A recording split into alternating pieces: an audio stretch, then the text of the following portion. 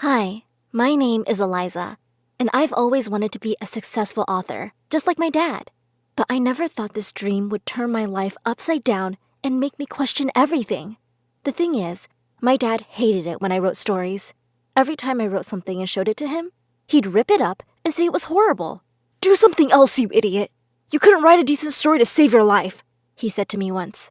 However, my teachers thought my stories were great, so I decided to find out what Dad's agent would say. I snuck onto his computer and secretly emailed my story to his agent. The agent loved it. I was thrilled, but there was one small problem. I had emailed him pretending to be my dad. The agent asked my father to come by and do an official pitch for the story on Monday. I was in trouble now. There was no way I could tell my dad what I'd done without him getting really mad. So I decided to keep it a secret from my dad. I went over to his agent's office and made the pitch. I told him that my dad was ill, and he'd sent me instead. The agent wanted to make a whole series out of my story. But just as I was leaving, he said, "Tell your dad to come sign the contract tomorrow." Then he closed the door in my face. I was terrified. How was I ever going to tell my dad the truth? But I didn't have to. When I got home that day, Dad was already waiting for me in the living room, and he looked mad. "I told you not to try writing," he growled at me. I asked why he thought I was a horrible writer when his agent clearly loved my work. He said he didn't have to explain anything to me and dragged me to my room. He snatched my computer and laptop and walked out of the room. "I never want to see you write again," he said, and locked me inside. I banged and banged at the door, but Dad wouldn't open it. He said he wouldn't let me out until I promised not to write again. After 5 days, I agreed. He made me sign a piece of paper that said I would never write a book, and if I did, he would claim it as his. What? I was furious, but I had no other option. At least I could go back to school now. One day when I was looking for a book in the library, I bumped into someone. Our hands touched, and I felt electricity through my whole body. He said his name was Felix, and from the way he kept looking at me, I thought he liked me too. Within a few weeks, Felix and I were hanging out all the time. I even showed him some of my stories and told him about my horrible dad. He looked like he felt so bad for me and said he'd help me however he could. I was so happy. So what if my dad was a monster? At least one person in my life loved me. A few months passed. I spent all my free time with Felix and avoided Dad as much as I could. I didn't know what was going to happen. I was passing the local bookstore where a new book was being launched. I decided to peek in and was left shocked by the book I saw. It was the same one I had written and pitched, but it had been published under my dad's name. I rushed home to confront my dad, but he wasn't there. I called Felix, and he came over immediately. I told him what had happened, and he suggested that we wait for my dad to come home. But he didn't. Not that day, not the day after. Not even after a week. I tried calling him, but no luck. Felix said he thought Dad had run away with my money. I asked him if I should call the police or the agency, but he said that since I was only 17, calling them would be useless. "All they'll do is put you in foster care and call you crazy," he said sadly. I started to cry, and he said that the better thing to do would be to write the next part and pitch to the agent. He said I'd turn 18 soon, so I could publish it under my name. Excitedly, I sat down and began working on my second book. I worked day and night, and a few months later, I told Felix I was close to completing it. He looked so happy and took me out on a date. When we got back, though, what I saw left me in tears. Someone had trashed the house. My computer was gone too. That meant my story was gone. I was devastated. If Felix hadn't been around to help me, I'd have been traumatized. But he told me it was okay and that I could always write other stories. I refused and said I needed a break. Another few months went by, and I saw my second book published under Dad's name. That was it. I was calling the cops now.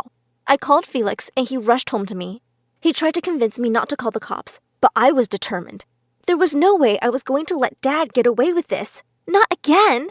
Just as I picked up the phone, Felix snatched it out of my hand. "You stupid, stupid girl!" he yelled. I was horrified and asked him what was wrong, but he didn't answer. Instead, he dragged me to the basement and locked the door. "What the hell, Felix?" I asked angrily. He laughed and said he was working for my dad. He said my dad had hired him to make sure I didn't try publishing any stories in my own name. Once he found the transcript of your first book, he had it published, and my job was to make sure you didn't try anything on your own again, Felix said. He said he was the one who had organized having the house trashed and getting my computer stolen. It was so easy to trick you because you're so stupid. Then he said that I had to write more novels for my dad to sell. And if I don't, I challenged him. He laughed and said he wouldn't give me any food. It's not like anyone will notice you're missing. He'd stolen my phone and laptop, and I couldn't reach out to anyone. I begged him to let me out, but he drowned out my screams with loud music. Hunger came quickly, and I had no choice but to write the book. This would be the last in the series. For weeks, I lived in the basement, writing for Felix and my dad. Then, I had an idea that was sure to get me out. I had known Dad's agent since I was a kid. I knew if I left the right hints in the manuscript, he could probably find me. Sure enough, a week after I gave Felix the final draft of the novel, the police came banging on the door. Loud music was blasting in the house when 3 officers kicked down the basement door. I rushed out as fast as I could, relieved to be free. Felix, however, was nowhere to be seen. I was furious. I had to catch him, and I yelled at the police officers to work harder, but no luck. He was gone. In fact, he hadn't left any traces of who he was either. The only thing the police had was a sketch I had helped them make. They also couldn't trace my dad anywhere. As upset as I was also glad that they were gone from my life, and I could go back to being normal. But boy, was I wrong. Once they found out what Dad had done, the publishing agency gave me all the money, and since I was still a year from being 18, I was made to go and live with a distant aunt. She seemed very eager to have me. When I went to live with her, I was very nervous at first, but to my surprise, she was very welcoming. She would even make me cookies and soup and whatnot, and was always feeding me. She also kept bad-mouthing my dad.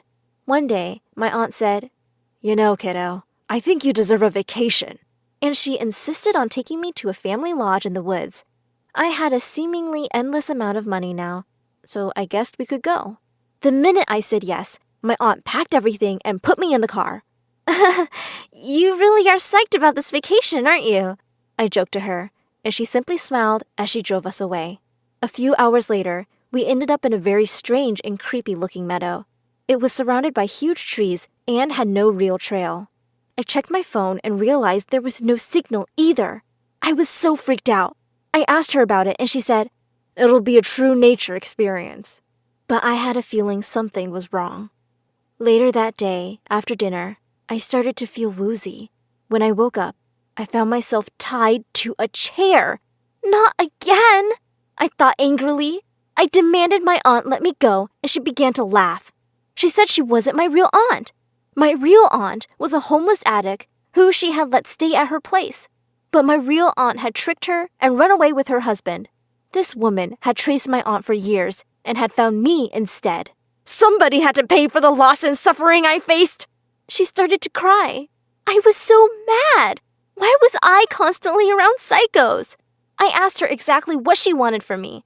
She said she just wanted to see me suffer. You do look a bit like her. I rolled my eyes. Gosh, get over it, I thought.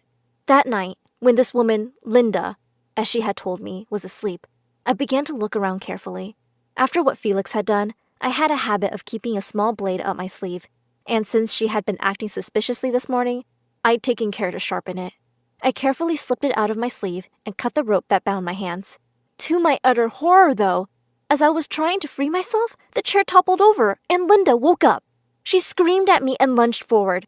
I managed to run away just in time. Thankfully, the door of the cabin wasn't locked, so I grabbed my bag and rushed out into the darkness. I ran without stopping till I was sure I had lost her. I then realized that I was lost, too. I had no idea where I was and no idea where I had to go. I checked to see what I had in my bag and was relieved to see that at least I had some money. But I was so tired, I knew I had to stop. I sat next to a tree and tried to sleep in the cold. The next day, I woke up to someone screaming. Oh no! Had Linda found me? No, it wasn't. There was a man throwing pebbles at me. The guy looked so familiar, but I couldn't place him. He asked me who I was and why I was sleeping next to his tree. His tree? I sighed. Another psycho? I braced myself to run, but he motioned around him, and I realized that somehow I had stumbled into an apple orchard last night. There, some 50 feet away, was even a small house. I tried to come up with a convincing story, But he shook his head and said, "Don't tell me if you can't. For now, come inside and freshen up. You look like you've been to hell." I smiled at him and said, "I've been to hell and back." He took me inside his house, and I realized that I was suddenly, incredibly, wildly attracted to him. He was so sweet. After I had eaten, he offered me his room to sleep in. At first, I was reluctant, but he swore he wasn't a psycho killer. I double-checked the locks and went to sleep.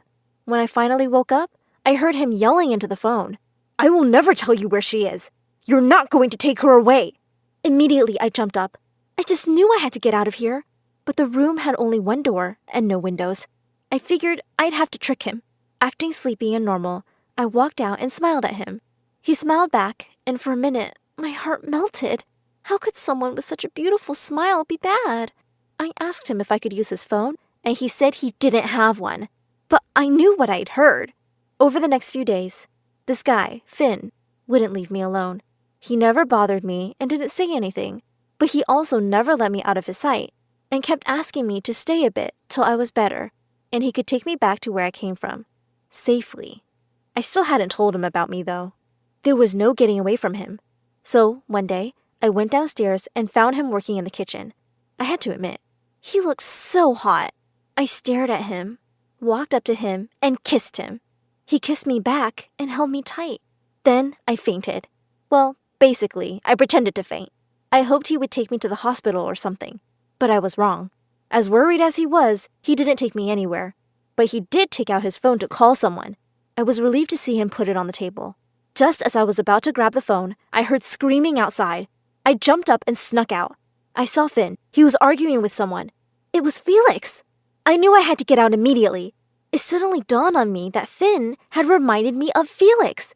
They had the same eyes and the same smile. How had I not seen it before? Finn was going to hand me over to his psycho brother and my crazy dad. I ran downstairs and out the door. Behind me, I heard screams. They had seen me. I ran recklessly. I saw a car and ran for it, but there was already someone in it. When I saw who it was, I thought I had officially lost it. In the back seat, asleep, was my dad. I turned and tried to run the other way, but Felix jumped into my path. Finn was nowhere to be seen. I tried to grab a rock to hit him, but Felix was faster. In a few seconds, he knocked the stone out of my hand. I ducked to protect myself and hit my head on the car behind me. Everything began to fade. Just before I passed out, I saw Finn run out and he was covered in blood. He pulled Felix off of me and punched him. After that, everything went black. When I woke up, I remembered what had happened. I tried to get up, but I couldn't. Oh no! What had the brothers done? Was I back in the cabin? The basement? Was it Linda? I dared not to open my eyes. Finally, I heard a soft sobbing. "I'm so sorry. This is all my fault." It was my dad. I opened my eyes and saw him in the bed next to me. He was covered in bandages. Between our beds sat Finn. I gasped and tried to run, but all of a sudden, I realized I was in a hospital. I saw a nurse and finally figured that Finn couldn't hurt me in public. I began to scream. He begged me to stop. The doctors rushed in and asked me to listen. Finally, Finn told me the truth. "Your dad never ran away with your money. Felix had kidnapped him too," he said. I was shocked. Finn continued that he and Felix were definitely brothers, but Felix was crazy. Felix was a fan of Dad's work. When he found out about Dad stealing my work, he made a crazy plan to make it look like Dad was behind stealing my work so I wouldn't look for him. When I found out, I tried to stop him, but he wouldn't listen, so I moved to the family farm, where I saw you. "I just knew I had to keep you safe," he said. He told me that Linda, who knew Felix, was looking for me and had told him I was probably on the farm. Thankfully, they were both sent to jail. Finn testified against them both. It's been 5 years, and Finn and I are set to marry. For our honeymoon, we'll go to a small apple orchard his family owns.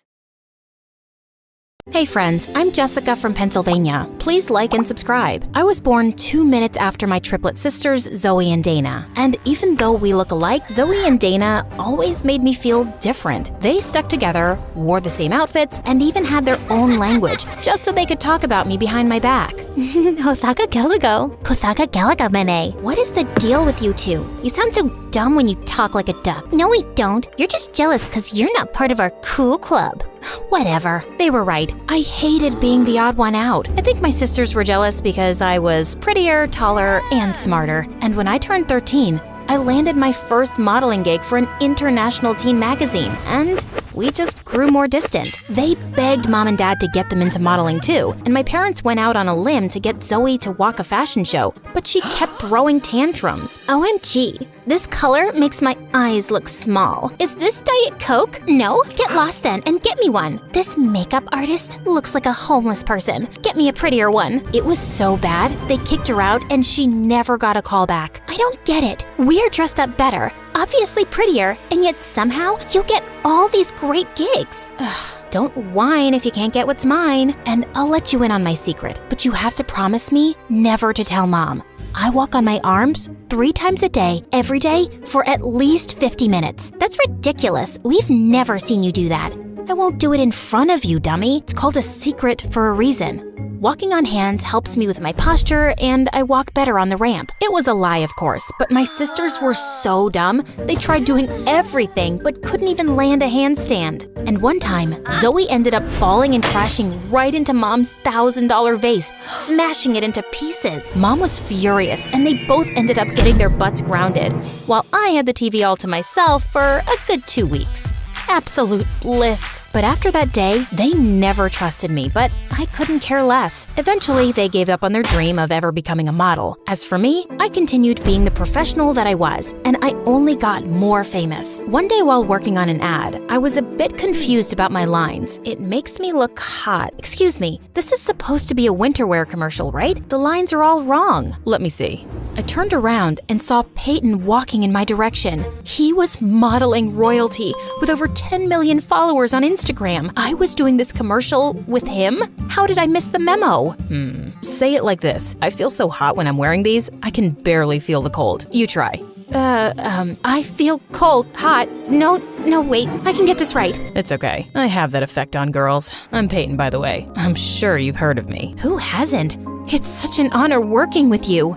Peyton and I absolutely nailed that winter wear ad, and our chemistry was so good, we ended up doing a lot of ads together. We started hanging out more and more, and soon became good friends. The more I got to know him, the closer to him I felt. You know, apart from good looks and almost perfect body, I also happen to be an amazing singer. Oh, how cool. I've always wanted to be a model, but do you want me to sing for you? Oh, yes. I'd love to. Before I could even finish my sentence, Peyton started singing, and it was so bad. I could feel my eardrums cry.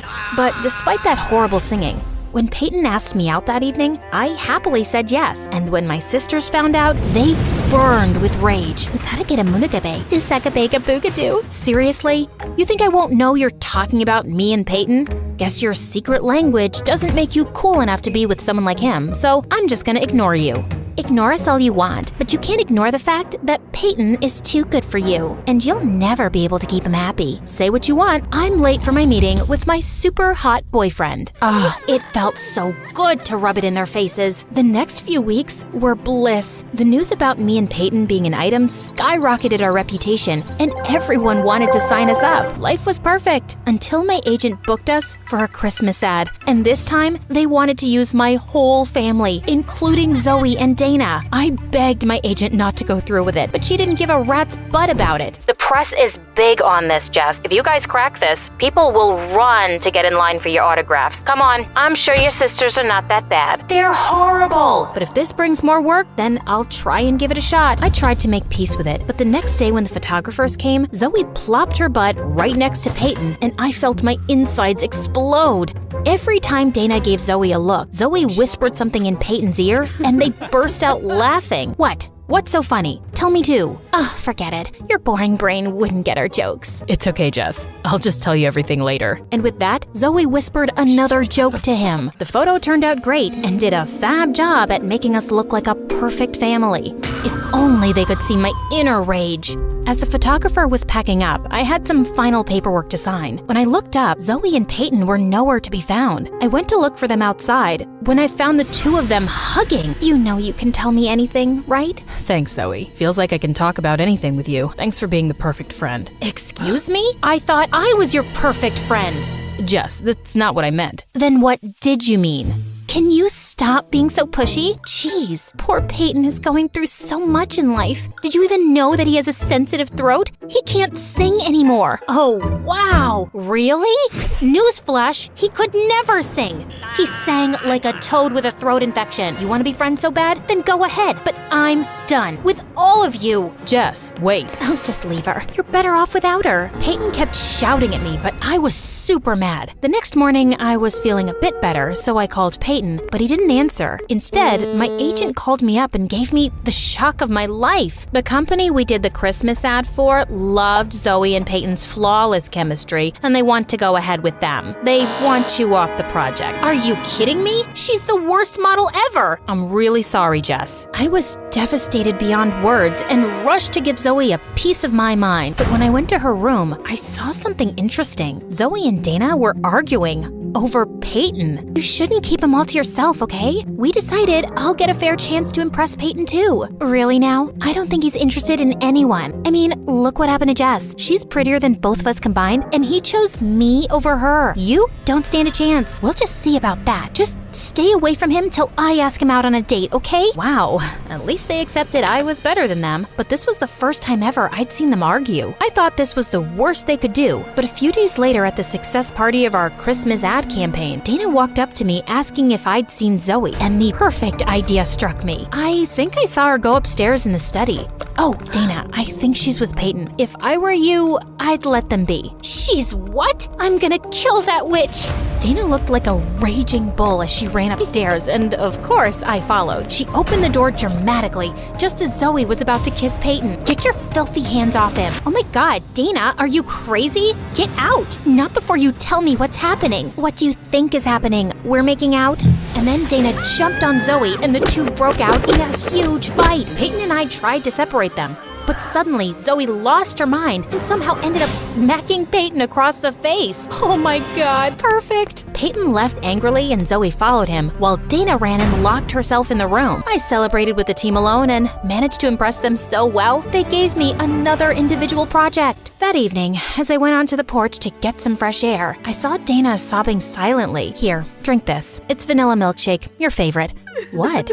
Suddenly, she hugged me tightly and started sobbing inconsolably. I'm so sorry. I'm the worst sister in the world. Please, please forgive me. Ew, you got a booger all over me. Yuck, Dana. Sorry, it's just that I've been awful to you all my life. I even tried to get in the way of your career and love life, and look where it landed me. My life's a mess.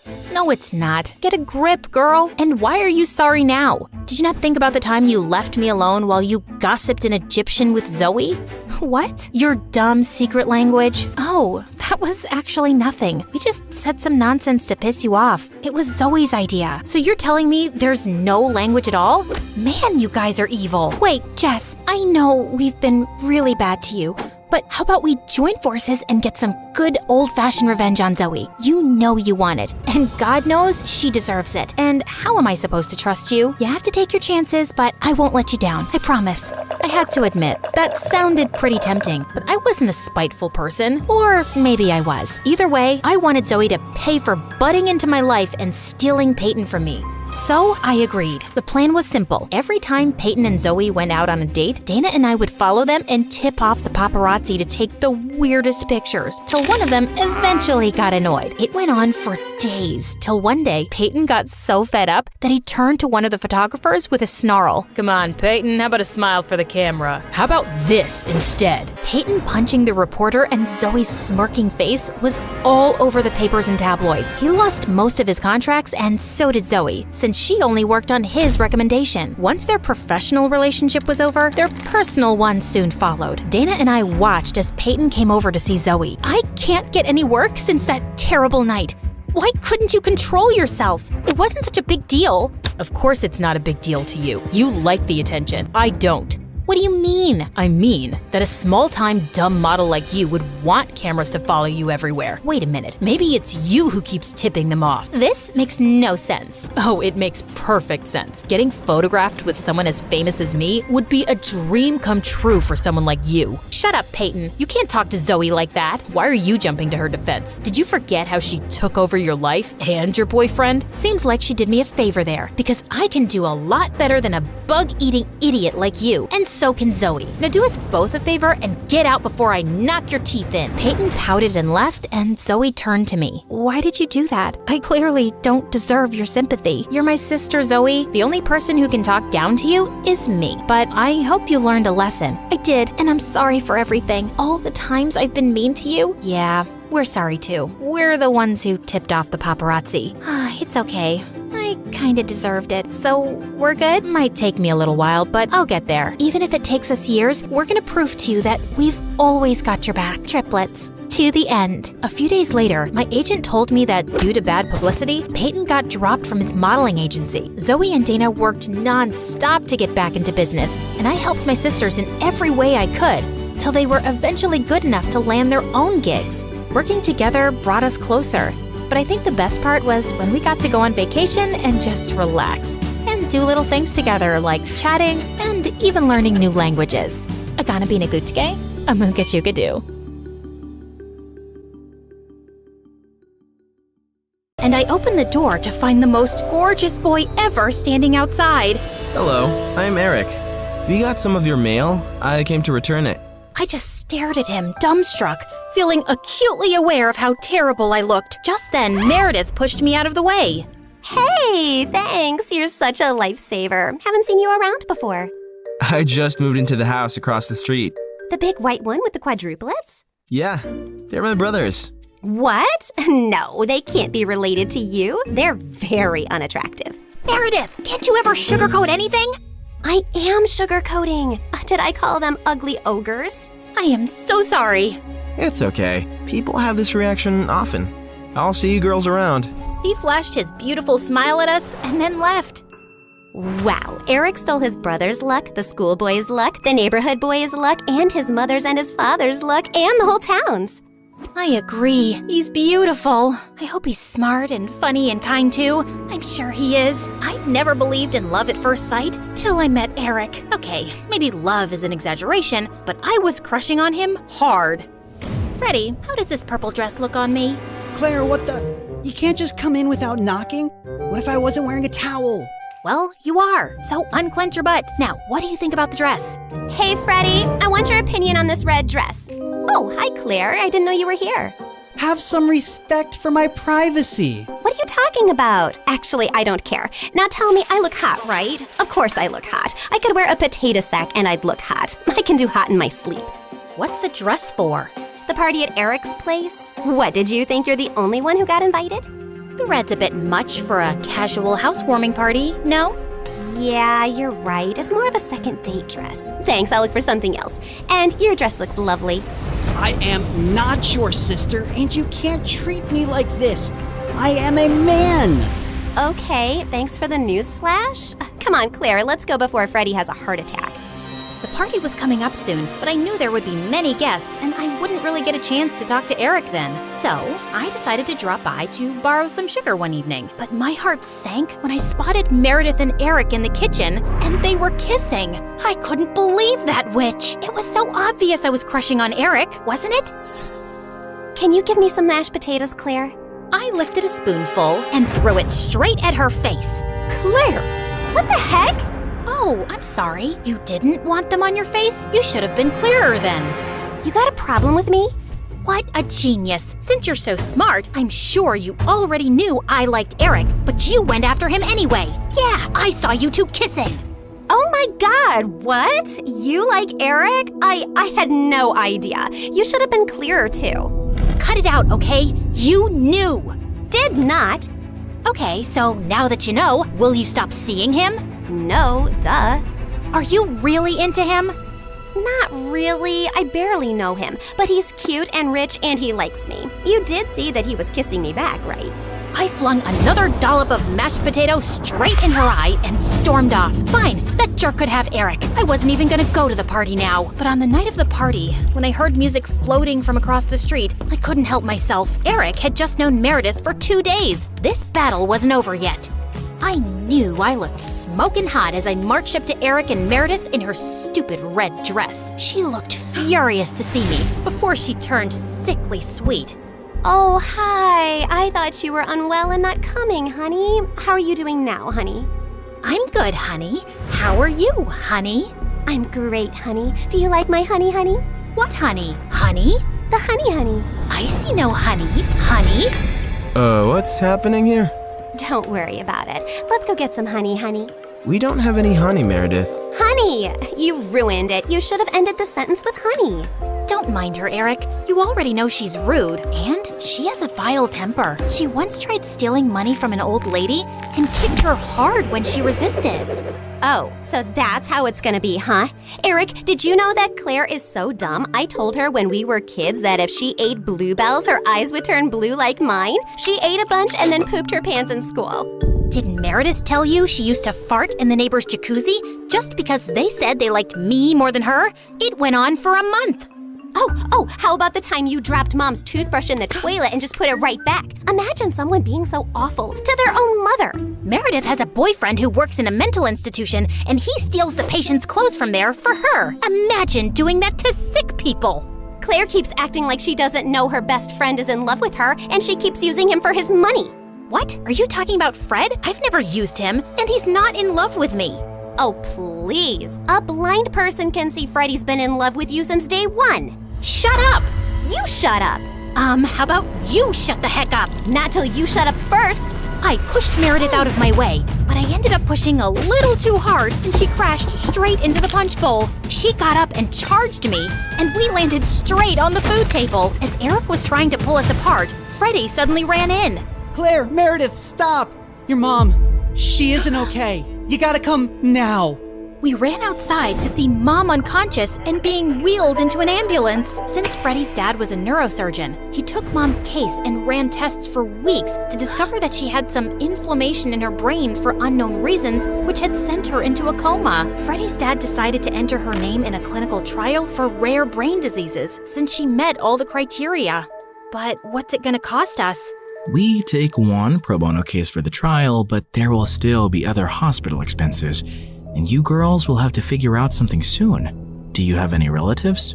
We had to contact our grandparents, but to our surprise, Mom didn't even have their numbers saved in her phone. All we had was a framed picture with their names signed at the back. Freddie offered to hire a private investigator, and within a week, he said they'd been found and were flying over to see us. But I couldn't help noticing as they got out of the cab that they didn't look rich at all. Those paupers are our grandparents? They're definitely the people from the picture. Why do Grandma's shoes look like something out of a museum? And Grandpa's coat is missing 3 buttons. The old lady hobbled towards us and hugged us tight. Oh, girls, it's so good to see you. We had no idea we had granddaughters till yesterday. You look nothing like our son, though. Your son? No, we're your daughter's kids. Oh, honey, we don't have a daughter. The private investigator who tracked us down did say our daughter was looking for us, but we just assumed that was our son who ran away from home 18 years ago. He was always saying he'd change into a woman one day. What? Our mom used to be a man? No, this is crazy. Look at this picture. Does this woman look anything like your son? Our son is ugly, and I remember this woman. Alfred, you remember this beautiful lady came to stay at our motel many years ago? She disappeared suddenly one night, and the next day some mafia men turned up looking for her. Ah, yes. Those men kept turning up for weeks. They seemed like bad news. I'm happy to hear the lady is okay. So, you're not her parents? Then why does she have this picture of you guys? She took it from the motel. I don't know why. I'm so tired, dear. Can I rest for a little while? No, if you're not our rich grandparents, you gotta go. Taxi! Meredith sent them packing immediately, and we just stood staring at each other. When was Mom in a motel? And why were there bad men after her? She told us all our lives these random people are our grandparents. What else has she been lying about? Apparently, a lot of things. When we checked out if she had any health insurance, she couldn't be found in the system. I went to the diner where she'd been working for years to see if the manager could help, only to find out that no one there had ever seen her. We had no clue where she'd been going all this time while she was pretending to work, or where she got her salary from. Meredith and I tore up Mom's room looking for more clues. We didn't find anything in the closets or under the bed, but I pulled the rug away and came across a loose floorboard. We pried it open to find a laptop and so many fake IDs and passports, all belonging to Mom. Oh my God. Mom? As a French redhead? Her hair is black here, and she's Swedish. We opened the laptop, but we couldn't get past the security code. We asked Freddie to come over and told him everything. And when he went over the laptop, he let out a low whistle. Whoa, this is heavy encryption and insane firewalls. Is your mom from the CIA or something? Have you ever seen her using this laptop? Yeah, I have once, but she told me she borrowed it from a friend to watch Keeping Up with the Kardashians. Who is this woman? We really had no idea, except that her hair dye started fading soon, and we discovered she was a natural blonde. We still desperately needed the money and contemplated selling the house, but we couldn't even find any documents for it. For the first time in my life, I felt overwhelmed and completely out of ideas. Then one night, as Meredith and I were sitting on the porch, Freddie joined us, looking grim. I need to tell you guys something about the clinical trial. There's only a 50% chance that your mom will get the drug that could make her well. What do you mean? Doesn't everyone get the drug? No, half the patients get a placebo drug. Oh God, I did something really wrong. I checked the files of everyone on the clinical trial, and your mom has been assigned the placebo drug. She's not gonna get the treatment. So that's it? We're just gonna sit back and watch, knowing there's no chance of her getting better? Make your dad give her the drug! I can't. Dad would lose his medical license if anyone thought he interfered with the trial. Then why did you even tell us, Freddie? Freddie looked at me silently. He told us because he and his dad can't do anything, but we can. Whatever you plan, I can't be part of it, but you have to do it soon. The trial starts next week. Thank you, Freddie. You don't know what this means to us. Of course. I'd do anything for you, Claire. For the first time, I saw what had maybe been so obvious all along. Freddie was in love with me, and I was about to use it to my advantage.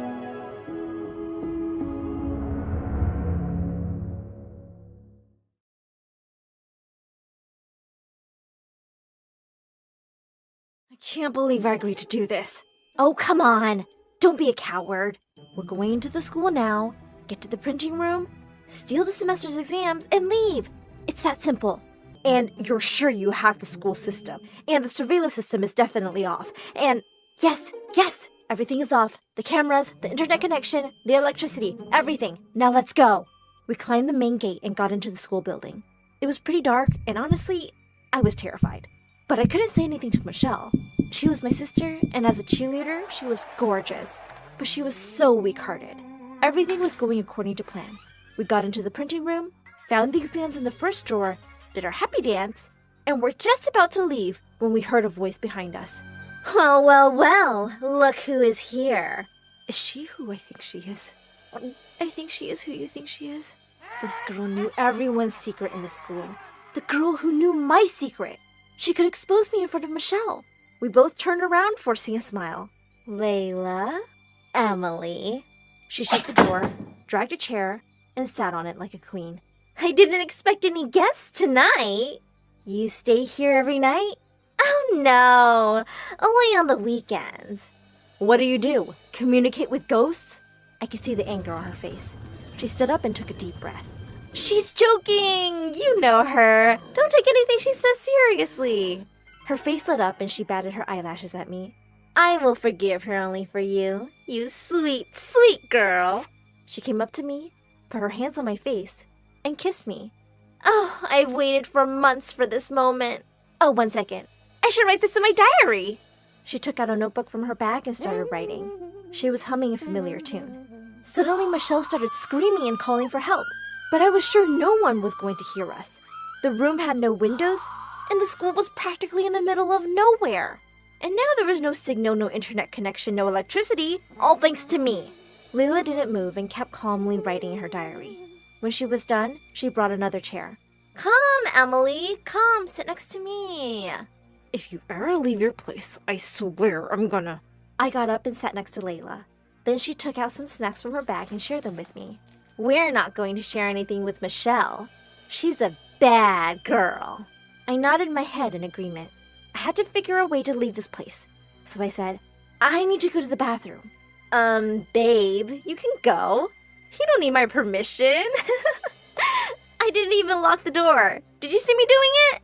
Michelle and I both stared at each other and quickly ran to the door. We tried to open it, but it didn't budge. We pushed against it, kicked it, and tried everything, but nothing worked. Why are you doing this? Being the principal's daughter doesn't give you any authority to sneak into the school and spend nights here or trap us here. Actually, being the principal's daughter means that the school is my kingdom, you moron. Calm down, please. Just ignore her. Can you please open the door for me?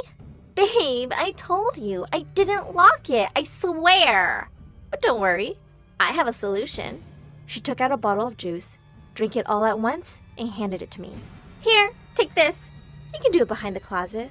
I'm not going to sneak up on you, I promise. Oh God, this girl was crazy. I said it was fine and that I could wait. Michelle sat on the floor and held her head in her hands. I'm hungry. Give me some food, Layla. Say please. You wish. Stop it, Michelle. Just say it. Please. Give me some food. Please. Please.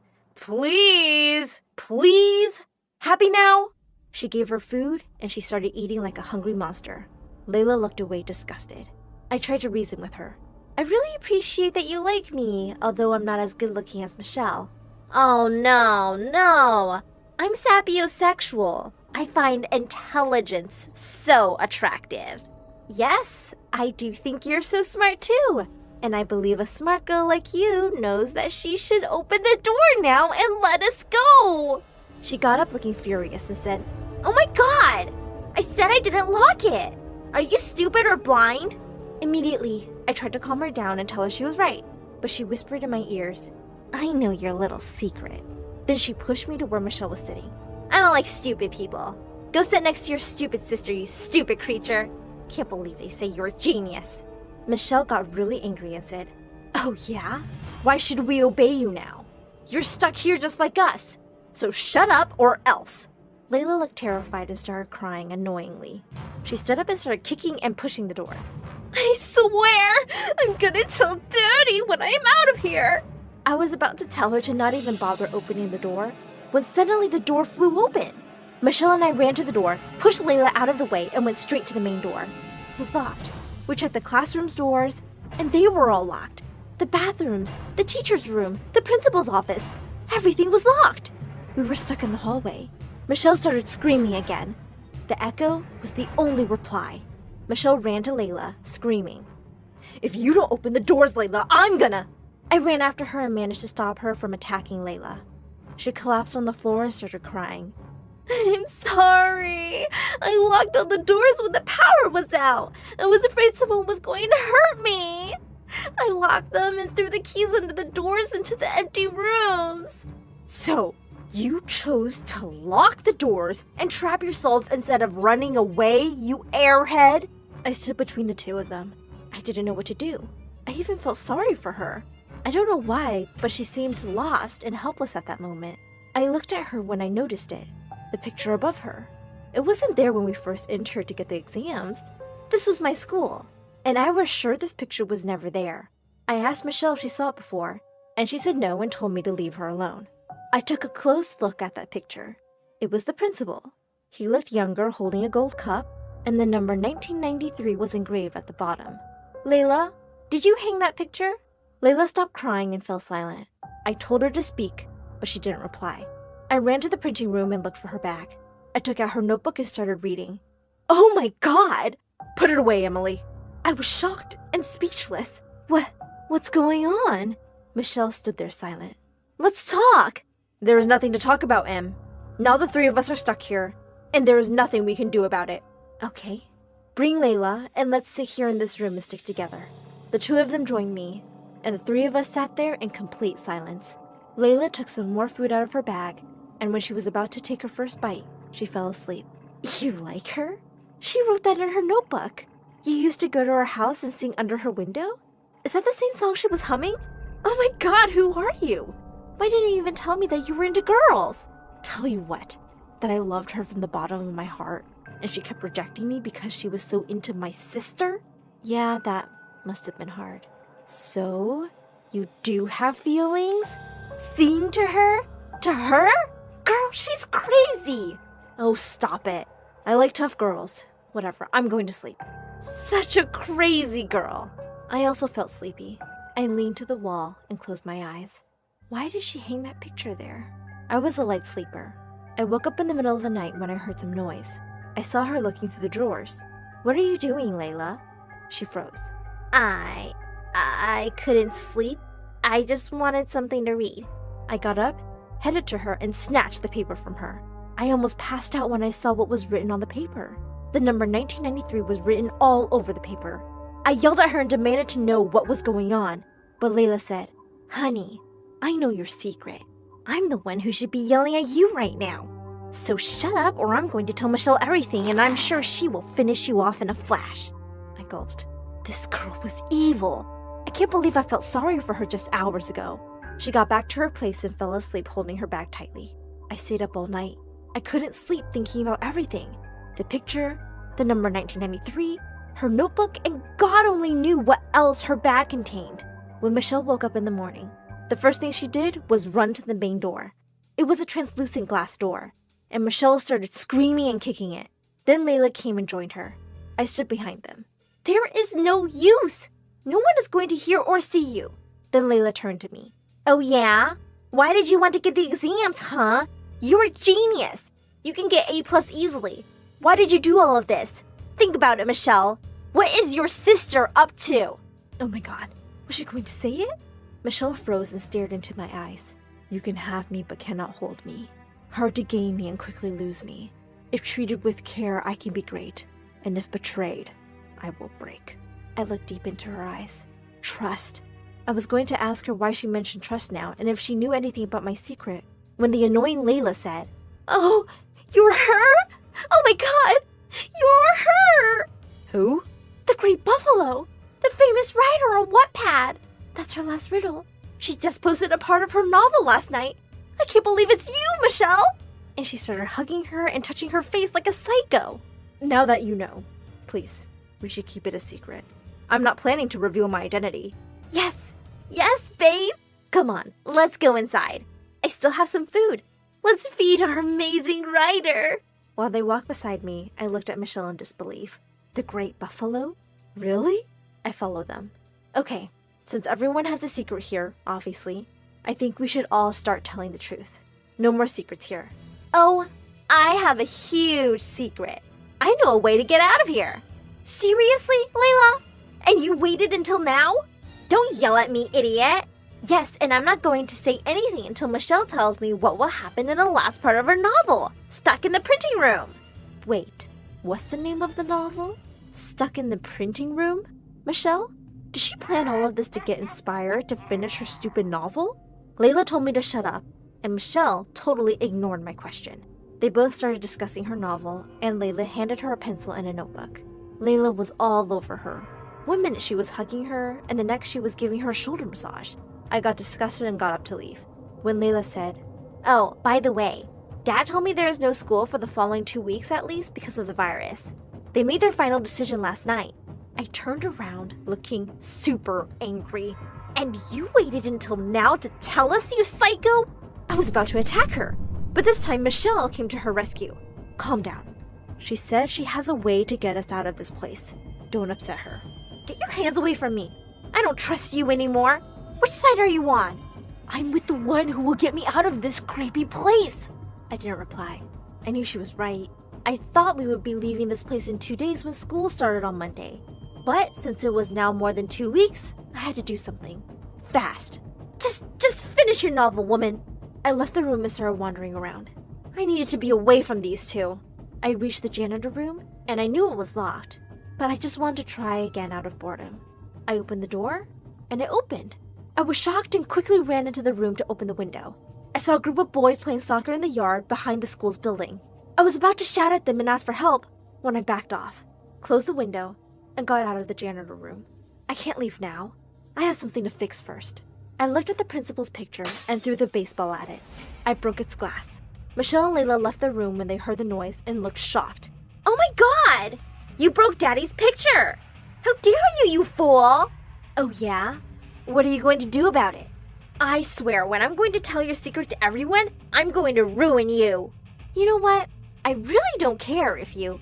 Cut it out, idiots! My brain doesn't work under pressure. Quietness is my inspiration. So, shut up, both of you, if you want me to finish my great novel and get out of here. Whatever. And Layla put her arm around her. Oh, sorry, babe. Let's go inside. I'm going to give you a leg massage as you write. I continued my walk in the hallway, looking at the pictures on the walls. I noticed a picture of the principal during one of the school's math competitions. It was also taken in 1993, but this time, he was wearing a ring around his finger. Did he get married in 1993? What's the secret about this year? No, wait. He is divorced now. Not really. I mean, Layla's mom just ran away and disappeared years ago. Just like that. Oh, that explains why this girl feels lost. I bet she misses her mom so badly. I sat down on the ground, feeling really tired. I hadn't slept all night, and before I knew it, I was fast asleep. I woke up hours later because of Layla's loud screeching.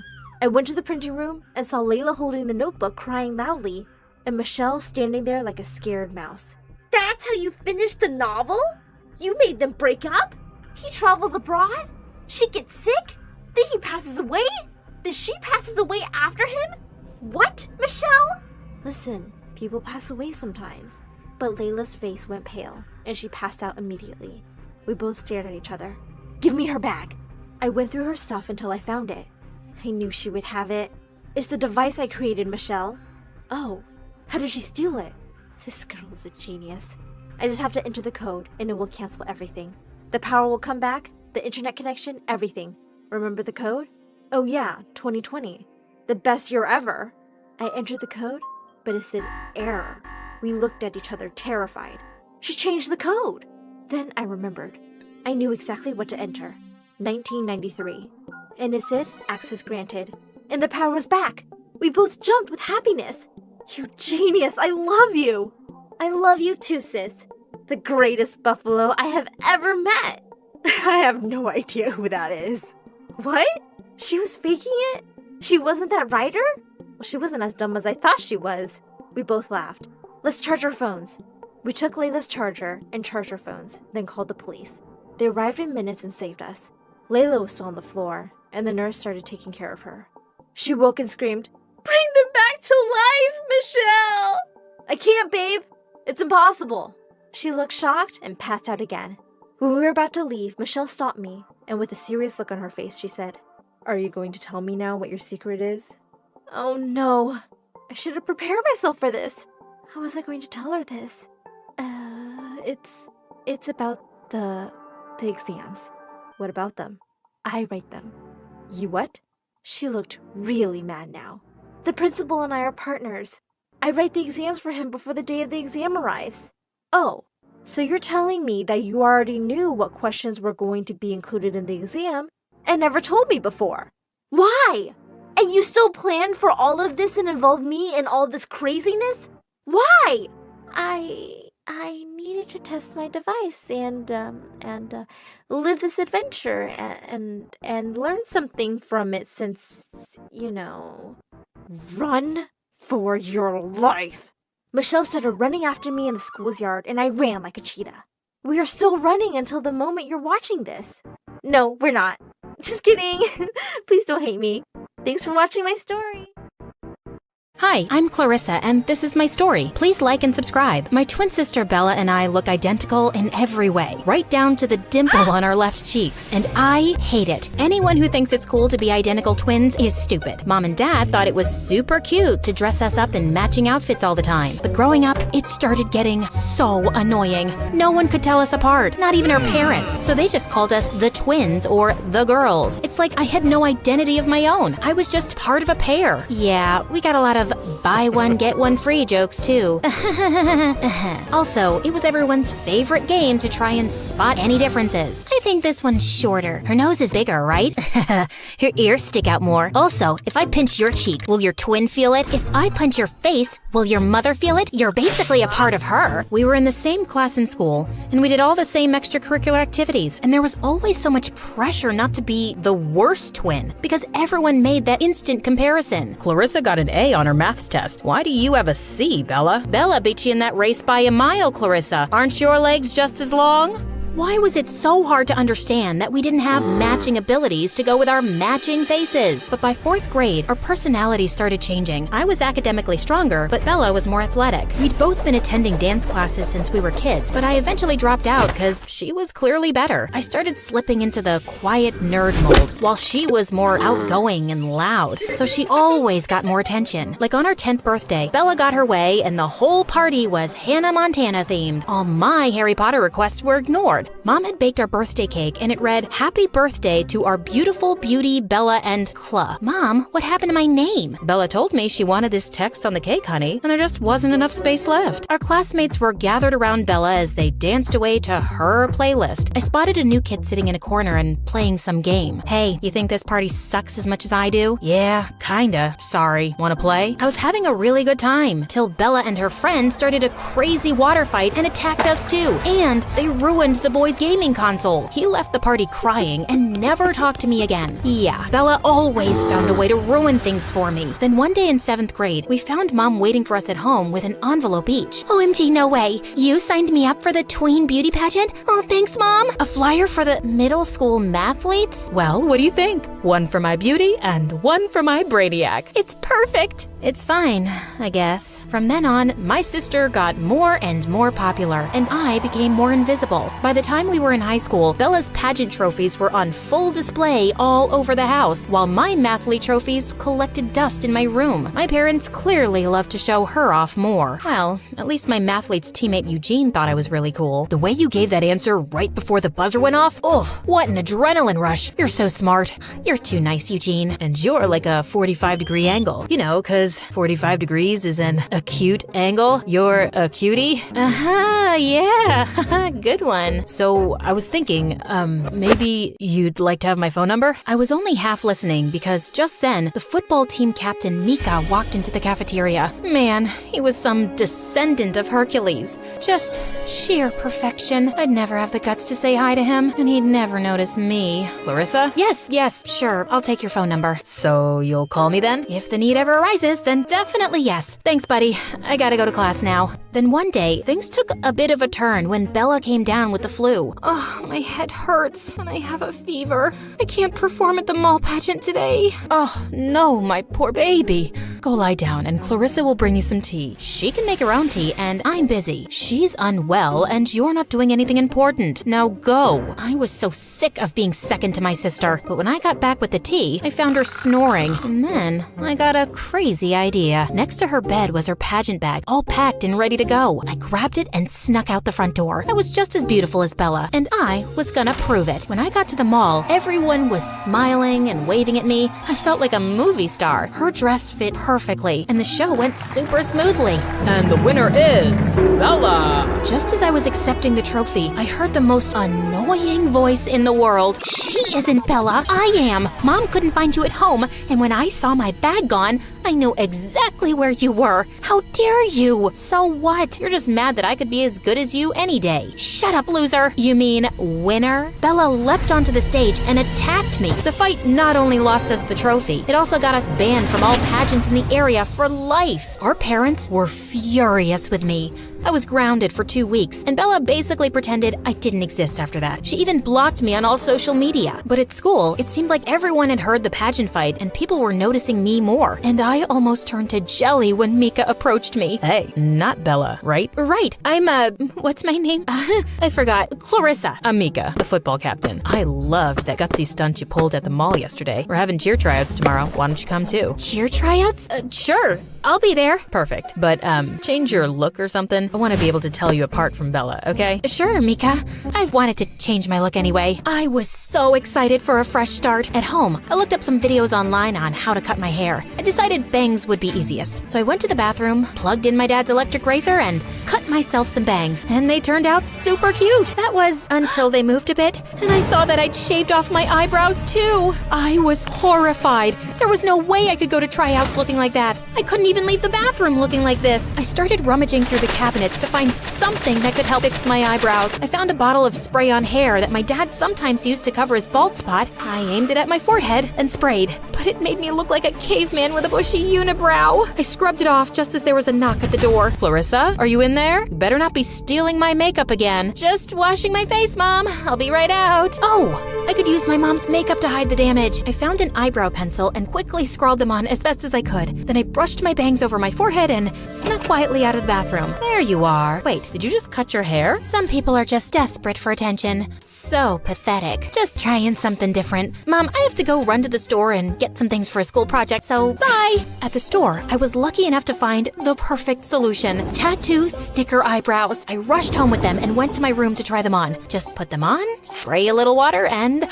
voila! I set the timer on the phone and laid back with the washcloth over my forehead, awaiting my beautiful new eyebrows. But when I looked at the results, I almost fainted. They looked super crooked. I scrubbed and I scrubbed, but they just wouldn't come off. I laid in my bed, sobbing uncontrollably. Why are you making sounds like a dying whale? OMG!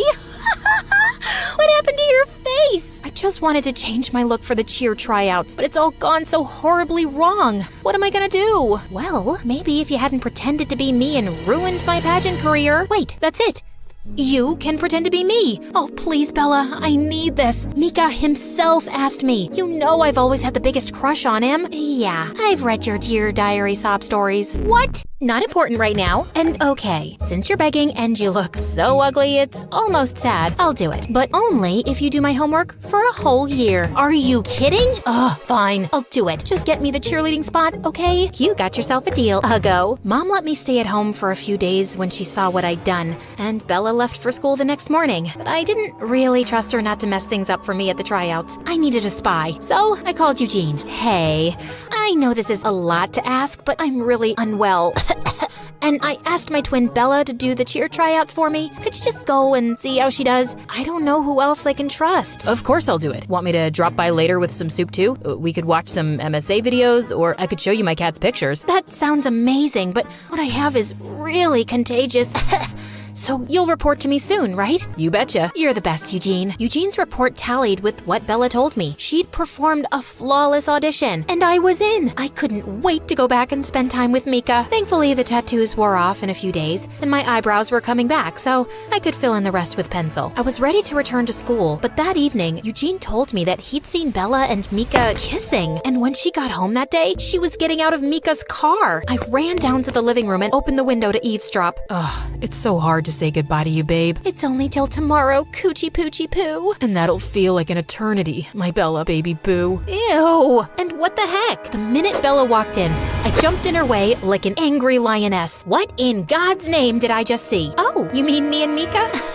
Silly. Didn't you want to ask him out? I just did it for you. As you. No, don't lie to me, witch. I heard him say, Bella boo boo boo. He knows you're Bella and not me, Clarissa. And then her face turned totally evil. Yeah, okay, whatevs. I took a picture of you in your sleep and showed him your freaky eyebrows and told him you'd sent me in your place. We had a really good laugh and we just bonded. You took away my pageant life, I took away your your guy. Trust me, he's way out of your league anyway. I let out a snarl and attacked her. My parents came running when we crashed into a table and pulled us apart, and I swore I'd never speak to her for the rest of my life. But watching her and Mika together in school and thinking of how they must have made fun of me made my heart burn. And then I found something in the mail one day that gave me the perfect opportunity for revenge. I knew I was successful when Bella screamed at me in the school hallway one day. Clarissa, what did you do? What are you talking about? Something boring, probably. Why do I have a rejection letter from the dance academy of my dreams, which says that my audition was way below their standards? I never went to any audition. Oh, yeah, that. See, I received the invitation for the audition and I decided to go as you. Now, I haven't danced in a really long time, so I was kinda rusty, but I thought I did an impressive chicken dance. I will kill you! Well, that was effectively the end of our relationship. Somehow, it didn't feel as good as I thought it would.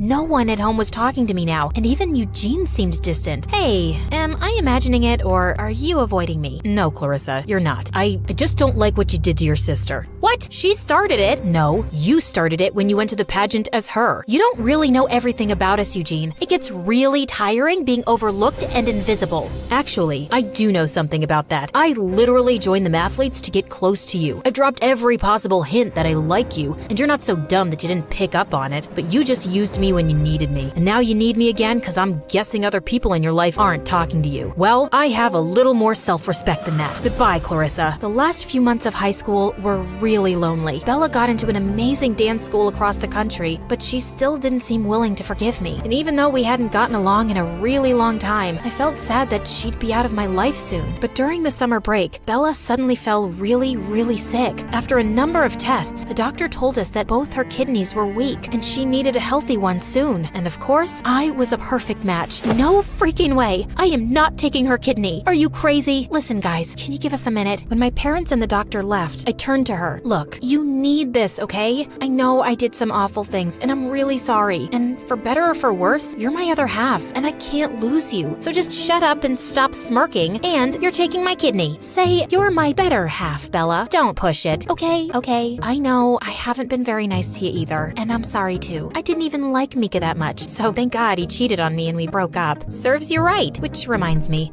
I gotta call Eugene before the surgery and apologize to him too. What kind of name is Eugene? That's Latin for ugly, girl. Well, Latin is a dead language, Bella, much like your love life. Some things never change, do they?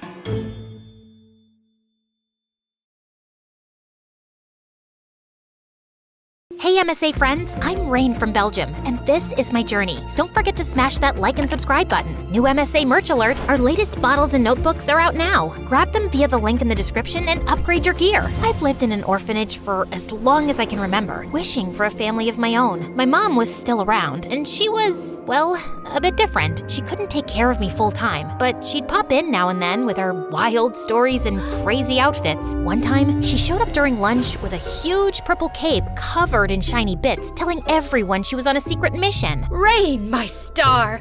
You're glowing today. Must be those good mashed potatoes. Then, right there in the middle of the room, she tried to make a spoon float in the air. Okay, so she was holding it with a string, but we all pretended to be shocked anyway. When she hugged me goodbye, she slipped a small rock into my hand. A piece of the moon for you. It was just a regular old rock, but in her world, it was something magical. You might think that the kids made fun of me because of my mom or something. Nah, let me tell you that I was respected and feared in the orphanage, along with my friend Leo. Leo and I were like the bosses of the orphanage. When we walked by, kids would stop talking and make room. Everyone just kinda knew to stay out of our way. One day, Leo and I were headed to our usual bench in the yard, where a group of kids were celebrating their good grades with a big cake. They saw us coming, and the laughter stopped. They looked at each other, then at the cake, and without a word, they got up to leave. We're leaving, I swear, but is there a chance we can take the cake? The whole thing seems a little much, don't you think, Leo? Tell you what, we will give you the big, huge third, and we will only take the tiny 2 small thirds. Oh, thank Thank you, really. You guys are cool. I've been dreaming about you both. They say you dream about people you think about a lot. Wait, is that peanut butter in there? You know what? Just take the whole cake. I can't stand peanut butter. Yeah, this is how things were back then. One afternoon, when we were 12, as Leo and I were planning our next prank, the warden called us into her office. She told us we were getting adopted by the Morgans, a rich family with a pool and a daughter around our age. I was excited, but also scared Leo might like the new sister more than me, so I blurted out, "No thanks, I'll pass." But they want to adopt you both. That's their condition. Why do they want both of us? Who cares?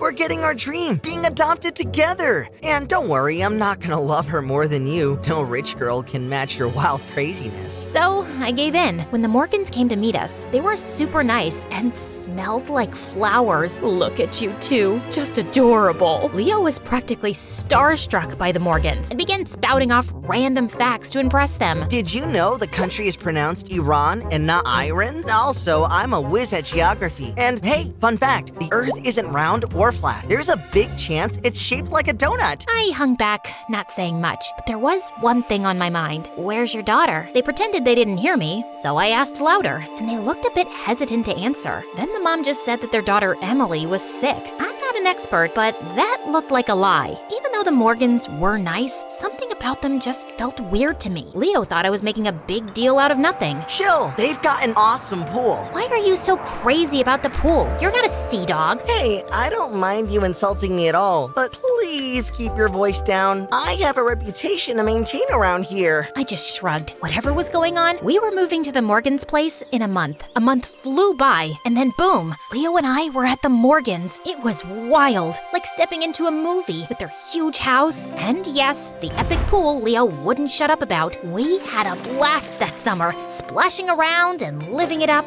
The Morgans even signed us up for a fancy private high school. Everything was pretty awesome, except we hadn't met Emily yet. Emily's spending the summer with her aunts in France.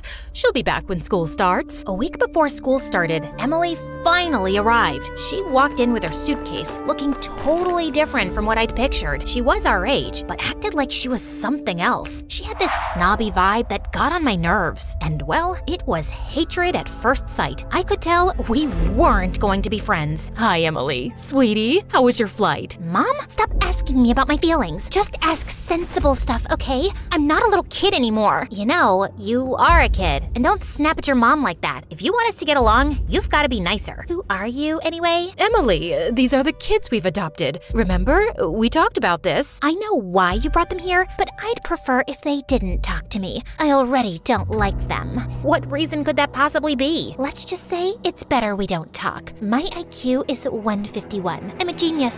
You and I, we're not on the same level. Nope, that's not how it works. I'm the boss around here, and you'll do what we all want. The boss? Please act your age, not your shoe size. Mom, Dad, I'm going to my room. Just bring my dinner there. Who did she think she was? Treating us like we were beneath her? Kids, don't take it to heart. Emily is unique, and she can be tough to deal with, but give it some time. She'll adjust. I'd rather go back to the orphanage than deal with this nonsense. Rain, come on, it's not that bad. I can't stand her already. I think I even hate her. Leo leaned in, whispering. Guess we can both hate her together, huh? He was spot on. I wasn't about to back down. I was the boss, and I would make sure to teach Emily who was running this place. The first week of school was tough. Emily seemed to have everyone charmed with her smarts, and Leo and I felt like we were fading into the backgrounds like nobodies. But we weren't giving up that easily. One weekend, the Morgans went out, leaving us three at home. I was still super angry because of Emily's attitude, and I decided it was time to make a point. I glanced at Leo and said, "Watch this." I snatched Emily's laptop and dashed outside. I heard Emily's footsteps pounding after me. What are you doing with my laptop? Without a word, I flung the laptop into the swimming pool. It hit the water with a loud splash, sinking quickly to the bottom. Oh my God, why would you do that? That's what you get for thinking you're above us. We're in this together, whether you like it or not. I left her there and walked back inside. Leo caught up to me, whispering, You know this means war, right? But to my surprise, Emily didn't do anything. She didn't even tell her parents when they were back. So I continued. I started by hiding her favorite shoes and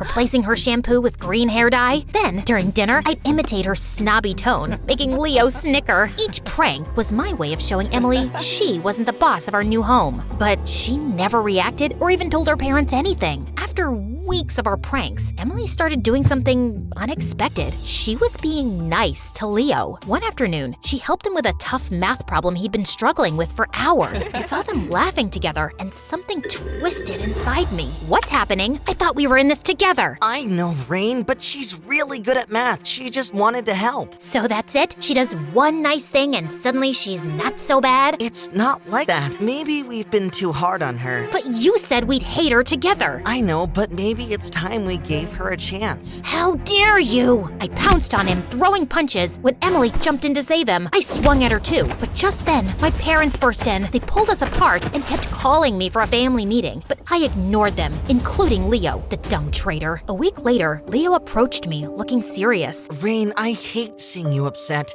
Tell me what you want me to do and I'll do it. Anything to make things right. Fine. You want to make it up to me? Then wreck her precious science project. She needs it for the competition tomorrow. And without it, she can kiss her chance to go to NASA for summer camp goodbye. Rain, that's extreme. She worked so hard on this. That's exactly why. I'd do it myself, but it's too heavy and I don't want to hurt my back. Reluctantly, Leo agreed and sabotaged the project. The next morning, when Emily discovered it, she was in a panic, but only for about a minute. Then, she calmed down and started to repair the project, hardly showing any frustration. And yes, you guessed it, she didn't tell our parents about this either. Turns out, Leo didn't do a good job of destroying it. Emily managed to fix it in just half an hour. I was convinced he did it on purpose, so I swore I'd never speak to him again, even though he kept saying sorry. Just go hang out with your new sister. She's all you need, right? Rain, come on. We were a team at the orphanage, cool and respected, but now you're going too far. I didn't listen to him and just walked away. A few days later, Emily won her scholarship, and the Morgans planned a huge celebration. But Emily, in her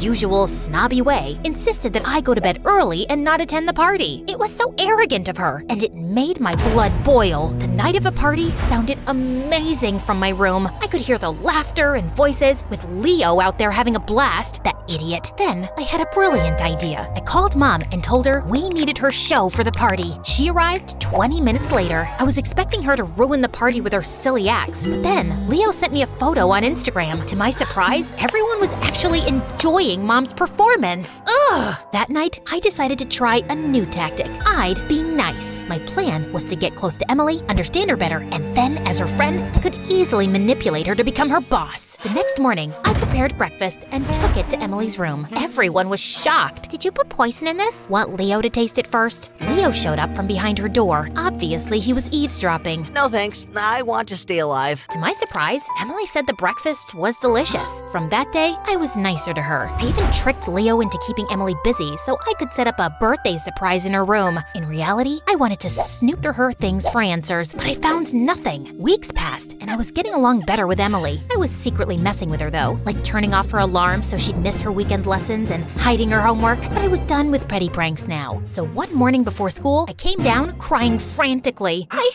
can't find my necklace, the one Mom gave me, the gold one. I've looked everywhere. I swear it was on my side table. I can't lose it. I just can't.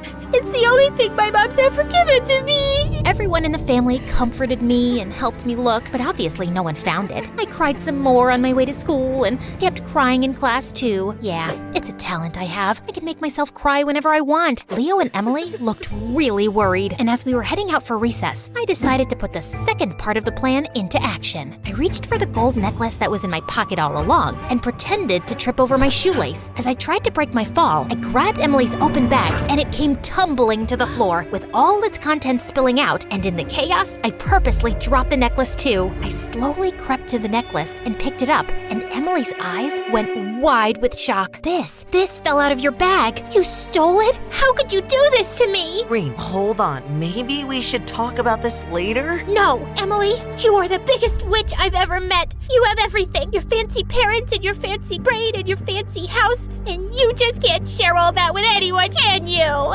You hate having me around so much, you decided to take away the one precious thing I had too. Who steals from an orphan? Only someone heartless. A crowd had gathered, and then the principal walked in on the scene and took Emily with her. Ha! Miss High and Mighty would surely get suspended now. But when I got home, I found the entire family gathered in the hallway, standing next to my packed bags. My biological mom was waiting too. Sweetie, I'm so happy you can live with me now. I'm doing so much better with my new meds, so I can take care of you. You're moving out. Rain, I know what you've been doing. I tried to make you feel like family, but you need to leave. You have problems. What? I didn't do anything. We know everything, sweetheart. This has to end. Oh, great. So living with my crazy mom will fix everything? That's not a nice thing to say. Maybe if you were a better mom, I wouldn't act like this. And you guys, you're no better. You let Emily boss us around. No, Rain. Emily was fine. I mean, not the greatest, but also not evil. You need help. Help? You all think I'm crazy? Fine, I'll show you crazy. Then I stood there for a bit. We're waiting. Well, I wanted to attack one of you, but that'll prove your point that I'm crazy. I'm not, but I like things to be under my control, always. Come on, Mom, let's go home. These people don't deserve me, weirdos. I went with Mom, but honestly, I missed the Morgans a lot, including Emily. Leo and I kept in touch. I thought living with my biological mom would be the hardest part, but I was actually learning and thinking about new things. One day, after Mom's street performance, a girl asked her, "Can I be brave like you when I grow up?" bravery isn't just about doing daring things. It's also about being kind, accepting others, and understanding that we all have fears. On our way home, Mom talked about her past, how she pushed people away and felt lonely. She wished she had learned the importance of connection sooner. I was so busy being different, Rain, that I didn't realize I was alone in my own world. For the first time, I didn't see Mom as just crazy. She had her issues, but I realized it's never too late to change. She had improved, and now she was raising me with love. Then it hit me, and the next thing I knew, I was apologizing to my adoptive family. What I did was wrong. I'm not asking to come back. I want to live with Mom, but I want us to be friends. You're forgiven. We're more than friends. We're sisters, and always will be. I hugged everyone and left for my first therapy session.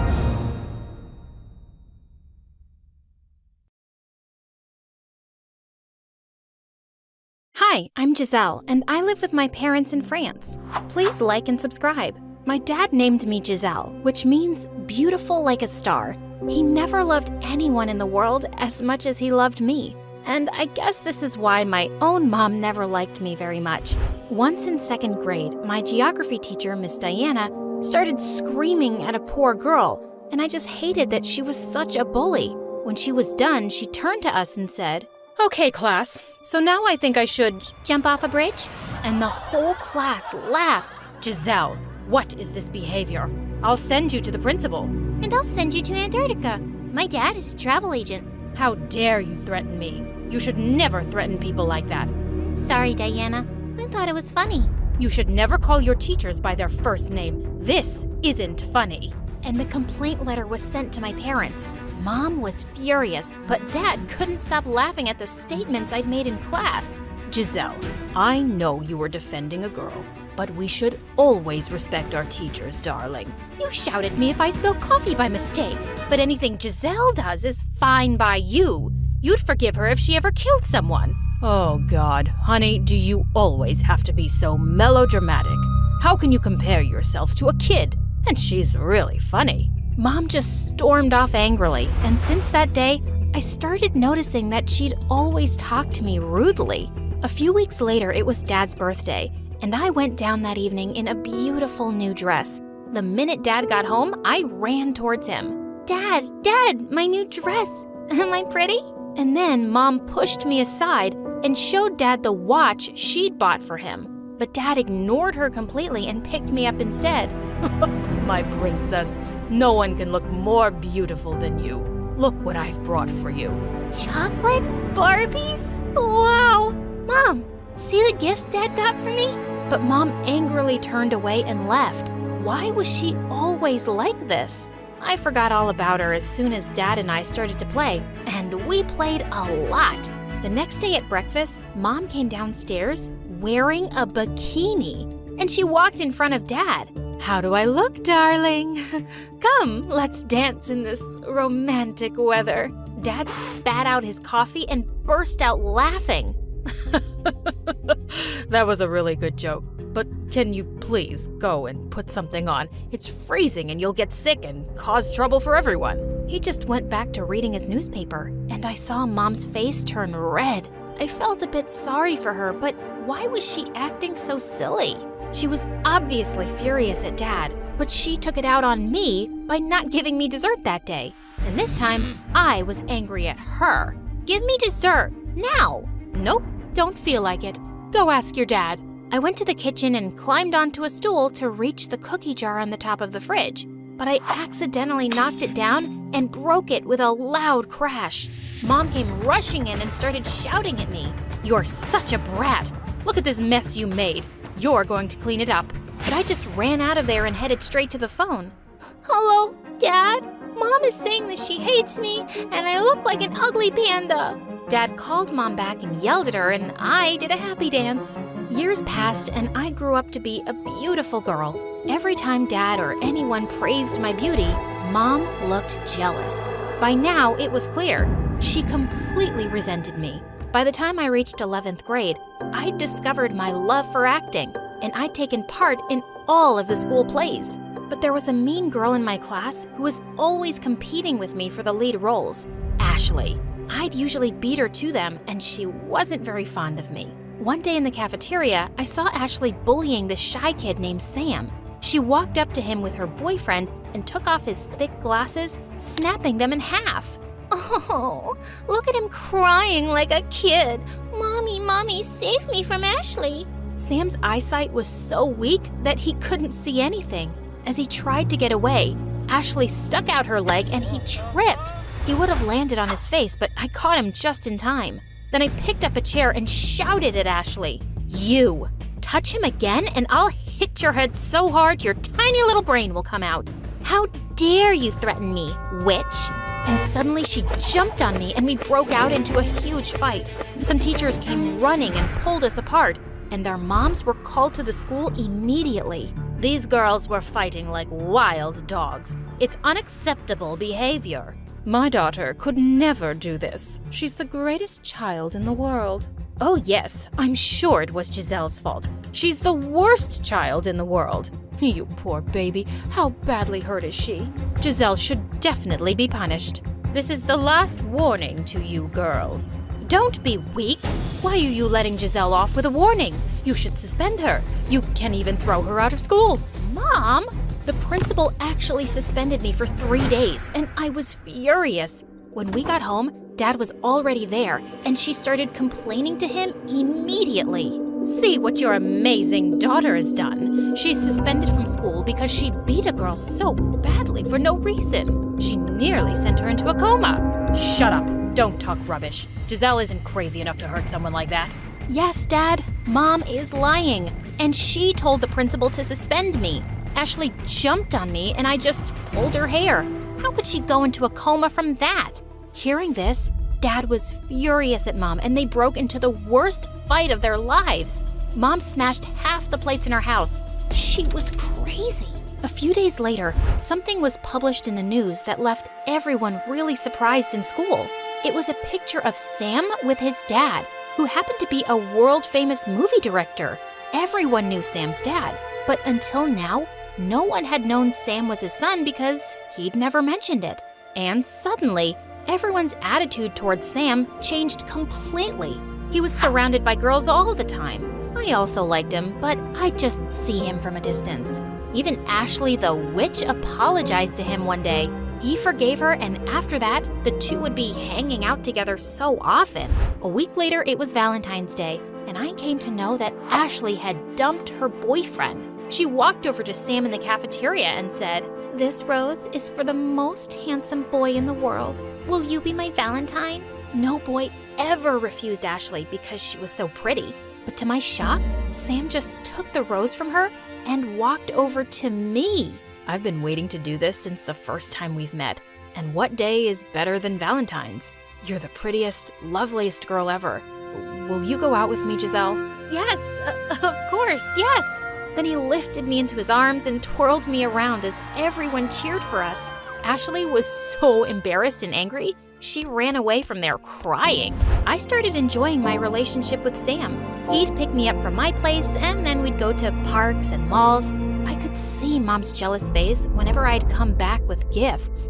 One day she said, "Is this what you go to school for? Focus on your studies." Don't I already get the highest grades? That boy Sam isn't good for you. How can you say that? You don't even know him. His dad and I were in the same college, and he is a horrible, dishonest man. Wow, you'll just make up anything, won't you? You know what? I think you're just jealous, because you never got what I have. I started ignoring Mom completely after that. She couldn't stand to see me happy, and that was her problem, not mine. I graduated from high school, and Sam and I decided to get engaged before we both headed off for college. We had a small engagement dinner with his parents and mine, but just as he was about to put the ring on my finger, Mom suddenly jumped up from her seat. No, I can't stay quiet and just watch, Giselle. I have proof that this boy is no good. Look at this picture of him kissing this girl. Won't you believe me now? I warned you about him and his whole family. Mom, just stop. That girl is Sam's cousin, and I know her. You've proved nothing, except that you're a crazy psycho who's been stalking my boyfriend. Everyone was staring at us, and the whole evening was ruined. When we got home, I turned to Dad. She ruined one of the happiest days of my life, Dad. Thank God I'm leaving for university tomorrow. Not just you, darling. I'm leaving too. I've stayed with this mad woman just for you, but now you're all grown up and ready to go, and so am I. I need some peace in my life. And with that, we both left home the next day, hoping to never see Mom again.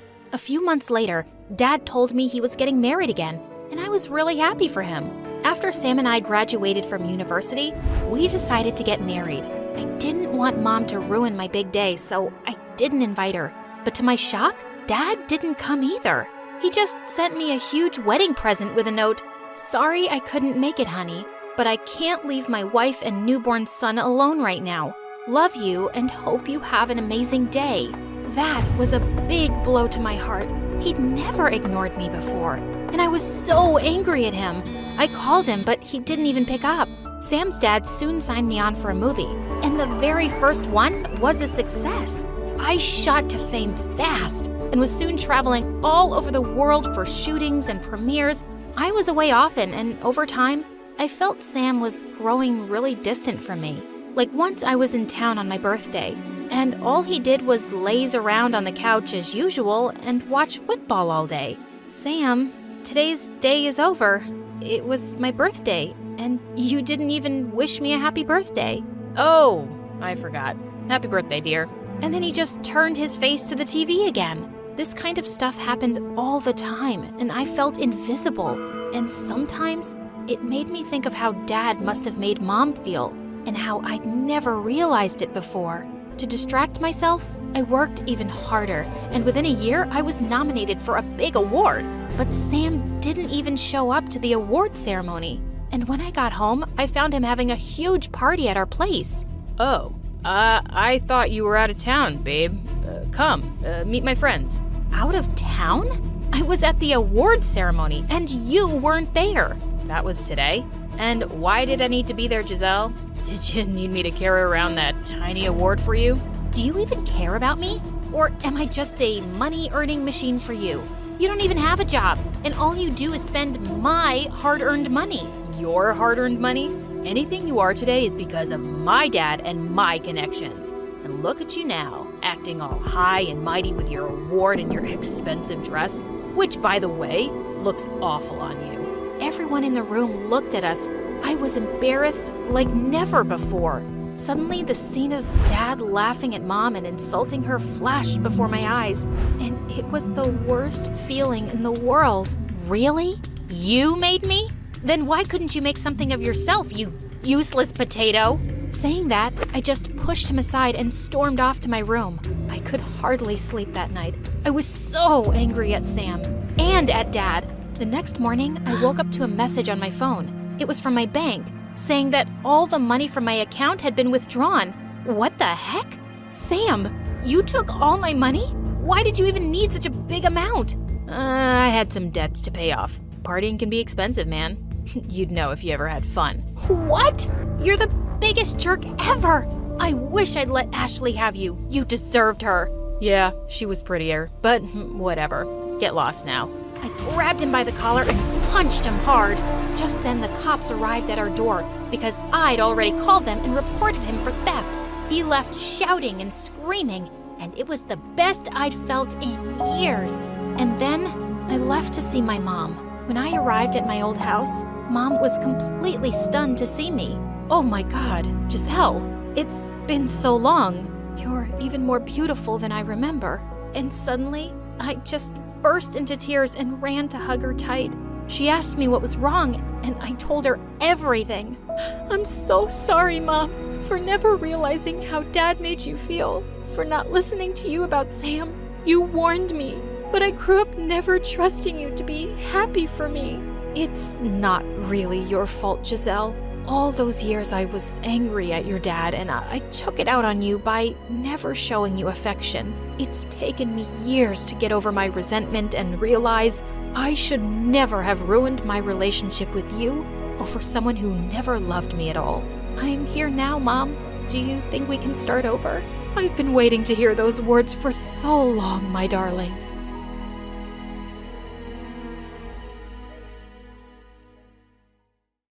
Hi, I'm Lily from New York. Please like and subscribe. My mom was once one of the biggest pageant queens in America. She was just 24 when she started a makeup company with her best friend, and they met instant success. She had me a few years later, and I grew up with literally everything, except a dad. Mom said once that he left us for some young bimbo, and we never talked about him again. And Mom never smiled when we were alone. Sure, around other people she'd smile and laugh, but not with me. Look, Mommy, I made you this card. It's lovely, darling. Mom, why don't you smile much? Because smiling leaves lines on the face, see? And we must not get lines so we can keep looking young and pretty. Mom was just as careful about my beauty. She wanted me to be a model too, and I started competing in pageants when I was 6. But as a kid, I had other interests, especially maths. Except Mom always said I wouldn't need it because I was gonna be a world-famous model. It seemed like Mom had everything worked out for me,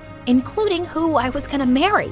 Mom's business partner was our neighbor, and she had a son my age, Alex. It was so annoying when our moms talked about how they hoped we'd get together one day. You'll both run our company together. Our grandchildren will be adorable. Yuck! We hated each other. Alex's purpose in life seemed to be making me miserable. Once in 4th grade, I spotted my favorite doll hanging from a tree, and Alex was shooting rubber pellets at it. Alex, you moron, give that back. That's no way to talk to your future husband. I'd rather chop off my own hair than marry you. You should, 'cause it's really ugly. And then he spat some gum in my hair. I pounced on him and we wrestled until Mom pulled me away. The gum just wouldn't come out, and we had to cut some hair off. I hate Alex. Sweetie, he likes you, and he does those things to get your attention. He does them because he's a jerk. Thankfully, I saw less of him as I began participating in more pageants, and I grew to love the pretty dresses and shiny tiaras. But one day in 6th grade, I saw a new contestant, and I realized she was the shy new girl from my class, Jane. She looked so different without her glasses. When she spotted me, she looked embarrassed. Please, don't tell anyone at school about this. I don't want people thinking I'm some dumb pageant girl. Oh, then why are you even here? My mom's a model, and I'm just doing it to make her happy. I didn't mean to say you're dumb. It's just not something I want. I want to be a scientist. Jane was super smart and interesting. We soon became good friends, and she'd come over often to my place. She even met annoying Alex, but she seemed to find him funny. Mom never seemed too happy when Jane visited, though. You should be friends with pretty, classy girls like yourself. You have nothing in common with this nerd. Mom, that's Jane from the pageants. What? That's her? Why does she look like a homeless person otherwise? I didn't care why. She was my friend, and her looks didn't matter to me. In 7th grade, my mom and Alex's had a big launch party at a hotel for their new makeup range. Everything was going well, till we heard some loud voices outside. A bunch of people were shouting and holding banners, claiming that our company was using toxic chemicals. And among the protesters was Jane. Jane, what are you doing here? Why are you ruining Mom's launch party? Lily? I swear, I had no idea this was your mom's company. I just came with my mom. Just then, the hotel's security guards came and made the crowd leave. But Mom was furious. I saw Jane's mother today. She used to be my biggest pageant rival, and she's hated me. You can't trust her daughter. But Jane and I are friends, and that's not gonna change. In 8th grade, Jane and I were participating in the biggest pageant in the country. She seemed uncomfortable in the high heels her mom made her wear. As she practiced walking backstage, she suddenly tripped, and the chocolate drink in her hand landed all over me. Oh my God, I am so sorry. I rushed to find Mom, who luckily brought a backup dress. That girl did it on purpose. No, Mom, she didn't. She's a snake, Lily, just like her mother. You have to take her out of the competition. Go throw this juice on her dress. Are you crazy? I'm not gonna do that. But just as we'd all lined up for the stage, I heard a loud scream, and I turned to see Jane, her dress stained with juice. She'd slipped on a puddle outside her dressing room. This had to be Mom. Just then my name was called out and I had to go on stage, and I won. But afterwards, Jane just looked at me sadly. You spilled the juice, didn't you? I didn't know winning was more important to you than our friendship. I couldn't even bring myself to say that it was Mom who'd done it, and I was never gonna talk to Mom again. Jane wouldn't even look at me at school. One evening, I was sitting bummed out in my garden when Alex joined me. Please, don't cry. You look awful. Now, tell me what's wrong. And I ended up telling him everything. Don't let your mom ruin your friendship. Talk to Jane once she's cooled off, and she'll be fine. Maybe you're right. Thanks, Alex. Who knew you could be nice? Don't fall in love with me now. As if! The next day, I took the tiara I'd won and put it in Jane's locker with a note. A crown for a queen. Later at recess, I was having lunch when someone hugged me from behind. You didn't have to. You deserve it, and I'm sorry I hurt you. The good news is, I finally told Mom I'm done with pageants. She was tired of watching me lose anyway, so it's a win-win. Things were good with Jane again, and I even forgave Mom. But soon after, Alex and his mom told us that they were moving to Europe. I should have been dancing for joy, but I actually felt sad as I watched Alex leave. But then, I saw the parting gift he'd left on my bed. Gosh, I was so glad that brat was gone. As I got older, I started professional modeling. Mom never let me go out without makeup. I loved looking beautiful, but I always had to be careful not to ruin my face. Hey, wanna go into the pool? I think that cute boy over there likes you. No thanks, I'll pass. Growing up, I realized that Jane and I had almost nothing in common. We even looked so different. I'd grown quite tall, but Jane's height stayed below average. She was one of the smartest girls in school and never cared about her looks, but she was still my BFF. When I turned 16, Mom threw me a big party and invited everyone from my class and my model friends. It was an Oscar-themed party and everyone came in beautiful gowns. Except Jane. Couldn't you have dressed up today? Nah, you know it's not my thing. Sometime later, I went inside to check on the food, and I came back to find Jane yelling at my model friends. I know that you were talking about me. Well, guess what? Some of us don't want to look like bimbos. You're the most dull girls I've ever met, and if Lily's friends with you, she must be just as stupid. I felt furious. So this is what you think of me? That I'm stupid? Well, yeah, sometimes. Your entire life revolves around the way you look. Doesn't that sound dumb to you? Sometimes I just feel sorry for you. You have no right to judge my career, and you've just insulted the people I work with. Oh, please. You're making it sound like you work for NASA. Anyone can get dolled up and be a model. I used to be one, remember? Not a very good one. But you still felt threatened enough to sabotage me. Thanks for not letting that go. And thanks for ruining my birthday. I grabbed some cake and I rubbed it in her face. I half expected Jane to attack me, but she just turned and left. And I couldn't really enjoy the party after that. We avoided eye contact in school the next day. But later, Jane caught me alone in the library. Let me speak first. I don't think you're dumb, and I know modeling isn't easy. I just felt judged by your friends, and I overreacted. I'm sorry for ruining your party, and here's your birthday present. Maybe it's lame. I unwrapped it to find a snow globe with me and Jane's figurines inside. It's perfect, and I'm sorry too. After high school, Jane and I went off to different universities. We promised we'd meet all the time, but Mom kept me really busy with modeling campaigns, and weeks went by without seeing Jane. One evening, I texted Jane to meet up for dinner. We were having a good time when suddenly, I saw some reporters coming towards our table. I'm so sorry about this. They must be here to talk about my new campaign. But instead, they went straight up to Jane. We want to know everything about your energy project selected for the Global Science Fair. It might be used in poor countries and benefit millions. How does that make you feel? As Jane answered their questions, I sat in shock. What project? When they finally left, I asked her why she hadn't told me. Oh, I was gonna tell you today. I didn't earlier because you're always busy, and I thought you wouldn't be interested in that kind of stuff. Because I wouldn't care about anything except makeup and modeling? I didn't say that. And now you know, so maybe you can just be happy for me? Of course I'm happy for you, and I'm sure you'll win. She did win, and it came with a huge cash prize and some fame.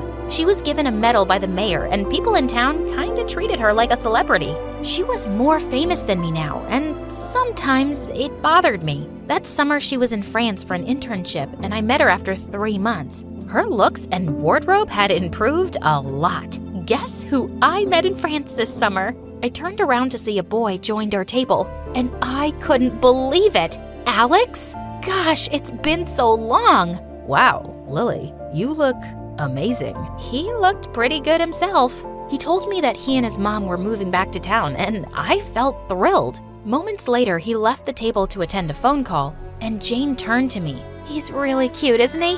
We became quite close over the summer, and I think I'm gonna ask him out soon. Oh, yeah, you totally should. Over the next few weeks, Alex and Jane kept inviting me to their plans, and I just couldn't help feeling attracted to him. He was smart, funny, sophisticated, and his smile sent my heart fluttering. But I had to keep my feelings in check because Jane liked him. One day, Mom asked me to drop something at Alex's house, and I found him sunbathing by his pool, apparently asleep. Man, his abs looked fine. You done checking me out? What? I was just trying to see if you were asleep or dead. Well, that's disappointing because I was totally checking you out. Are you a model or something? Are you flirting with me, Alex? Yeah. Is there a problem? Just wondering why. You never liked me much when we were kids. But you're so pretty now. Is that all? You only like me because I'm pretty? Yeah. What else is there? I suddenly felt mad and was leaving when he pulled me down next to him. Gosh, it's always been so easy to tease you. For the record, I always liked you. You're smart and interesting, and it doesn't hurt that you're beautiful. Then he leaned in and kissed me, and it felt amazing. Till I remembered Jane. When I got home, I found Jane in the lounge, and she knew. So I dropped by earlier to see Alex and found you making out with him. What a backstabber. Jane, it's not like that. Shut up, Lily. You could have any boy, but you went for him. I think you just can't stand that lately I've been doing better than you. You got jealous, so you decided to hurt me this way. It wouldn't be the first time you played dirty. Oh my God, that freaking pageant. I didn't spill the juice, okay? My mom did. It was awful of her, but seriously, it was like 1,000,000 years ago. Who cares? You're a scientist, just like you always wanted. And yeah, Alex likes me, so deal with it. So I guess Alex just likes a pretty painted face, and everything your bimbo mom taught you finally came to good use. I lost it and attacked her. We screamed and fought till we crashed into a table. We're done. I don't even know why we're friends anymore. Finally, we agree on something. After that, Jane shut me and Alex out completely. I was mad at her for weeks, but then I started to regret the fight, and I missed her. One day, Alex was coming to pick me up, and Mom looked shocked to see me without makeup. Lily, wait. Alex can't see you this way. He already has. He makes me feel comfortable in my own skin. And yeah, I like makeup, but I don't want to hide behind it anymore. Don't you think I'm pretty without it, Mom? You know men, sweetie. Your dad left me for someone younger. Then he was a jerk, Mom. But Alex is not that person. And Jane always told me not to worry so much about the way I look, too. And she was right. A few days later, I was in my room and there was a gentle knock. It was Jane. Your mom forced me to come and said we had to fix things. Listen, I'm really sorry I said those things about her. Also, I know you didn't steal Alex. I don't even think I was mad about him. It's just that, next to you, I could be cooler than Einstein himself, and I wouldn't stand a chance with a boy. It's hard not to envy you. And I can say the same too. I instantly feel dumber around you, and I wonder if other people can tell that too. Look, Jane, I know we're really different, but we've been best friends since the 6th grade, and I can't imagine my life without you now. So, can we just be friends again? Yes, please.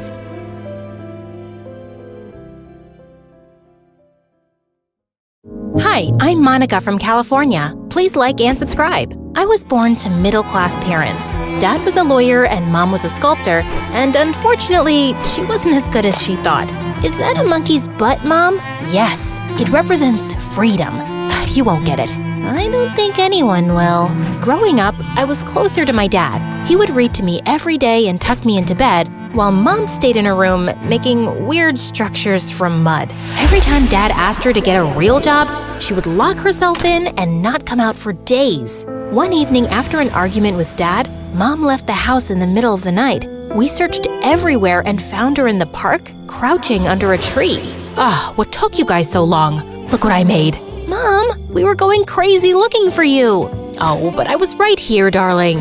Things changed after that. Mom and Dad started avoiding each other even more, and Dad got busier with work.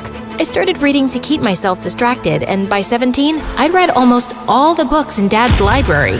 One night, I was studying for a test when I heard Mom and Dad arguing again. I work hard all day and night, and you go behind my back to get these useless things? I'm trying to build something amazing. I knew you wouldn't give me the money if I told you. Just relax. No, I won't. I've had enough. I'm leaving. What? No! Dad, wait! Dad didn't even turn around. I was so mad at Mom for driving him away that I didn't talk to her for days. After Dad left, things went downhill quickly in terms of money. I was a straight-A student, so we got an extension on the fees, and somehow I convinced my mom to get a job in the diner so we wouldn't go completely broke. But a few days later, I came back from school to find Mom sitting outside the house. What? What happened? The landlord threw us out. We didn't have the money for rent. But I thought you got a salary. Yes, but then I saw this beautiful sculpting kit and I couldn't stop myself. Can't you ask for an advance at your job? Oh no, I can't. I quit.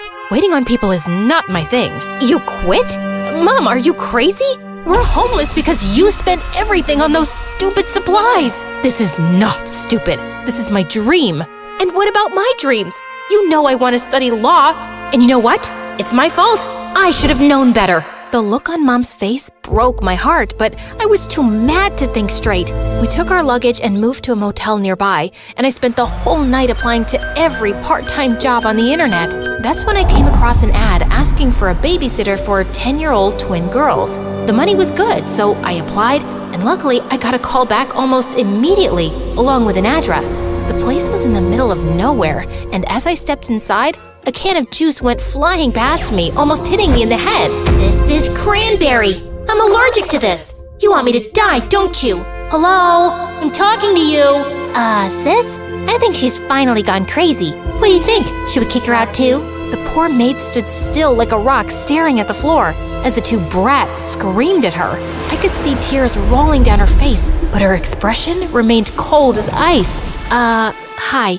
I think they're talking to you. And you two, can you stop flinging things like that? You might end up hurting someone. Then don't stand in the way, ugly face. Who are you anyway? A trespasser from the media? Oh my god, a kidnapper? I'm here for the babysitting job? Oh, but aren't you supposed to be all old and wrinkly? And what are you still doing here? Get your deaf butt out of this room. Now, that's not a very nice thing to say, Emerald. Suddenly, a handsome guy in his 40s walked in, and the whole place fell silent. Something about his face screamed royalty to me, but when he spoke, a chill ran down my spine. You must be Monica. I'm Robbie Jackson. That's Emerald and Pearl, my daughters. Just excuse their behavior. They get hyper around new people. No problem, but they do need to treat people with respect. Of course. That's why I want a good nanny for them that could teach them some manners. You see, I'm a busy man and I need my space. Sure, but I thought you needed a babysitter. Potato. You help them study, eat, sleep, everything. And sometimes you have to stay the night. Like tonight I have a charity event and I'll be back tomorrow. I'll pay you extra for this. Do we have a deal? I thought about it for a moment before agreeing, and Mr. Jackson immediately gave me $5,000 as a salary advance. This was huge. Don't get too happy. We won't make it easy on you. Consider this as our warning. Dad's soft, but we're not. Try me. I'm tougher than you think. As I lay on my bed that night, I couldn't shake an uneasy feeling about the house and those creepy brats. God, those girls needed some discipline. I went downstairs to get some water and found the maid from the morning. So I thought of having a little chat. Hey there, so how long have you been working here? Silence. Could you tell me your name at least? Why? Please don't talk to me. Before I could say anything else, this maid turned around and left. Well, that was awkward. I was just getting over this weird moment when suddenly I heard someone howling downstairs. I got freaked out and rushed to check up on the twins when I realized one of them was missing. What the freaking Funyuns? Diamond? Sorry, Pearl? Pearl? What? Stop screaming. Where's your sister? She's not here. Shh, stop freaking out. She went to her special place. She'll come back. Chill. What special place? How would I know? She just calls it her special place. She goes there every night and comes back later. Just try to shut up. I'm trying to get some sleep. Pearl simply pulled the blanket and turned around. Helpless, I tried looking for Emerald everywhere, but it was like she disappeared into thin air. The next morning before leaving for school, I went straight to Mr. Jackson to talk about it. Don't think about it too much. Just be careful around the girls. They've taken a hit after their mom got into a coma. If you take good care of them, you'll never have to look for another job. Mr. Jackson looked desperate, and in some ways it reminded me of my own dad around Mom trying to get her to work. Over the next few days, I tried everything to warm up to the girls, but they were just horrible. They'd burn my assignments, super glue my chair, and one time, they filled my bag with broken eggs. It took me hours to clean that. One day at work, Mr. Jackson informed me that it was the twins' 11th birthday, and he wanted to throw the biggest party ever. But an hour before guests started pouring in, he left for an urgent business meeting, leaving me in charge.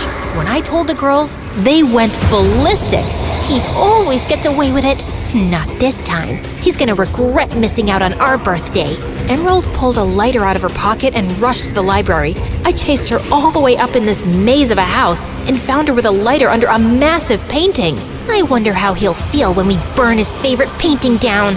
You can't! You won't! Listen, Emerald, I'm sure something important came up. That doesn't mean he can abandon us like that. And what do you know? You probably have both of your parents loving you. Actually, no. I told the girls about my issues regarding Mom and Dad, and suddenly they went softer. Emerald pulled the lighter down, and after that day, she was surprisingly kinda well-behaved. The week went by peacefully, and soon the school announced the annual scholarship test. I asked Mr. Jackson if he could spare me for a week, but he suggested I just move in instead. It didn't sound half bad, so I agreed, but when I told Mom, she said she had a bad feeling about it. Well, I would have preferred if she had a job instead of a bad feeling, but whatever. I moved in the next day, and while I was setting up my stuff, Mr. Jackson called for me. Now that you're here, you need to understand two things. My study is off limits, and the room on the top floor remains closed at all times. Under no circumstances are you allowed to go in. I felt a bit weird with the way he spoke, but I nodded my head and went back to my room. Moments later, the girls walked in and asked if I wanted a tour. They took me around the house, showing off their bowling alley, swimming pool, and arcade. Do you get to play many games with your dad? No, he's always busy. Oh, okay. Why do you say it like that? Like what? Like you're feeling sorry for us? Oh, look at those poor little girls. They don't have a mom, and their dad is too busy. I'm sure you're thinking that. But guess what? Our daddy loves us deeply. Hey, I didn't mean it like that. You know what? Forget it. I'm sorry if you feel that way. Sorry doesn't heal anything. Before I could ask her what she meant, Emerald just turned around and left, and the maid told us that dinner was ready. Don't think too much. She's a bit crazy. You should know that by now. Also, never be late for dinner, or you'll starve the night. What? That night and the night after went by fine, but then I started noticing weird things. For starters, Mr. Jackson was never around anymore. He never spoke or ate with us, and when he came home, he went straight to his study. As if this wasn't weird enough, 2 nights before the exam, I heard a light tapping on the door. My body froze as the knocking got louder, but when I opened the door, I saw a light flicker in the downstairs area, and then I saw Emerald. She was at it again. This time, I followed her, and it looked like she was headed toward the basement. Emerald, shh, you're not supposed to go there. She can't hear you. The soul left my body when I turned around to face Pearl. You scared the bejesus out of me. Sorry, but I just wanted to stop you before you did something stupid. Pearl then told me that Emerald went down to the basement almost every night, and sometimes she even sleeps there. It's got all of Mom's stuff. No one, not even Dad, disturbs her. Ever since Mom went into a coma, that's how she comforts herself. That explains why she went missing the first night I was here. But if you knew that, why didn't you tell me before? It was just fun watching you get creeped out. Anyway, you should sleep now. I'll keep an eye on her. I believed Pearl and went back to bed. But an hour later, I woke up again, and this time it was to the smell of smoke. My room was drowning in smoke. As I made my way to the hall screaming for the girls and dialing the fire brigade. Monica! Oh my God, are you okay? What happened? I don't know. I was waiting for Emerald and passed out on the floor. When I woke up, there was fire everywhere. Hold on, where's Emerald? The two of us rushed toward the basement, but the fire was totally out of control. Luckily, the fire truck arrived just in time and rescued Emerald unharmed. They said that the fire was caused because of a candle in the basement. I was just lighting up some of Mom's favorite candles, and I didn't realize when I dozed off, I burned everything that belonged to Mom. I'm so sorry. As long as we found you. Emerald started sobbing and I hugged her tight. Just then, Mr. Jackson arrived looking horrified, and when the fire guys told him what caused the mess, he lost his mind. You know what? I've done everything for you girls, and all you've done is made a mess out of my life. How could you burn the house down? I'm sorry to butt in, Mr. Jackson, but it was a mistake. Emerald feels horrible, and to be honest, you should be glad your girls are okay. And who are you to tell me what to do? Don't forget your place. You're just a servant here. You can't talk to her like that, Dad. She saved our lives. I can do whatever I want. Watch this. You're fired. Don't come here again. Gladly, Mr. Jackson. And I hope you become a better parent, because God knows these girls deserve it. I said my final goodbyes to the girls and left. Thanks to the wild night, I was super exhausted at school the next day and totally tanked my scholarship test. When I went home, Mom gave me the shocking news. Thanks to the fire, the secret room in the house had to be opened to check the damages, and thousands of gold coins and illegal cash were recovered. Everything belonged to Mr. Jackson. He was taken to jail, and the girls were sent to London to stay with their aunt. Wow, that's why he kept the room shut all the time. I'm just happy the girls are safe. Yeah, Mon, I'm sorry for putting you through this. I've been a horrible mother. You stuck around, and that's all that matters. I promise, I'll be better. And she made good on the promise, working hard and bagging a good deal on her sculptures. I lost the scholarship opportunity, but our combined savings were enough to put me through the first year at Stanford. But halfway through the year, I received an anonymous donation of $1 million. And when I saw the bank details, it was some Linda Jackson, Mr. Jackson's wife. I immediately called the number, and Linda's secretary arranged for a meeting. I was surprised to see the girls waiting for me along with their mom. Monica! I've heard so much about you from my daughters. It feels like I know you already. It's nice to see you've recovered, ma'am, and thank you for bringing these brats along. Linda held my hand and thanked me for saving her daughters and exposing her cruel husband.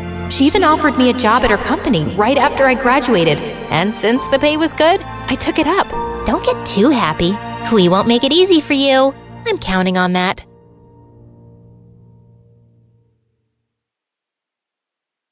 Hi, I'm Clara, and I'm a story hunter. I see a story in everything, and I won't stop until I find it. But before we get into it, please like and subscribe to MSA. My parents thought they'd never have kids, but 10 years after their marriage, they had me. While Mom was over the moon, Dad always seemed annoyed when I tried getting his attention. Daddy, look! I found a ladybug in the park. Isn't she cute?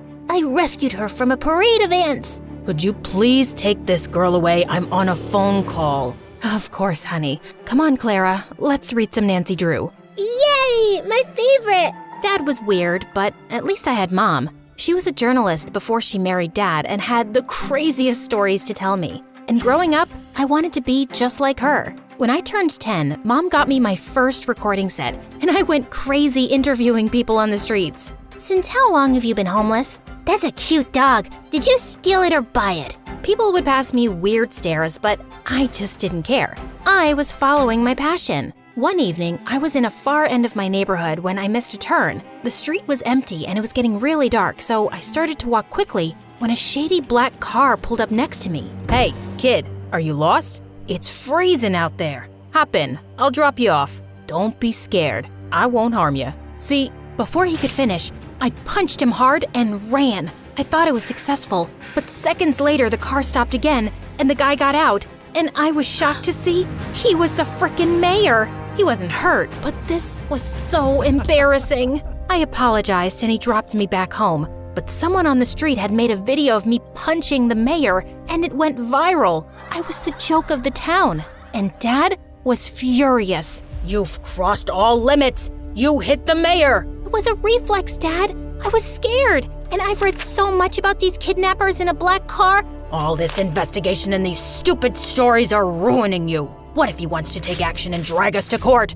I'm a really private person. I don't want this. Jeez, relax, Dad. He won't. He knows it was just a mistake. Why are you getting so worked up? That's it. You're grounded. And no more story hunting. But why?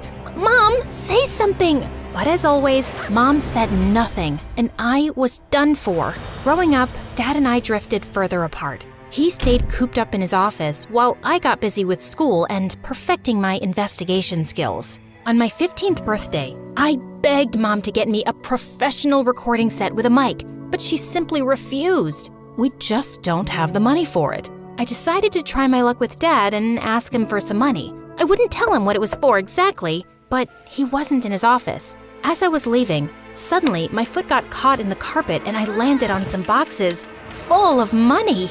Oh my God, Clara, what are you doing in here? Mom, you said we don't have any money. What is all this? It belongs to your dad, and it's not your concern. But it's a lot of money, Mom. It has to come from somewhere. Is Dad a mafia guy? Oh my God, he robbed a bank, didn't he? Stop it. Please, Clara, you don't understand. You need to leave, now. And don't say a word about this to anyone, least of all your dad. Promise me. Something was definitely fishy, but I'd never seen Mom so serious. So I did what she said. I wanted to know more, but I just didn't get the chance to go into Dad's study again. Soon, I got busy with school and forgot all about it. One time in 11th grade, Lena, the head cheerleader and the most popular girl, walked up to me. I heard you can uncover any truth in the world. Is that true? That depends on what kind of truth you want. Well, don't tell anyone, but I think Nick's cheating on me. Who's Nick? Do you live under a rock? Nick's my boyfriend. He's the captain of the football team. Got it. What about him? I just told you. He's cheating on me, and I want you to find out the truth. Oh, yeah. Leave this to me. Be careful. He's a very good liar. No liar can ever hide the truth from the world's greatest investigator. Go and chill, kid. I got this. I started following Nick around everywhere, but I couldn't find any dirt on him. Until one day, I saw him sneak into the coach's office and saw him making out with another girl. I waited till he left without noticing me, and then, right in the middle of the cafeteria, I made him pay. I dropped an entire carton of milk all over his head. What the heck? What do you want, weirdo? Listen up, everyone. This jerk right here cheated on his girlfriend. No, I didn't. I knew you'd say that. Here's the proof.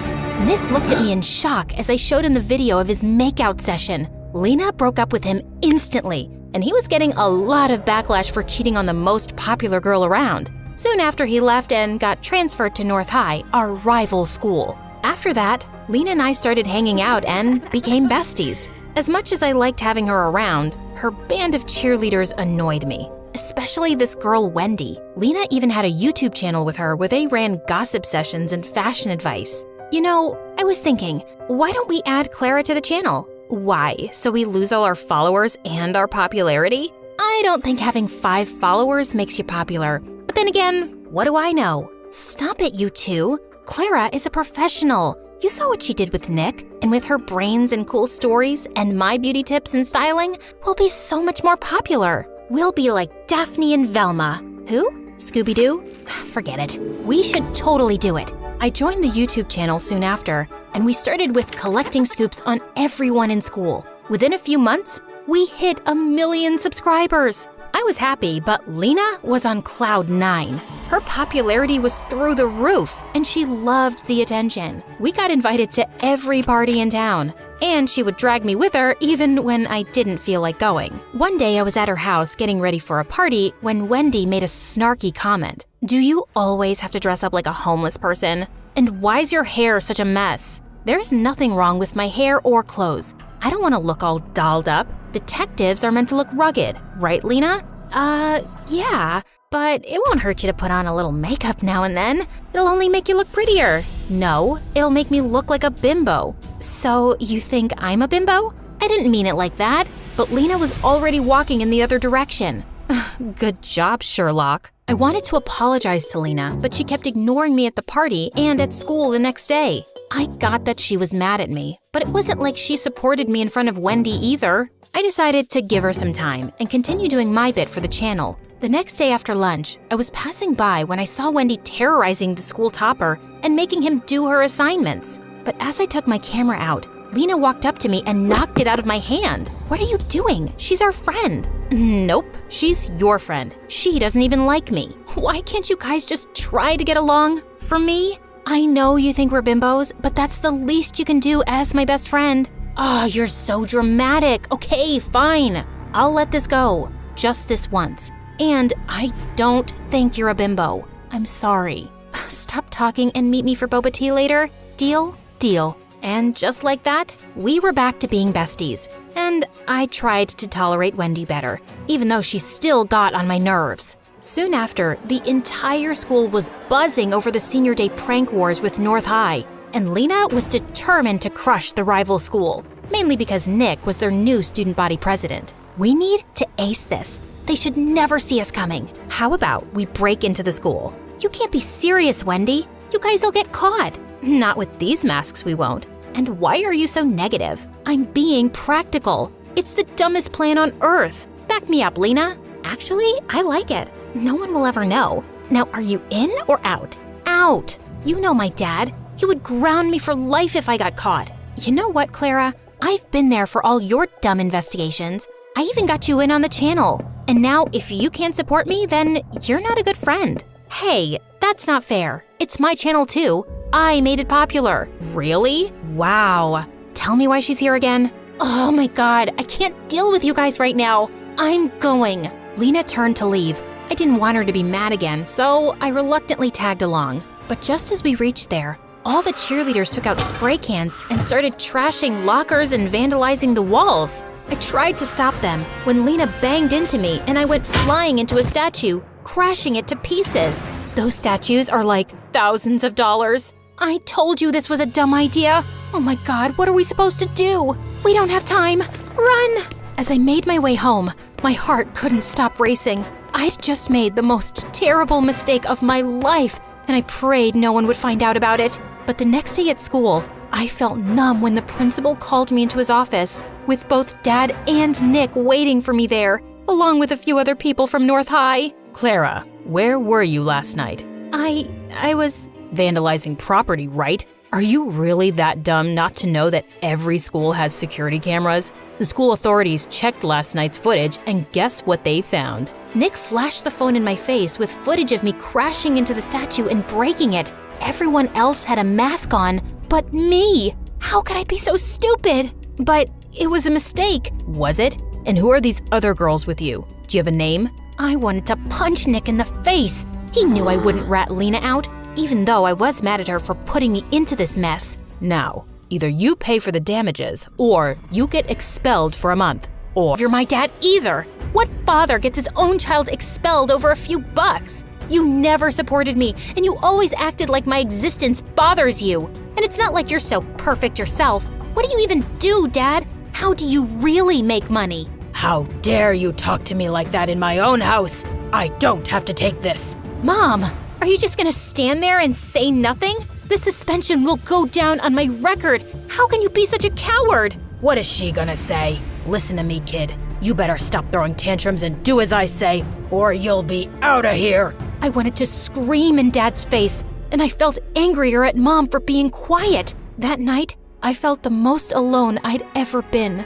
The worst part about this was I couldn't talk to Lena either, even though she'd tried calling me 1,000 times. That night, I slept with the worst headache of my life. And the next morning, I woke up to loud noises and Lena shaking me like a mad person. Wake up, dummy! Wake up! Fine, I'm up. What is that noise? Get dressed and come out. Your mom needs you. It's your dad. He's been arrested. Arrested? For what? Just come down. I rushed downstairs, and I was shocked to see our entire yard was surrounded by police cars and reporters shoving cameras in my face, asking a million questions all at once. How does it feel to be the daughter of a lying thief? Did you know about your father's crimes this entire time? Oh my God, what was happening? Just then, I spotted Mom talking to one of the reporters. Mom, what's happening? And why is Lena saying that Dad's been arrested? What Mom told me next shook my entire world. Your father is a criminal, Clara.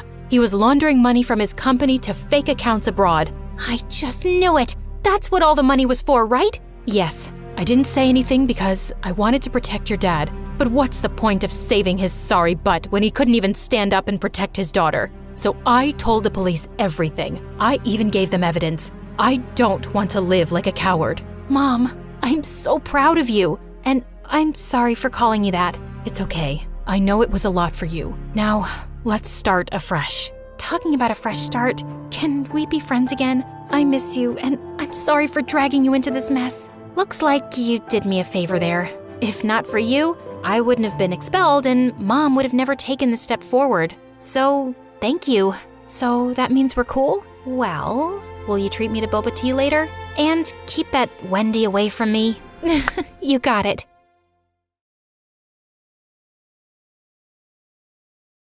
Hey there, I'm Christina. Hit that like button and smash subscribe to MSA for stories that'll make your head spin. But first, show your love for MSA with our awesome bottles and notebooks. Peek at the collection in the description and pick your favorites. Life used to be all fun and games with my twin Nadia. We did everything together. Watched cartoons, played games, and even wore identical clothes. We were so alike, even our parents got mixed up. But as we grew older, things changed. We started liking different things, and by the time we were in 5th grade, everyone saw that Nadia was way smarter than me. Mom was a university teacher, and she was always talking about Nadia's good grades to everyone and giving her extra lessons. She tried with me once, but when I didn't understand quickly, she just sighed. Some kids shine, others don't. It made me feel bad. Nadia's study sessions grew longer, and our playtime disappeared, like our matching outfits. How about a cartoon break? For old time's sake. Can't. Mom thinks they're just a distraction now. And then, Mom started giving me more and more house chores. At first, I didn't mind helping, but then I noticed she was doing it on purpose to keep me away from my sister. Leave your sister alone. She's studying. Go wash the dishes. But I just wanted a little help with my math. Ask your teacher for help. Nadia's busy, and those dishes aren't going to wash themselves. And after that, you can organize your closet. If you can't manage that mess, you're not going to get very far ahead in life. You don't always have to be like that. It's all right, Christina, honey. Let's go do the dishes together. Nadia and I were growing distant. Mom paid me no attention, and she and Dad fought a lot, mostly about the way she treated me. And I couldn't help feeling that I was the reason our family was tearing apart. Eventually, Mom and Dad split up, and I ended up moving out with Dad to a really dingy apartment. Look on the bright side, honey. Adventures await us. Adventures, huh? More like nightly mouse marathons and indoor rain. This place just needs a little love, and you can choose the decor. Pink for your room? Maybe black, just like my future. Surprisingly, I came home to find one wall in my room painted black. Dark moments show us how the little things can shine. He put bright flowers against the black wall. Notice how the colors stand out now? It's pretty, I guess. You'll understand someday. Always look for the bright spots. Positive thinking was tough, especially with school growing weirder by the day. Everyone at school thought of me as the other dumb sister. Even my teachers seemed to feel sorry for me. Christina, maybe put in some extra effort? You might surprise yourself. Sure, I'll ask Mom for help. Oh wait, she's too busy with her star student. I left the classroom upset when I heard Nadia's voice behind me in the hallway. What's wrong now? Just another day of me growing tired of being compared to you. It's not my fault. I just keep to myself. It must be nice not worrying about anyone else. I was walking off, but Nadia grabbed my arm. Hey, listen, I know you're upset, but there's something I can't tell you right now. It's why I am the way I am now. Please trust me. Or maybe you're just self-absorbed, and that's some stupid, mysterious lie you made up to make yourself sound more interesting. Well, it's not working, 'cause not interested. Later, Nadia went to a fancy school for smart kids, and things got quiet. I missed her a lot, because even though we drifted apart, she was still my twin after all. And after that, I hardly saw her anymore. Even when I visited Mom's place, Mom was always too wrapped up in her own world, and I couldn't help but notice that among the family photos on the walls, there wasn't a single one of just me. On my 15th birthday, Dad had a big grin and said he had a surprise for me. Guess what? I've got a girlfriend! She's She's Italian and she owns a pet shop. Let's go see it. Vanessa's super cool. You'll see. We walked into the pet shop, and it was like a jungle. Instead of puppies and kittens, there were snakes and big bugs. Holy moly, what is this? Vanessa had a big snake around her neck and smiled. That's just Ziggy, my whip scorpion. He's nice once you get to know him. Vanessa was full of energy and made the scary animals seem cool. And this majestic creature is Mr. Bean, the python. He's quite the gentleman. I thought I was the man in your life. Oh, you are. But Mr. Bean here is the silent type, and he never complains about my cooking. The way they were flirting with each other was so cringy. On the drive back, Dad wouldn't stop talking about Vanessa, and it was too much. Dad, I like Vanessa, but I'm not ready for a new mom. He looked sad, but I had to say it. Next time he invited me out with them, I said no. It felt like everyone was moving on except me. Dad had Vanessa, Nadia was busy being smart, and here I was feeling stuck and unnoticed. Vanessa, the snake lady, started hanging out at our place a lot. One afternoon, she was trying to bake a pumpkin pie, and she dumped a whole bag of flour on the floor and then tripped over the cat. I couldn't help laughing, even though I was trying to ignore her. After some time, Vanessa plopped a piece of pie in front of me, raising an eyebrow. Truce? She asked, and honestly, it smelled too good to ignore. Look, I know you don't like having me in your dad's life, and honestly, I never saw myself as a stepmom. I'm more like a free spirit, you know? But hey, your dad's got my heart doing cartwheels, so let's try to be friends, huh? I'm not like your typical stepmom witch type. Does that mean you won't give me a hard time for eating junk food? I'm the one offering pie for lunch, aren't I? Okay, she was quirky, and she had a point. Later on, I found myself helping her cook, and Dad got all teary seeing us getting along. Turns out, Vanessa was kinda cool to have around, but I still felt a bit like I was on the sidelines of everyone else's game. One day in my room, I noticed the flowers next to the black wall looking sad, their petals falling. Time for new flowers. Fresh flowers had become my thing. They cheered up the room. At the flower shop, I met Mrs. Garcia for the first time. She was super cool, zipping around in her wheelchair, arranging bouquets with the biggest smile. Pick whatever makes you smile, Christina, she said, handing me the brightest bunch. I walked out of the flower shop, super happy with my new flowers. I wasn't looking where I was going and didn't see a bike coming. It knocked me over, and I blacked out. I woke up in a hospital bed, and Nadia was there looking super worried. She ran off to find Dad as soon as I opened my eyes. The doctor said I'd hit my head pretty badly and was out for 3 whole days, but they checked me over and said I could go home. Back in my room, something about my flowers caught my eye. They seemed cooler somehow. I grabbed a pen and paper and started drawing, really getting into all the shapes and patterns I could see. What's up with you? Did you know flowers are kinda like math? They've got these patterns that are all just cool. Nadia looked at my drawings and turned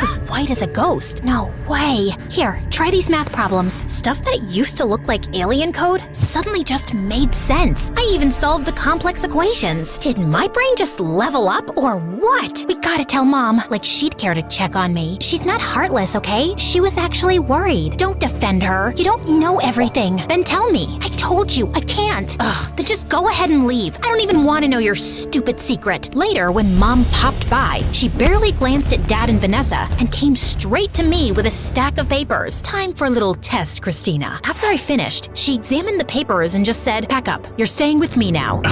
What? Can we talk about this first? No need. She's got a gift, and I'm going to make sure it doesn't go to waste. Wait, you can't just show up and decide to take her. Where were you before, and why are you suddenly loving her now? My God, I can't believe I'm even standing here listening to you, a nobody. I'm her mother. But if you must know, Christina might have acquired savant syndrome, and it's not something either of you can deal with. I can help her. She explained that sometimes a head bump can switch on a talent for things like art or math. She thought that's what had happened to me, and I couldn't help feeling excited. Could this be my shot to shine and get Mom's attention? I begged Dad, and finally, he said yes. Better watch out, Christina. My cousin in Rome got that acquire servant syndrome. He became arrogant and a real pain. Then he bumped his head again and went back to being stupid. Not that you're stupid, but you know what I mean. What kind of dumb syndrome is that, Vanessa? Did you come up with it while watching cartoons? I ignored Mom and ran to hug Vanessa before leaving. Mom enrolled me in Nadia's school, and on my first day, I felt nervous. But I noticed Nadia was popular, and people were also interested in me. When they wondered why I just started there, Nadia jumped in. She was sick and overseas for treatment. Come on, Christina. Later, I asked her why she lied. Mom's orders. Just play along, okay? That sounded weird, but I brushed it off because I had lots to do. Before long, I caught up with all the schoolwork and even started getting better grades than Nadia. That's when Mom finally said she was proud of me for the first time in my life. And late one night, I overheard Mom screaming at Nadia in the living room. You call this a report card? Pathetic. All the years I spent working so hard with you, down the drain. I'm trying my best. Your best? Your best is a joke. You're nothing like your sister. If you don't smarten up, you'll be a nobody, just like your father. Hearing this, I felt stunned. Why was Mom being so harsh with Nadia? And calling Dad a loser? That was just mean. I snuck into Nadia's room later and told her I heard the argument. Great, now what? Mom's on my case expecting the best, and you're making it harder. You're doing all this for her? Yes, she's always pushing me, being super strict. If I don't do well, she gets really mean, and I can't deal with that. I didn't say anything before about how mean she is, because I thought I wanted to be the best too, and she was helping me. Now, it just feels like she's making me miserable. Mom was even tougher on Nadia than I thought, and hearing that shook me. And now, Mom was dragging me to these math contests too that usually Nadia competed in. I didn't want to stress out Nadia more, but I also wanted to shine.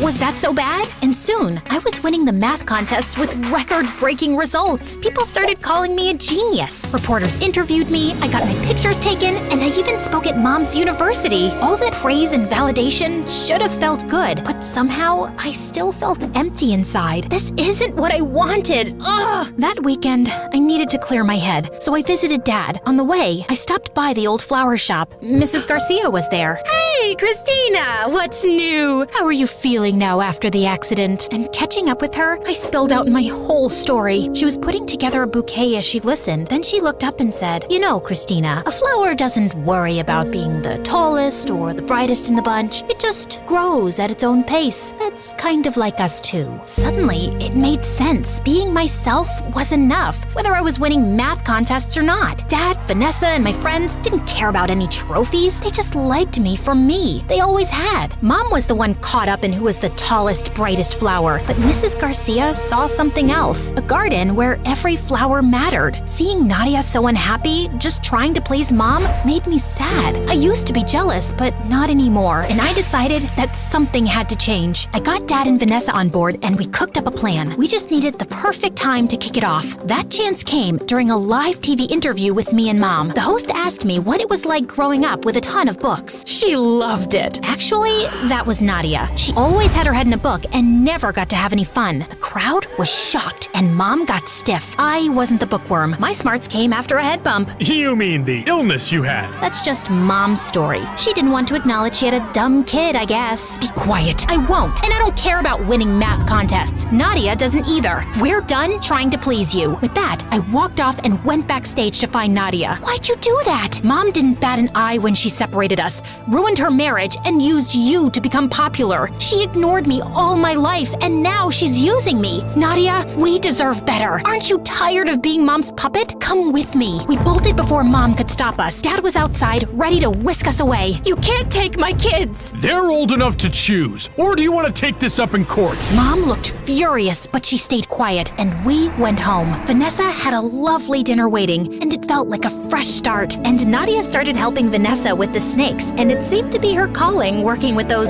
slimy creatures. As for me, I'm still figuring things out, but for now, I'm just happy with the good stuff around me.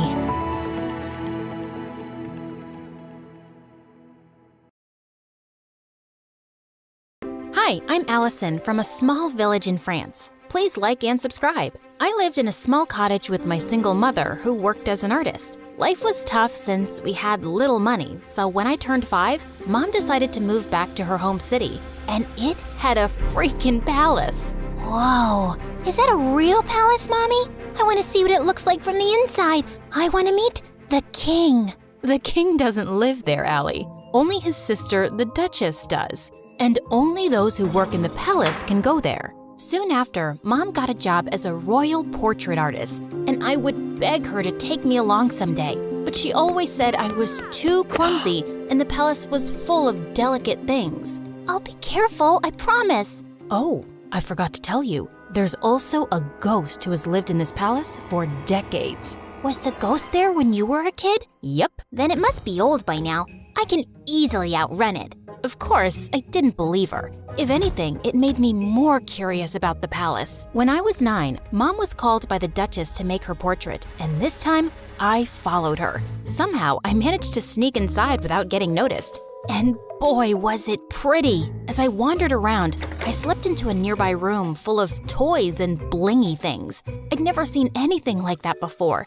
and it was so fascinating that I grabbed a few of them. But when I reached home, I felt guilty and scared. If anyone at the palace found out, Mom could lose her job, and this was stealing. I'll bring you guys back someday when I work at the palace. Till then, you can hide here. My passion for working in the palace grew stronger as time passed. I begged Mom to teach me how to paint so I could become a royal painter just like her. And by the time I was 17, I was better than her. One day while I was painting, Mom came home with some big news. The king is coming to town after 17 years, and they want paintings for the whole palace. We started working day and night, finishing all 20 paintings in under a week. But a day before the delivery, Mom slipped and sprained her ankle. I'll ask someone from the palace to pick them up. No, I can take them. I promise, I won't break a thing. Whoa! Are you sure? We can't lose the job. Yes, Mom, you can count on me. I managed to convince Mom and then left for the palace. I also took the stuff I'd taken all those years back. I could finally put that back. When I entered the palace, it was exactly as I'd remembered. Wow, how dull. This place could really use some color. I was so lost looking around that I tripped over a giant statue's foot and the paintings flew in the air. Just then, I heard someone scream, and when I looked back and saw a girl, I almost passed out. It was like I was looking in a mirror. I touched her to make sure she was real, and she slapped my hand away. Don't you touch me, you peasant! Don't you know who I am? My doppelganger? We look exactly the same. No, we don't. I'm a princess, and you look like a street rat. If I look like a street rat, so do you, because we have the same face. Wait a minute. Is that gold? Oh my god, you're a thief! The girl started screaming again, and I was surrounded by palace security within seconds. Just as they held me, I bit one of the guards and ran till I reached home. When I told Mom what had happened, she looked at me in shock, and minutes later, the king arrived with the Duchess. Oh, my sweet daughter, it is you. You're what? Mom, what's happening? My mind went blank when the king told me how years ago the nanny had taken me out for a walk, but we both never returned. Your mother and I searched everywhere for you, but we failed. She was heartbroken and no longer wanted to be here, so we left the palace. But today, when the security guards told me of an intruder who looks just like the princess, I just had to come and see for myself. Mom, is that true? I'm not your daughter? It's true, Allie. I found you on my doorstep with a note and some money, but I had no idea you were a princess. Why didn't you ever tell me I'm not yours? Because I fell in love with you the moment I saw you. Now you were my daughter. I am so sorry, Allie. It was just all too much to process, and I ran off. I was a princess, and I had a twin sister. I was living a lie for 17 years? I was walking along the road trying to clear my head when a big sports car pulled up next to me, and a handsome guy got out. Cherry, what are you doing here? It's not safe. Cherry? Do I look like a stupid fruit? Leave me alone. I called you pumpkin before, but you hated that too. What the heck's your problem, dude? This is not a good time. I was saving this as a surprise. But here, will this make you come with me? Holy moly! That diamond was bigger than my fist! Calm down, Allie. Okay, you've got the wrong girl. Whoa! Sorry. I'll have to carry you back home if you don't listen. I punched him in the nose as the guy screamed like a little boy and then ran for my life. This was officially the worst day ever. The next day, the royal staff packed all my stuff and I was moved to the castle. My royal chambers were bigger than my whole house, and everything was beautiful, except it didn't feel like home. Mom wasn't there, and even though I was mad at her, I missed her. I was unpacking when my sister walked in. I know you think you're suddenly a princess now too, but don't let this get to your head. Remember, I rule. Charlotte, dear, don't be so rude to your sister. You should be happy she's back. Okay, Amber. Allison. Allison, darling, we're starting with your royal lessons from tomorrow. Be ready at 4 a.m. sharp. Good luck with that. It's not easy being a princess. She wasn't kidding. It was a mad schedule. Mornings were for horse riding, then music in the afternoon, and martial arts in the evening. My body was super sore and I was exhausted, but within a few weeks, I'd grown tougher and learned a lot. One evening during martial arts practice, someone walked up to me. It was the diamond guy. I thought they were just rumors, but you are prettier than Charlotte. We look exactly the same, like identical. Can't you see that, or did the punch make you blind? Feisty. I'm Prince Arnold, by the way, Charlotte's fiancé. Isn't she too young to get married? Are you jealous? What? Move along, dude, unless you want another punch. But the guy just winked and left. What a flirt! Later that evening at dinner, Dad announced that he'd be holding an official coming out party for his daughters, and the entire village would be invited. What's a coming out party? Lame question. It's your official introduction. So why are you having one? Don't people know you already? That's when Dad told me that Charlotte had always been sick all her life. She had a rare genetic heart condition that didn't allow her to roam around too much. It was only recently that she'd gotten better. But I'm still better than you. What's your problem? My problem is that you're here to take my crown away from me, and I won't let that happen. Enough. That's for me to decide. Now eat your dinner. I'd root for you. I kicked that butt face under the table, and he turned red. Much deserved. The coming out party had sent the whole town into a frenzy, and Mom was called to make our official portraits. Seeing her made me feel so much better. So, how do I look? Like a princess. Have you forgiven me? Maybe. I mean, you're still my mom. Of course I am. The party was a huge success, and I could see the king's pride in introducing his daughters. You should see Allison fight. She's a natural. Her paintings are so good. I think I should send her to Paris to become a professional. Dad, I wanted to become a chef and you didn't allow that. That's because you weren't well, Charlotte. Now, don't interrupt me while I'm talking, darling. I was a little embarrassed with all the praise, and it clearly bothered Charlotte. So I excused myself and went out for some fresh air, only to find that jerk, Arnold, making out with a maid. What the heck, dude? Oh, hey, Allie. Don't worry, this isn't serious. And you're next. I felt furious and turned around to leave, but he blocked me. Oh, don't be so mad. Come here. Arnold pulled me in and was about to kiss me when I pushed him hard, but Charlotte walked in just then.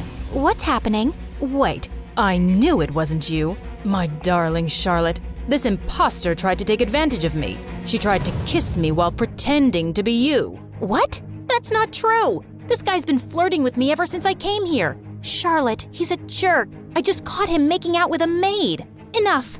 First, you try to steal my life, then my dad, and now you have your eyes on my fiancé? I won't let you get away with it. With that, Charlotte went inside and got on stage as everyone stared at her in confusion. Attention! My twin sister is a manipulative witch. She's a thief and a liar, and so is her mom, that lady. Tell me, Allison, did she teach you how to be a lowlife? Because you surely weren't born one. Say what you want about me, but keep my mom out of it.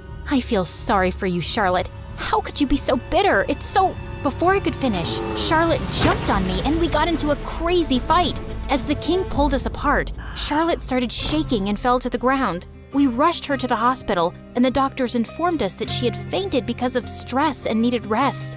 I wanted to visit her, but the Duchess stopped me. I think it's best that you stay away. You've done enough damage. Brother, she's not good for Charlotte's health. We might not get along, but she's my sister. She's right, Allison. I think it's best if you give each other some space. Maybe you can stay with your mom for some time. It will only be temporary, love, and I'll have you back as soon as possible. I think we dumped too much on Charlotte, and she needs to get better. Of course, I understood. but I was actually happy to get away from everything for a while, especially since Charlotte and I were on the front page of every newspaper the next day. People called us the Crazy Royals. We were a joke. I was packing my stuff when the Duchess walked in. You're finally going back to where you belong. I knew you'd never fit in here, and it was a mistake to bring filth into the palace. I know I didn't grow up here, but I'm still a princess by birth. So please, mind your manners and never talk to me this way again. Don't forget your place. That's exactly what I'm doing. I pushed her aside and left for my old home. Mom was ecstatic to see me, and to be honest, I felt happier than I'd been in weeks. A few days later, once Charlotte was better, the king announced her engagement to Arnold to give people something else to talk about. Dad invited me, but I decided not to go to the ceremony. I just wanted to stay away and avoid any more drama. On the engagement day, Mom had gone out for something when Charlotte came over. What are you doing here? Don't you have an engagement to get to? I can't marry him, Allison. He's a snake. I should have trusted you. Good time to say I told you so. But what do you want from me? After our fight, we can't have another media blowout. Dad will never allow me to call off the engagements at the last minute. Please, come with me. Maybe we could convince him together. Please help me. Charlotte was crying like a baby now, and I didn't want her to have another fainting episode. So I agreed. But just as we entered the palace, Charlotte stopped. I need to fix my makeup. The entire town is in there. Wow, priorities. Thanks for doing this. I'll be right back. I started to walk around when I spotted Charlotte. She's here. I've done everything you asked me to do, including the fake fainting. Now do your part and make her leave forever before Dad decides to bring her back here again. Leave it to me now, princess. I have the perfect plan to make sure you get the crown. Oh my God, these people were crazy. I had no idea what her plan was, but it sounded dangerous. So I ran straight to Dad, and seconds later Charlotte followed. Allison, I thought you weren't coming, but I'm so glad you did. Of course she had to come. She had to ruin my engagement. She just can't see me happy. Oh my God, Arnold, hold me, please. Oh, shut up already. Don't you guys get tired of manipulating? King, Dad, whatever, you should see this. I played the video for the entire hall to see, and Charlotte turned pale. Charlotte? Dad, I'm sorry, but you seem to like her more because she's tougher than me. And when Auntie told me that she was after Arnold and my crown, I couldn't take it anymore. But this was all Aunt's idea. Sister, what were you planning to do and why? Suddenly, the Duchess turned into a mad person and started screaming. I'm tired of being your servant. I'm the older sister and the crown was mine, but these girls took that away from me, and I would have gotten away with everything if this one hadn't shown up. What do you mean? You knew she was alive? Whoopsie, you did a boo-boo. The Duchess confessed how she'd paid the nanny to take me away and drop me in the jungle, but the nanny had dropped me at Mom's doorstep instead. Charlotte was so sick as a kid, I didn't think she'd survive for so long. With both of you gone, I'd be a queen, but Karma's a witch. The king gave orders to take the Duchess away to the dungeons for treason, and Charlotte turned to me. I was horrible to you, and I probably don't deserve your forgiveness. But could you try? It might take some time, but I'll get there. What about me? You can chew your shoes and get lost. Yeah, I always knew you were a jerk. I was called back to the palace, and I took Mom along this time. Charlotte and I changed history by taking over the crown together. We were both queens in our own way. And I learned that those who love you will always stick by your side.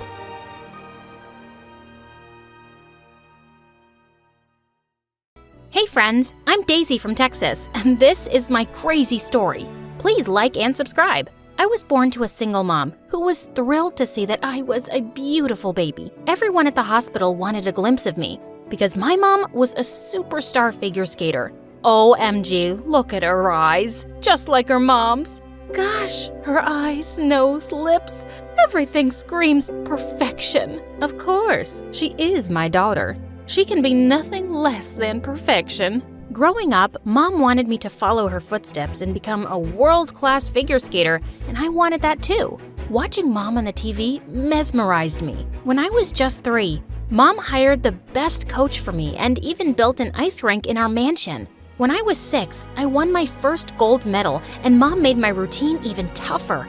I had to wake up early and practice every day, no matter what.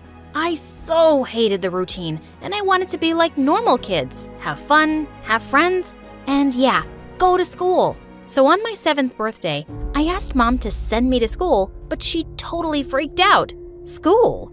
Gosh, among common people? Never. What? Fine then. I'll never skate. By making me practice all the freaking time, you've already sucked the fun from it. Saying that, I threw the worst tantrum ever and ended up kicking the cake off the table. Well, Mom was pretty pissed, but I was as stubborn as she was, and I stood my ground.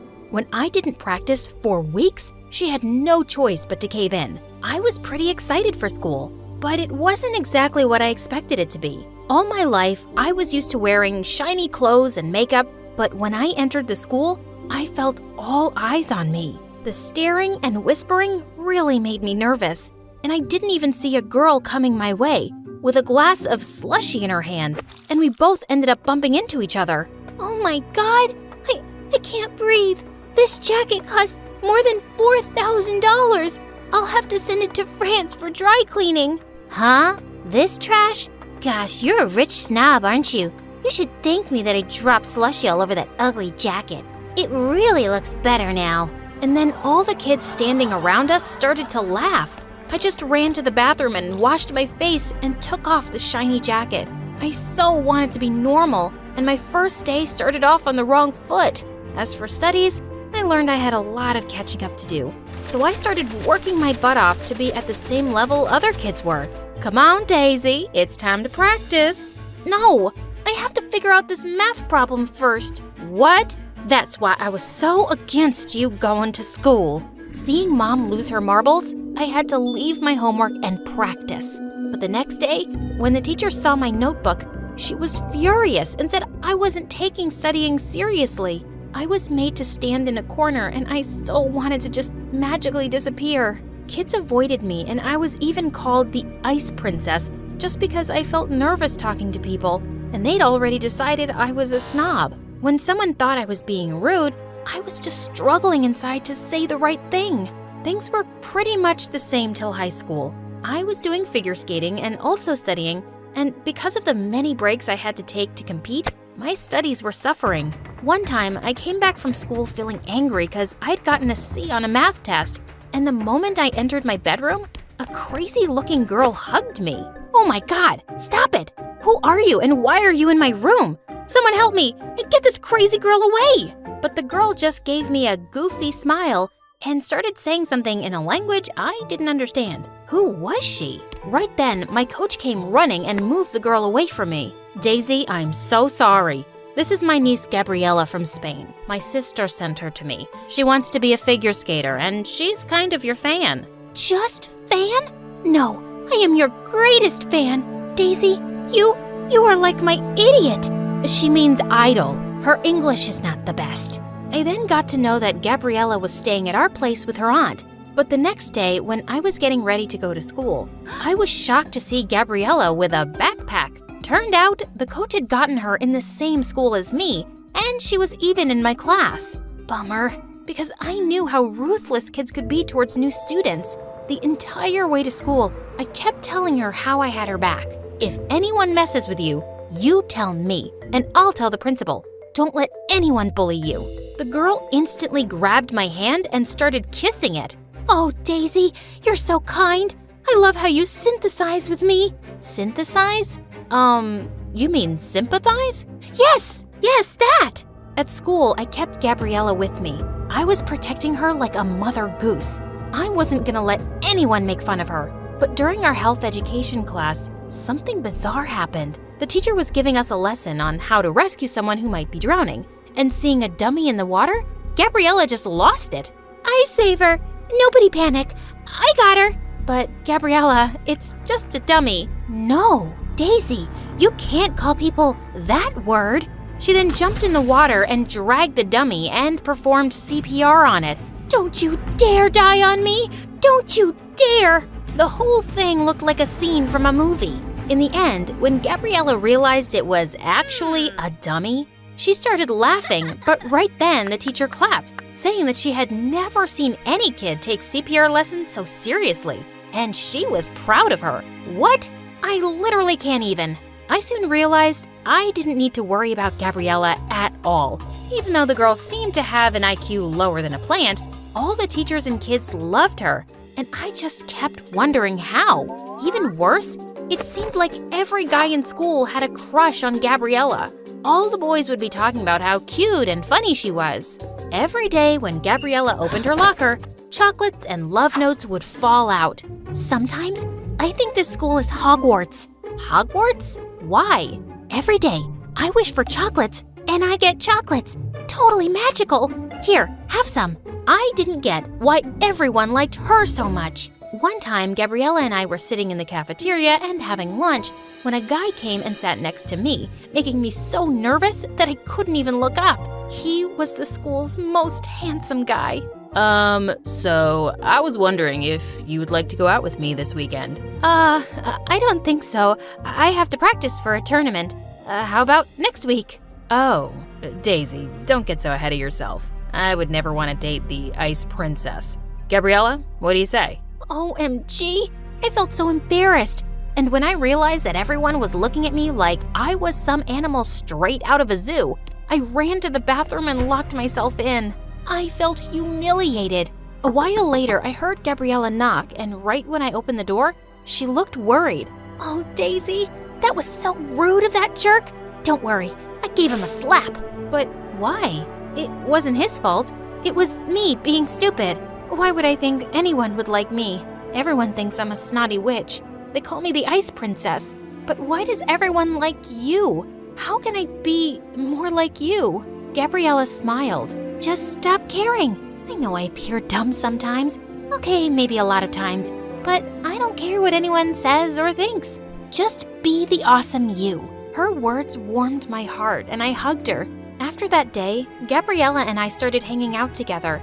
She would be with me at school and would always be watching me practice in the ice rink. In a few weeks, I was going to compete in the biggest figure skating competition and was pretty excited for it. One time when I went to practice, I saw Gabriella skating and I was totally blown away by her moves. So much so that I told her that she should compete too, and she seemed to like the idea. Be on the same ice rink as my idol? Yes, yes, yes! I couldn't help but smile. Gabriella was kinda adorable. But when Mom found out about Gabriella also participating, she went ballistic, saying how stupid I was to encourage my competition to be in the tournament. But I ignored her. Gabriella wasn't competition. She was my friend. But on the day of the tournament, something bizarre happened. Gabriella wore an exact replica of my costume. What's this? You copied my design? I was working on this costume for a week. We look like twins now. It seemed odd, and when Gabriella performed, I was shocked because she wasn't just good, she was fabulous. So when it was my turn, I had to improvise and make my routine look more thrilling. When the marks were announced for the first round, I was in the first spot and Gabriella was second. But still, the press was running towards her, calling her a breakout star. That girl, she used you. She acted all innocent and adorable, and look, she's stealing your limelight. I'm telling you, that girl is up to something, and you'll only realize it when it's too late. She is a backstabber. My heart sank hearing Mom's words. Perhaps she was right, but I had the second round of the tournament to worry about now. I went to change into my costume, and when I took it out of my bag, I saw it was torn from the middle. I felt like I couldn't breathe. And just then, Gabriella came running towards me. Who did this? I'll kill them. Huh? Don't act so innocent. I know it was you. Just go away. Daisy, I swear. Just leave me alone. Mom was right about you. You stabbed me in the back. But... Before she could say more, I lunged at her, and right then Mom walked into the locker room with some people. See, this is your breakout star, using unfair means to win. First, she copied Daisy's costume and then destroyed her new one. And now, she is attacking my daughter. Well, Gabriella was disqualified right then. Thank God Mom came in right in time and she had an extra costume, so I was able to perform. In the end, I was one of 3 contestants selected for the final round. At home, Gabriella came to talk to me, but I slammed the door shut on her face. I didn't want to talk to a backstabber. Later, I woke up in the middle of the night to get some water and heard some sounds coming from Mom's room. She was talking to my coach. You're fired. Pack up your things and get out. I hired you to make my daughter the best, not bring in a competition for her. If I hadn't taken matters into my own hands by ruining that dress, my Daisy would have lost the title. Take this money and get lost." She then wrote a check and threw it in my coach's face. What the heck? It was because of Mom that Gabriella was out of the competition? I felt horrible. At that moment, I knew what I had to do. The next day when Mom and I reached the stadium for the final round, I had a surprise for her. After the first contestant performed, it was my turn. Are you ready? Yes, but are you sure? Never been more sure in my life. Show them what you got, bestie. Saying that, I hugged Gabriella and sent her to the ice rink. Seeing her enter the ice rink in my place, Mom totally lost it and was running towards the organizers, but I stopped her and told her how I knew the truth. "You stupid girl! In life you have to play dirty to get to the top. So what if I played a little dirty for you? But you blew your big chance. I don't care. I choose to play fair." I then ran to watch Gabriella perform, and she was breathtaking. When she was done, the audience threw roses at her, and I could see tears of joy in her eyes, and I was so happy for her. It was no shock when Gabriella was announced the winner of the competition. As she received the trophy, she took the mic. This trophy was my dream, and I dedicate it to my idol, Daisy. Thank you, Daisy. Thank you for believing in me. Get over here, girl. Daisy and I waved at the crowd and then hugged. It was the sweetest victory ever.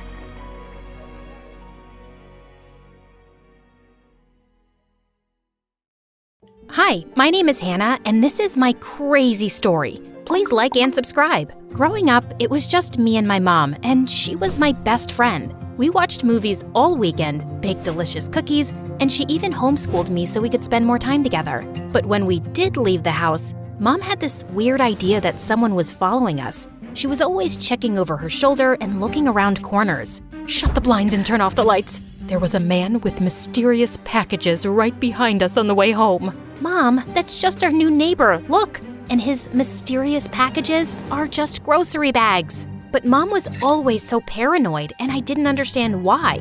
Soon after I turned 13, though, everything changed. Mom got really sick. She was at the doctor every day, but she wasn't getting much better. And soon she had to move into a care center. "Sweetie, you're gonna have to live with your dad for a while." "My dad? But you've never even talked about him. He's a complete stranger to me."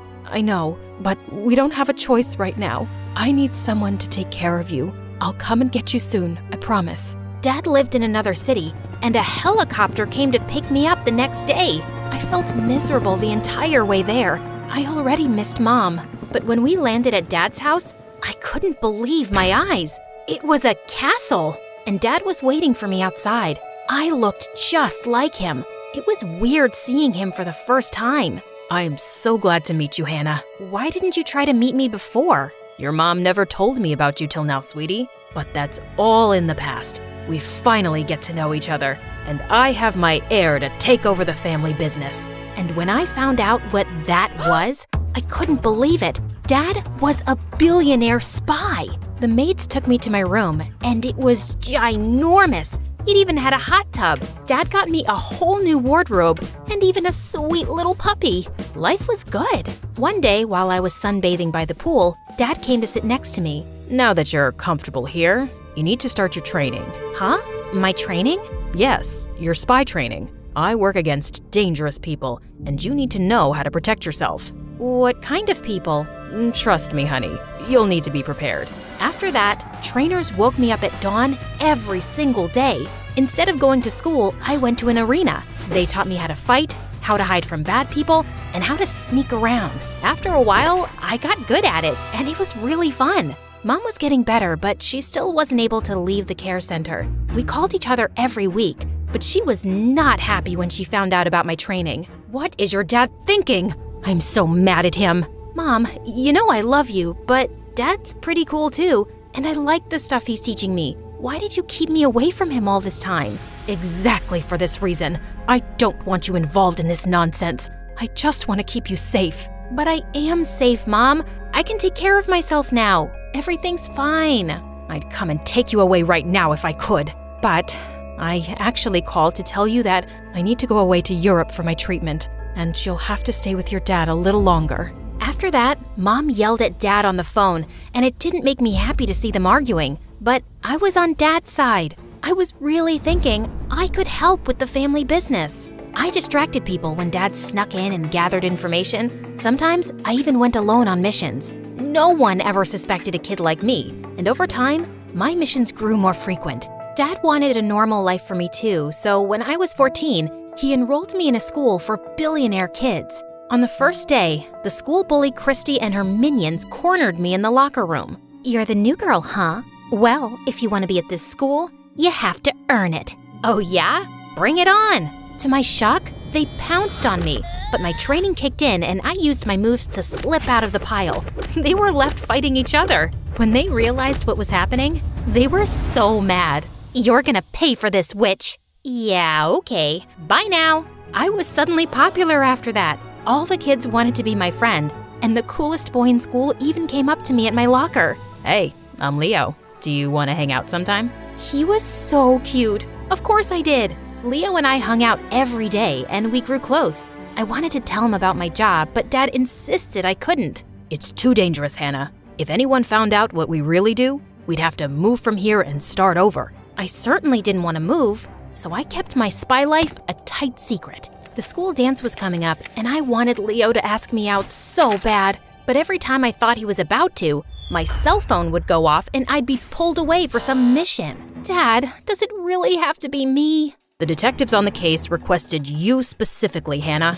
I had to whiz away in a private jet and fight off some bad guys. But I helped the detectives put away a big jewel thief they'd been at for years. So I guess it was worth it. When I got back to school the next week, all I wanted to do was talk to Leo, but he was talking to Christy. I knew she wasn't really interested in him. She just wanted to get back at me. "Oh, hello, Hannah Banana. Looks like I'll be going to the dance with Leo." "What? Over my dead body?" I don't know what came over me, but I attacked her. The principal had to break us up, and she called our parents. Dad was so disappointed in me. "You know you're not supposed to use your skills unless you're on a mission, or your life is in danger. You could have really hurt her." "I'm sorry, Dad, but she's trying to steal the guy I like." "I knew that boy would be a distraction. Maybe I should pull you out of school and have you focus on work only." "No, I promise. I'll never fight again." Dad promised the principal I'd be good, and she didn't suspend me. But I was still fuming at Christy.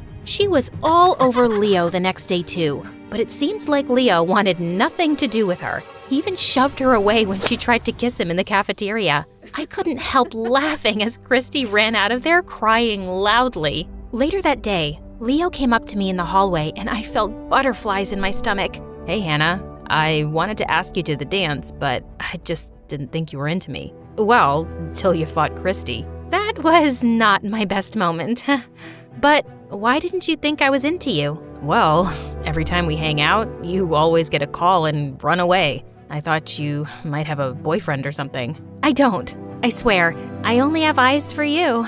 Leo blushed and shyly kissed my cheek. "Hannah, will you go to the dance with me?" Yes! The school dance was being held in a grand hotel. When I walked into the hall on Leo's arm, Christy was shooting daggers at me. I just smiled and waved as Leo led me onto the dance floor. We danced all night. Then Leo took me up to the rooftop and we watched the stars. Just then, my phone started buzzing. I shoved it away, but it wouldn't stop ringing. "Do you need to get that?"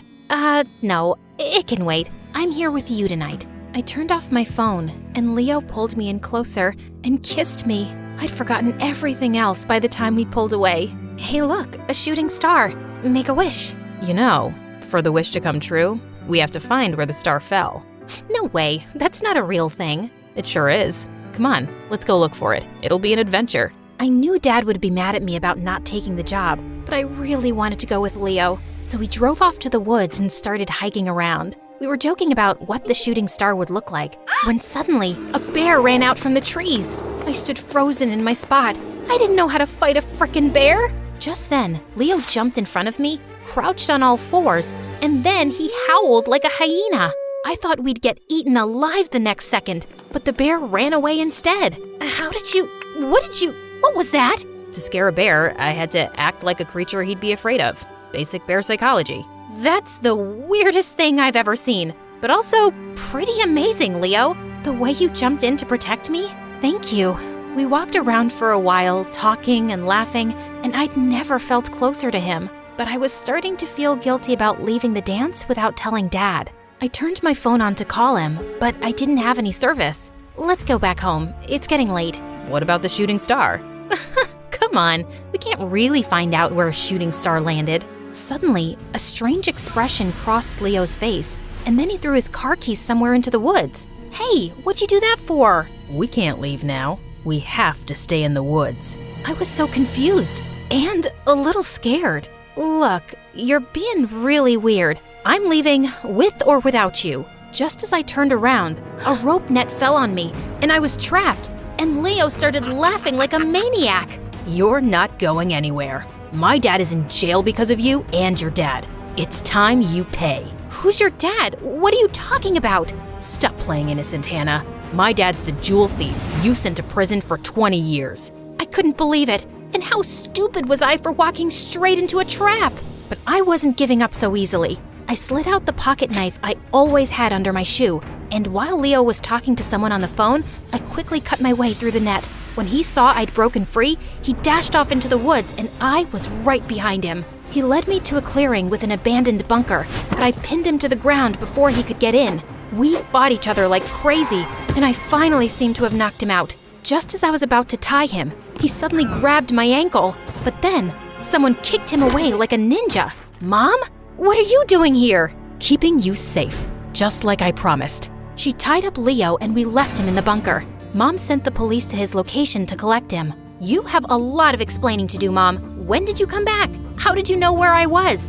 And since when do you kick like that? I landed yesterday and was coming to get you. And I knew your location because those earrings you've always worn have trackers in them. Also, I'm a trained spy. Well, I used to be. What the? You're a spy?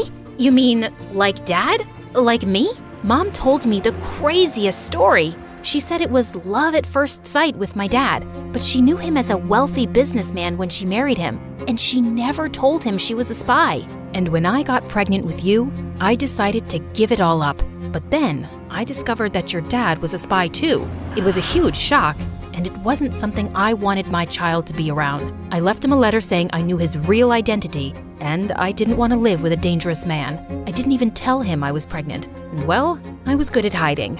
All I really wanted was to keep you away from all this risky spy business. But it's literally in my blood. Wait a minute, Mom, where are you going? You just took an exit out of the city. We're leaving this place. I have to keep you safe. God knows what would have happened if I hadn't found you tonight. Mom, stop. Stop right now or I'll jump out of the car. I'm trained to do that. I swear I will. Mom had no choice and she parked to one side. I'm a spy now, whether you like it or not. You'll just have to accept that. And how could I not be safe? I've been trained by the best, and I have you and Dad as my parents. Please, I want you both in my life, and Dad doesn't deserve to be abandoned again. I liked it better when you were a kid and just wanted to spend time with me, but you're right. Mom turned around and drove me to Dad's place, and when he saw me, he hugged me tight. Oh, thank God you're okay. I've been worried sick. The police told me they got Leo, but I had no idea where you'd gone. He stopped short when he spotted Mom. Eleanor, it's been so long since I last saw you. Yeah, like 15 years? Mom, don't you have something to tell Dad? Come on, tell him how you found me tonight. I think I already know. I'm aware of her skills as a spy. What? You know? When you disappeared, I was devastated and spent months tracking you down. I eventually found out you were a spy too, and for some reason, you'd stopped working as one. Soon enough, I found out that reason was Hannah. That's why you left me. And I stayed away because it seems like you really didn't want me around our daughter. How come you never told Hannah I was a spy too? You never told her, and I had to respect that. It wasn't my story to tell. As the two gazed into each other's eyes, I already knew what my next mission would be. Seriously, aren't we the coolest? We're a whole family of spies. Mom, you gotta stay for dinner. Dad and I have so much to tell you about our missions. And Dad, you gotta hear how Mom kicked some serious butt tonight. As we all walked in, I couldn't help feeling excited at the idea of being a complete family with the craziest secrets.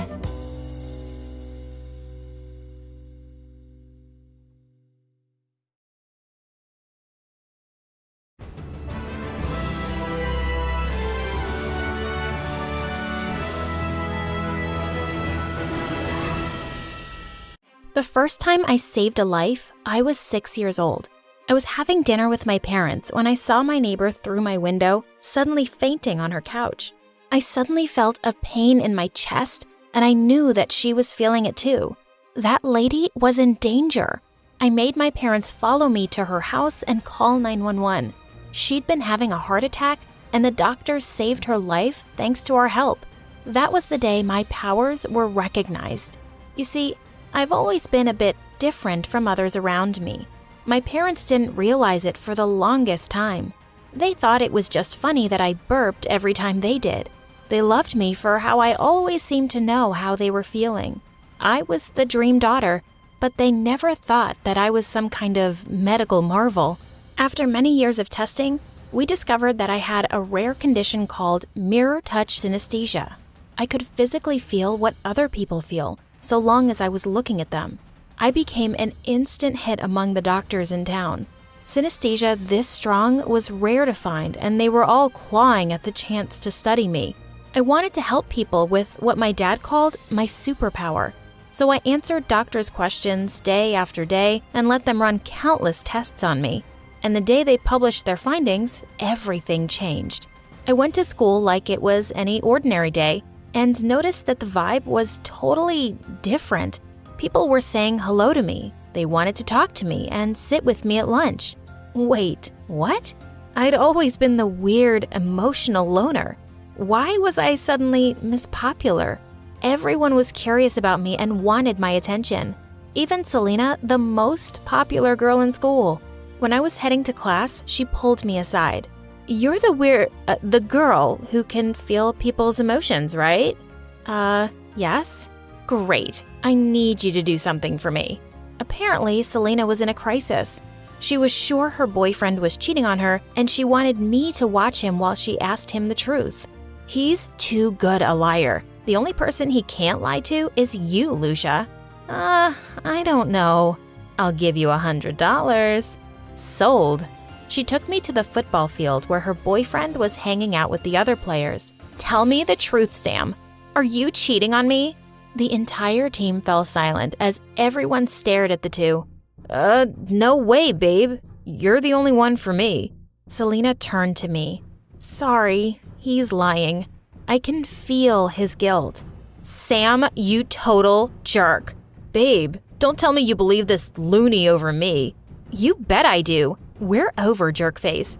Come on, Lucia, let's go. Selena stormed away, pulling me along. She took me to her cheerleading gang and told them what I did for her. Before I knew it, I had become a celebrity among the girls in my school. I could tell girls who had a crush on them and who hated them. I even knew if their boyfriends had a secret crush on their sisters. The assignments got crazier by the day, and the payments got bigger. Once my list of clients began to grow, I decided to take my business a step further. I built a simple app that the girls could use to reach me with their problems. I could tell a lot just looking at a photo. The app spread through my school like wildfire. I had a new energy when I went to school now. I was the most popular girl in school, and I loved it. I now had a huge, strong troop of loyal girlfriends. I was invited to every party and sleepover, and my social schedule was always packed. And best of all, the money I made really helped my parents out. I paid off our mortgage and bought them a car. And I had money left over to buy myself an awesome gaming setup and a whole new wardrobe.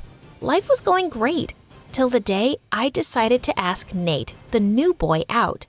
Nate was such a total babe that I knew I had to ask him out. So I made my move at lunch. He noticed me as I came near him, and his boredom changed to fear? Before I could even process his emotions, he picked up his tray and ran away. What was happening? I tried to talk to Nate once more when we were leaving school that day, but one look at me and he ran away again. I looked around me in shock, and that's when I suddenly noticed it. I gasped. There were no boys near me. They'd all formed small groups that hovered at the edges of the parking lot, and they were always looking at me. Even at this distance, I could feel it. I walked towards them, and they literally ran away from me like scared little rabbits. What's up with the boys, Selena? They're scared of you, Luce. They know that if you see them up close, you'll know all their little secrets. So it turned out that my powers were scaring all the boys away from me. I tried to ignore it at first, but it started to get under my skin. First, they stopped partnering with me in class. Then they started wearing hoodies and sunglasses to school to hide their faces from me. Till one day, they even started disappearing from the hallways when they saw me. This was getting beyond ridiculous. As if this wasn't bad enough, this Lucy phobia meant my job was getting harder too. Now that the boys were avoiding me, I was always hiding and wearing disguises to spy on people's dates. Thankfully, the money was still rolling in. But when I didn't get asked out for the spring dance, I was devastated. I turned off my app for a day. I didn't want to hear anyone's problems today. I had enough of my own. Selena called me 5 minutes later. Hey, why is your app not working? Because I don't want to work. Why not? Luce, I want you. It's like life and death. It's Alex. Ugh. Alex was some boy from another high school that Selena had been crushing on forever. He's coming to my party tonight, and I'm gonna finally ask him out. You have to come too, because I obviously, totally need you. When I tried to refuse, she offered to triple my rate. I gave in. Fine. Just this last time. I promise I won't need your help once I have Alex. I sure hoped so. Her party was a wild, crowded scene. But even here, the boys took one terrified look at me and moved away. That's it. I'm out, I thought as I stormed off away from them and crashed right into someone, spilling water all over them. Oh my God, I'm so sorry. That's okay, beautiful. I looked up in surprise to see the most gorgeous boy I had ever laid eyes on. But I ruined your shirt. I don't mind you ruining anything I own. I could feel that he meant it. I blushed. Now, show me where I can clean up. I led him to the bathroom. We talked while we ran through Selena's giant mansion, and it felt amazing. Finally, a boy who didn't look at me like I was a ghost. Then as we spoke, he suddenly took off his shirt to dry it over a heating vent. He looked so hot, I literally wanted to melt. Are you checking me out? No. Liar. He grinned at me. My face was pretty much entirely red now as I turned to leave. Perhaps you could continue checking me out over dinner sometime. I was too shocked to hide my surprise. You're asking me out on a date? I know, it's a bit fast. I mean, I don't even know your name. I gasped. That's why he was so chill. He didn't know who I was. But sometimes you just have a feeling, you know? I knew exactly how he felt. Just as I was about to say yes, Selena showed up behind us. Lucia, Alex, you already met. I nearly passed out. He was Alex? The Alex? Why is he shirtless? Alex answered her while I mentally kicked myself repeatedly, hard. I wanted the one guy I couldn't have tonight, and he wanted me. But that didn't matter. Selena quickly texted me to go away and watch them from a distance because she was gonna ask him out. I made a lame excuse and started walking away when I felt a tap on my shoulder. It was Alex.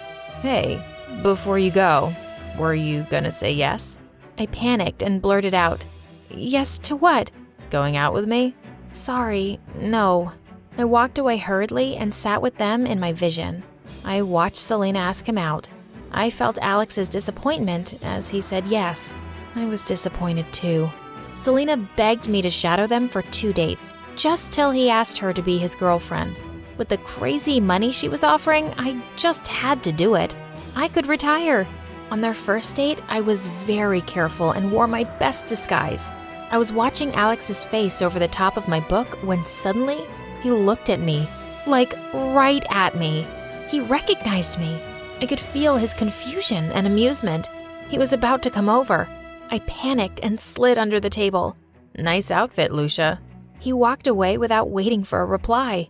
I had no answers to give when Selena grilled me. I can't believe he spotted you. Ugh, look, I need you there when I ask him to be my boyfriend. So I'll just do it in a public event, like a party. Unstoppable Selena put together an event faster than I could blink. I went for my last assignment, sulking the whole way there. But then I saw Alex at the party, and he made my heart hurt. Where on earth would I find a boy like him again? Are you ready? I nodded grumpily. She took Alex aside and told him how she felt. The first thing I felt was Alex's polite but firm no. I could sense Selena's anger and disappointment as she turned around and ran away. Just then, Alex turned and walked right up to me.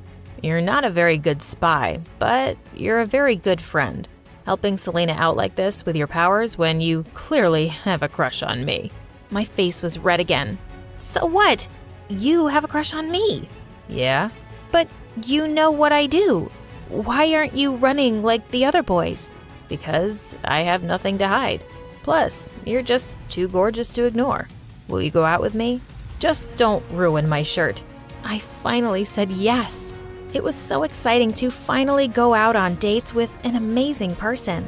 I was blissfully happy till the day I walked into Alex's prom, totally unaware of what was waiting for me inside. All the girls from my school were here. Selena was here too, and she walked up to the stage, pointing at me. There she is, girls. There's the awful girl who promised to help me and then stole my boyfriend. The girls began to boo me loudly.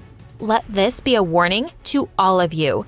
Never, ever hire Lucia ever again. The girls began to boo even louder. I wasn't even dating Selena. She's nuts. It's okay, Alex. I could feel the hatred of literally 100 girls right now, but I really meant that. I was done helping them.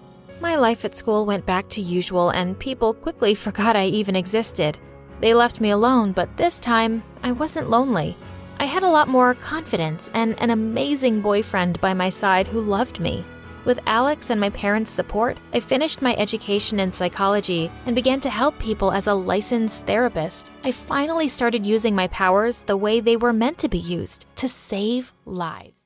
Hey, I'm Marianne. Please like and subscribe to MSA. I'm about to share a story about the challenges life has thrown at me. My parents, especially my dad, weren't what some would call expressive and loving. They constantly fought and seemed to spend more time hating each other than anything else. Dad always had the TV blaring. The noise kept me up at night, so I often resorted to sleeping with headphones on. I knew he wasn't a bad person.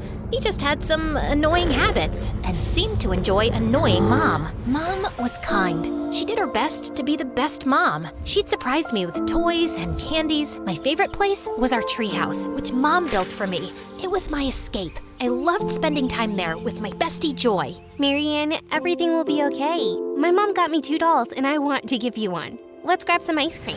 Joy was my best friend since kindergarten. She always knew how to cheer me up, sharing her toys with me. We were inseparable, so much so that some people at school mistook us for twins. Plus, Joy had an amazing voice. Sometimes she sang to me until I fell asleep in the treehouse. Joy's family seemed perfect. Her mom was a successful fashion designer, and her dad was a police officer. Sometimes I found myself wishing I was part of her family, but I'd immediately feel guilty knowing my mom loved me. When I was 16, my gymnastics coach said I should compete in another state. Excited, I asked my parents for money to go. Dad, busy with his motorbike, brushed me off. Wish I could, honey, but I gotta paint the bike.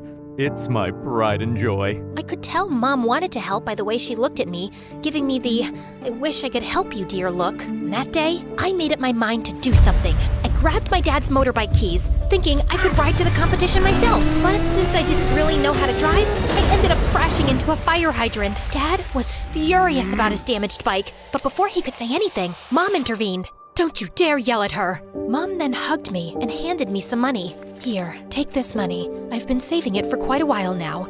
I love you, babe." I hugged Mom tightly. I participated in the gymnastics competition and took second place. On the way back, my coach had some really bad news. "Your mom got into an accident while buying ingredients for your favorite apple pie. She's in the hospital now, in a coma. I couldn't say a word. I just stayed quiet all the way home. When I got back, Dad hugged me and told me not to worry, saying Mom would be okay. Later, at dinner, I asked Dad something tough. Dad, can I stay with Joy's family for a bit? It's not that I don't like being with you, but I feel happier there. They really care about me. Sure, if that makes you happy. I'll talk to Joy's parents. And Joy's family was really welcoming. Joy's mom used to say, "We're glad to have you, dear. You're like my second daughter from now on." That's how I ended up living with my best friend's family. They even gave me my own room. Joy's parents were wonderful. They looked after me and made me feel like I was their daughter. Even though her dad wasn't always home, I loved them with all my heart and thought of them as family. Joy and I even got closer. We'd spend all night talking or playing video games. I still saw my dad from time to time, and he seemed to be improving, becoming nicer. I'll keep getting better until you say you want to come back and live with me. Well, that might take some time, but yeah, keep your hopes up. I smiled and gave him a hug. One day, as I was walking around the house, I found a room full of beautiful clothes. Curious, I started trying them on. Joy's mom walked in on me. "You look beautiful! I've always hoped to share my wardrobe with a daughter." Just then, Joy walked in, and her mom invited her to join. "Joy, darling, come try on some clothes too." I don't want to. Soon, I got really close to Joy's mom. We hung out a lot, and I even helped her out at photo shoots, sometimes modeling for her. One day, I was shocked to see my picture on the cover of a big magazine. I wish Joy liked fashion like you do. Thank you for always being here for me. I smiled and thanked her for making me feel like part of her family. But something was off with Joy. She started keeping to herself, staying in her room and didn't want to hang out or do anything with me. When I tried talking to her, she just said, "I want to be left alone." I was really worried about Joy's sudden change and couldn't figure out what I did wrong. I kept trying to fix things, even apologizing, but nothing worked. She sometimes even yelled at me. I had to give her space, even though it hurt a lot. One evening at dinner, Joy's mom shared some exciting news. "Marianne, your teacher called. Your college aptitude test scores were amazing. I'm so proud of you." Turning to Joy, her mom asked, "And how did yours go, honey?" No, I didn't bother with it. I'm going to be a singer, so I don't need it. Maybe one of your famous friends could help produce my album? I won't do that. I want more for you. You're going to college, and later you can decide what you want. What? You can't make those decisions for me. I'm going to be a singer, and that's that. As your mom, yes, I can guide you. You can't tell me anything. Joy, stop. Your mom's just trying to help. You shut up. My life was better before you showed up. Go back to your miserable family and leave us alone. I hate you both. Angry, Joy knocked all the family pictures off the shelf. After that, her behavior got worse. She began skipping school and got mad whenever someone tried to talk about what she was doing. Joy's behavior toward me got worse, turning her into what felt like a real-life villain. She constantly tried to make trouble for me, and even though her mom always ended up forgiving me, it just made Joy angrier. For example, Joy switched her unfinished homework with mine, confusing my teacher. Luckily, the teacher sorted it out. Joy made a fake social media account with my name, posting embarrassing stuff. It took a while, but I showed it wasn't me and shut it down. Joy hid a library book I borrowed, causing me to get late fees. Her mom found it later and figured out Joy's trick. Joy messed with my bike's brakes. I felt something was wrong before I rode it and stopped myself from getting hurt. This escalated one afternoon when Joy's mom was away on a business trip and her dad was away at work. Joy decided to do something drastic. She turned the backyard into a makeshift movie theater. I'm not sure showing a movie here is a good idea. Well, it's better than having you around all the time. The backyard quickly filled with people, the projector buzzing to life. I stayed inside, trying to avoid the chaos, and was flipping through a magazine when suddenly someone stumbled into my room. Oops, my bad. I was looking for the kitchen. Hey, is that a magazine about vintage cars? My dad collects them, and I've read a bunch about them. Is that the issue with the 60s muscle cars? Yes, it is. His name was Brian. We discovered we shared a lot of interests and spent the evening chatting in the kitchen. Just as we were really connecting, the screen outside fell over with a crash. Suddenly, Joy and her mom came in. Look, Mom, I knew it. Marianne set up this whole movie thing just to hang out with her boyfriend. Boyfriend? That's not true. Why would I organize this party? Joy, you're my only friend here. Then explain him being in your room. This must be your party. Enough, Joy. I don't think Marianne would do this. But young man, it's time for you to go home, please. Joy looked so angry and stormed off. She stopped talking to me and just ignored my existence. I kept talking to Brian. Having him in my life was great. He was nice-looking and well-mannered. His family had money, and he shared his dream of becoming a doctor with me. A few days later, Joy's mom called me into the living room, where I found my dad sitting. I really care about you and loved having you here, but things with Joy are getting tough. She's feeling left out. Plus, your dad's been talking to us. He's made some changes, wants you back, and misses you a lot. The past few months have been really tough without you.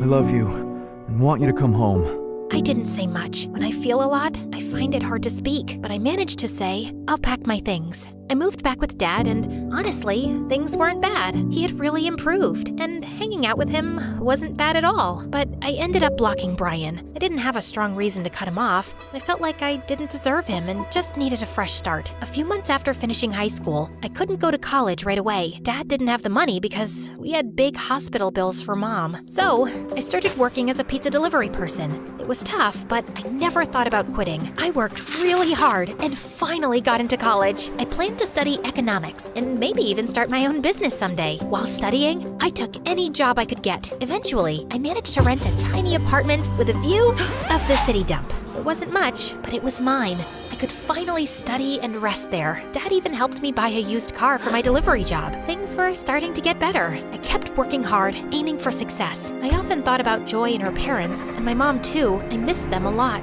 With exams coming up, I studied all night and worked all day. I felt unstoppable, like nothing could slow me down.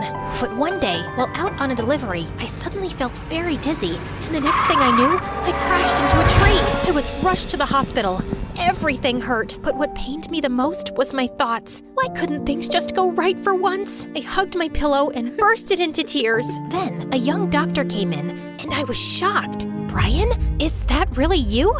He recognized me too. I always thought I'd run into the girl who broke my heart again.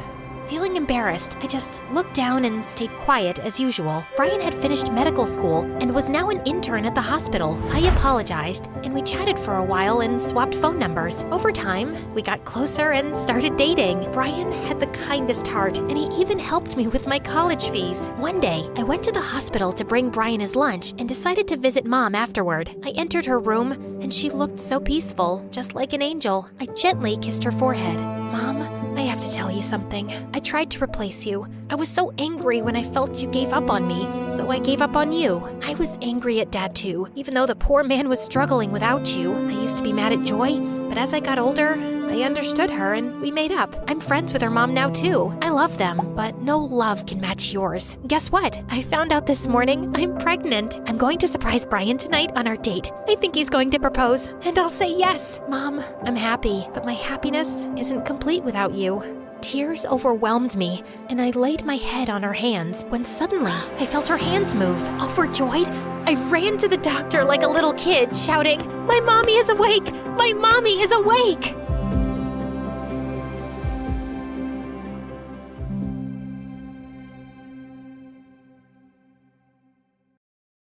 Hey guys, Casey here again. Today, I'll give you a glimpse into my past and show you why my feelings toward my birth mom and stepmom are the way they are. Don't forget to like and subscribe. My parents got divorced when I was just 5, and I've always lived with my stepmom Polly and my dad in a huge mansion. Since Polly was a successful fashion designer, she had an elegant taste. And my mom, well, let's just say she has a flair for the dramatic. Once when I was 6, I was at the school talent show and Polly was putting some final touches onto my costume. "You look fantastic. Oh, this is gonna be so much fun." Oh, thanks. I hope so. I love our teamwork. Just then, Mom burst in wearing a ridiculous peacock dress with a colorful tail that kept getting in her way and knocking over objects. "Oh, hi there. Your outfit is, noticeable." "Oh, yes, I know. I'm going to sing opera, but I'm afraid people might faint because they might not be able to handle how amazing my voice is. The judges won't be able to resist my stunning outfit." It's not a competition, Mom. But Mom just walked off onto the stage and started singing. She was an opera singer before her marriage, and she did have an incredible voice, but 5 seconds into her performance, she did a ridiculous dance move, tripped over her costume, and ripped it apart, revealing her polka-dotted underwear. Polly rushed over to help Mom. Oh dear, that's really unfortunate, but it could happen to anyone. Here, let me help you fix that. Oh, you think this can be fixed? If this happened to you, you'd be crying like a baby. Get your hands off me, you stupid woman. Everyone in the crowd was laughing at Mom, and I felt humiliated, and the incident really affected me, because just 2 days later, I ended up picking a fight with some kids and landed in the principal's office. Casey, I'm really disappointed about the fight today, which is why I've called your mom and stepmom to discuss this. That's it? So kids fight all the time. Why are we wasting our time here? He's the principal. Let him talk. We take any form of aggression very seriously in this school. Can you tell us what happened, Casey? I got angry at a few kids for making fun of my mom, so I hid their lunches. Atta girl. Serves them right for mocking me in my gorgeous outfit. In fact, let me teach them a lesson. With that, Mom left the office and went running to the cafeteria and started screaming. You think my costume is funny? Have you seen the way you guys dress up? I should be laughing at you, because your sense of fashion is a joke. The kids stared in shock, and some of them even started crying. You'd be so lucky if you got to wear outfits as magnificent as mine. If I hear you've mocked me again, I'll make sure you're only allowed to wear polka dot socks for the rest of the year. Well, that's one way to handle it. The principal called security, who took Mom out, while Polly apologized on her behalf. Honestly, I was getting tired of Mom's behavior. She was crazy and embarrassing. I even started making excuses to visit her less often. I loved hanging out with Polly because she was so much more intelligent and sophisticated. Once in 7th grade, I was supposed to visit Mom, but I lied that I was busy working on a school project. Polly and Dad had to go somewhere and they couldn't find a babysitter. I knew Polly would never invite Mom to stay with me, so I had the place to myself, and I loved it. But an hour after they left, I got hungry and decided to cook something. I had no idea what I was doing and ended up spilling boiling water all over myself. I cried till I passed out. What kind of circus are you running here? You were supposed to be watching her. Unbelievable. We didn't know she'd be cooking while we were out. It was an accident. Let's focus on Casey's well-being now. You two couldn't take care of a cactus, let alone a child. I'm going to tell everyone about this. Casey is doing fine. The burn is major, though. Her arms and legs are really hurt, and she'll need some weeks to recover. Great. Can we see her now? Of course. Not you.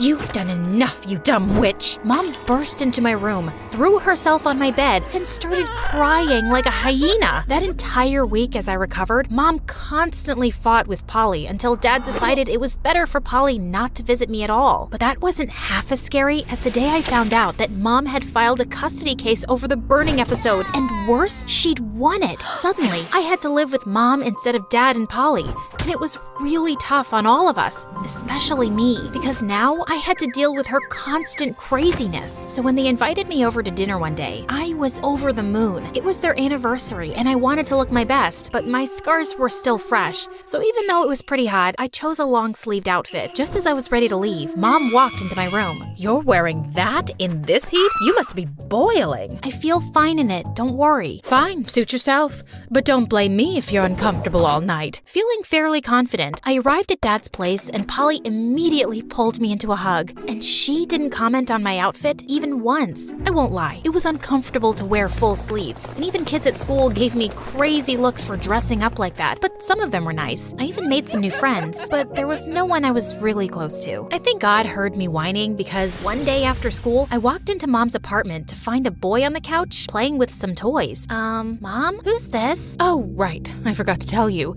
This is your half-brother, Ethan. His dad had custody, but he's been really sick lately. He's asked me to take care of Ethan for a while. My what? You're my sister? I'm so happy to see you. He hugged me, but I just stood there dumbfounded. I had a half-brother, and Mom kept it from me all this time? Mom, how could you not tell me about this before? Does Dad know? Mom, I'm talking to you. Get off your freaking phone. Oh my God, do I have to tell you everything? You know now. Anyway, I'm tired. You two get to know each other. After the initial shock subsided, I realized it wasn't Ethan's fault that Mom had kept him a secret from me. Having him around actually brought some some unexpected joy into our home. One day, Ethan and I were in the living room playing a game where we had to act out random scenarios. All right, let's see your best chicken moves. He got up and started doing the most awkward, hilarious chicken dance I had ever seen. I couldn't stop laughing. We were having a great time, and then Mom walked in. What is all that noise? Just a little chicken action, Mom. Wanna join? Mom was hesitant for a moment, then decided to give it a try. She started flapping her arms and attempted a few clumsy dance moves, but suddenly she lost her balance and fell, hitting her head on the coffee table. Mom, are you okay? We rushed to help her up, and after a visit to the doctor, it turned out she had a mild concussion and needed to rest for a week. Ethan and I spent the week bonding over board games, movies, and even more silly dance sessions. Living with Dad was kinda tough. He's always busy and I've had to move schools a lot. That sounds hard, Ethan. Yeah, but I've always admired you. I wished I could be part of your life. Dad once told me about you actually, and I made a secret account on Instagram and started following you. Aw, I wish I'd known about you earlier, but I'm so glad you're here now. From then, our bond grew stronger, and it really felt like we were becoming a family. That is, till one day, Mom decided we needed family bonding time, so she planned a trip to the beach. Despite the heat, I was wearing long pants and a light jacket. I could feel stares from other people at the beach, but I didn't care. My scars were my business, and no one else's. But when Dad and Polly showed up, Mom lost it. Who invited you? What are you doing here? I did. They're part of my life too, and I want them here. This is unbelievable. You always find a way to ruin everything. No, Mom. You're the one who's always causing drama. For once, can't we all just enjoy a day at the beach? Despite my best efforts, Mom refused and continued to throw a tantrum. Eventually, Dad, Polly, and Ethan and I decided to leave her on the beach and enjoy the day on our own. A few hours later, when Ethan and I got home, we found the apartment turned into a weird tribute to Mom's opera career. Everything was covered with her performance posters, reviews, costumes, and props, and Mom was sitting there in another ridiculous outfit. Why was she always so attention-seeking? You're back. I hope you had a great day at the beach with your little family. What's all this, Mom? It's a reminder of who I am, who the real star of this family is. You think you can just live your life without recognizing my greatness? Think again. Just then, I caught Ethan's eye, and we both burst out laughing at the absurdity at the scene. But Mom wasn't the least bit amused. She started singing and wouldn't stop for hours. And finally, Ethan called Dad to come and take us, and we both left with him. We stayed at Dad's for a few weeks, and Mom tried contacting me several times, but I never responded. I was done with her craziness. As months went by, life seemed to get back to normal with Polly and Dad, and I was happy. Then one day, I received a mysterious Instagram message from an account with no profile picture asking me to meet them. The person was claiming to be some long-lost sibling of mine. I thought it was a prank, but the person kept sending messages and begging for a chance to talk. So, after talking it over with Polly and Dad, I decided to give it a shot. What did I have to lose, right? I arranged to meet the anonymous person at the cafe, and even Polly and Ethan came along. We were nervous, but curious. When I finally saw who it was, my mind went blank. It was a girl, and she looked so much like me and Ethan. Hi, I'm Alex. I know this sounds crazy, but I think we're siblings. You too? How are we just hearing about you? Our mom didn't want me to have any contact with you. I've been living with my dad and stepmom, and I only recently did some digging and found out about you guys. I've been looking for you two for a while now. My dad told me too that it's Mom who didn't want me to know about you, Casey. You know what, guys? We're gonna talk to her right now. Come with me. With that, we took off for Mom's place to confront her. When we got there, she was shocked to see all her kids in one place, and then she started crying like a banshee. I tried to make her calm and sat her down. Mom, just tell us why. You already know why, Casey. I clearly have some issues and can't take care of 3 children. I'm getting therapy, I swear, and it's not even the first time. I just didn't want my kids growing up with some weird, embarrassing psycho mom, and I knew they had nice families. Ethan lived with his dad, and Alex too. I wasn't around, but I always knew how my kids were doing. But you clearly chose to raise Casey and be a part of her life. She had a better life knowing who her real mom is. Oh, honey, what better life? She's the miserable one dealing with a crazy mom like me. She's my oldest, and it was hard to be away from her. But with you two, I had more courage and more people to support my decision. What I did is unforgivable, and I hope you understand me. We were all speechless, and Ethan was crying. Alex looked like she would burst into tears any moment too, but Mom looked worse. You should have just told us, Mom. It would have been nice to know my siblings. I'm so sorry, but I'll try to make it up to you all, Speaking of which, I found a really good skin doctor, Casey, and he said he can fix your arms and legs so you can finally wear some decent clothes. Polly can help you. We all burst into laughter while still in tears. That was Mom for us. We decided to put everything behind us and give Mom a chance. It was a hard decision, but with our parents' love and support, we had hope for a better future.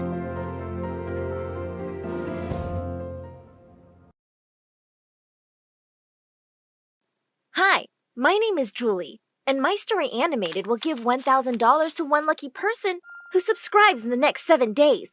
Tell your friends, your sister, brother, and mom to subscribe now! I have no idea where I was born or who my parents really were. All I ever knew was my orphanage and the kids there. But once when I was 5, I saw a magazine in a trash bin and I fished it out. As I flipped the pages, I came across a picture of a beautiful couple. They looked perfect! I was certain my parents looked like that. I cut out the picture and tucked it under my pillow. The next day, a couple came to the orphanage and the head mother took me to meet them. I looked at their faces and then at the picture in my hand. Nah, I'm not going with them. And with that, I ran off to hide. Basically, after that, I refused to get adopted till I met the couple of my dreams. By the time I was in 1st grade, most of my friends had left. One night, as I was looking out the window at the stars, I spotted some paint cans and brushes by a wall. I climbed down and started painting on the side of the building. I thought it looked really good, but the next morning, I woke up to the head mother's screams. I want everyone downstairs, now! As I joined the rest outside, she pointed at my painting. Which one of you brats made this nonsense? Speak up! Just then, a car drove up to the orphanage, and I was shook! It was a beautiful couple, exactly like the one in my picture. Okay, not exactly, but close enough.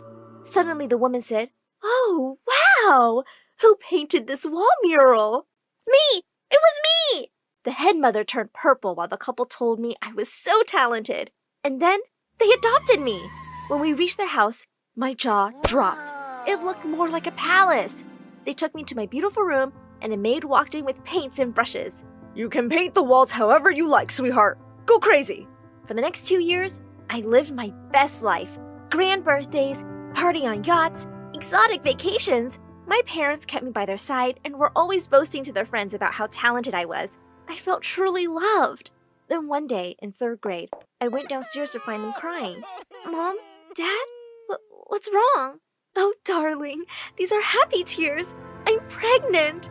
After trying for 10 years, I can't believe this is happening. I ran forward and hugged them. It would be awesome to have a sibling. I fell in love with baby Polly at first sight. While she and Mom were resting in the hospital room, I went to the vending machine to get candy. But when I returned, the room was empty. I ran to the reception, and the lady there said that my family had just checked out. Wait, what? I felt panic rise in my chest. Just then, a kind-looking doctor approached me. Sweetheart, is everything okay? I got lost. Can you take me home, please? The lady dropped me home, and I stormed off inside. I found my parents in my room, and all my stuff was outside. Some men were slapping on pink paint all over my wall art. Mom, Dad, I'm here. Good to know. Why are you announcing it? Hello? You guys forgot me at the hospital? No, I didn't. Did you hit your head somewhere? And can you please pick up your stuff? Turns out my parents had decided to convert my room to Polly's nursery, and I was shifted to the room in the other wing of the house. As Polly grew older, she had my parents wrapped around her little finger. She could do no wrong. Once when she was 2, we were having dinner when she jumped onto the table and pushed my bowl of hot soup onto my lap. Gosh, Polly, what's wrong with you? Don't talk to her like that. She's just a baby. She doesn't know what she's doing.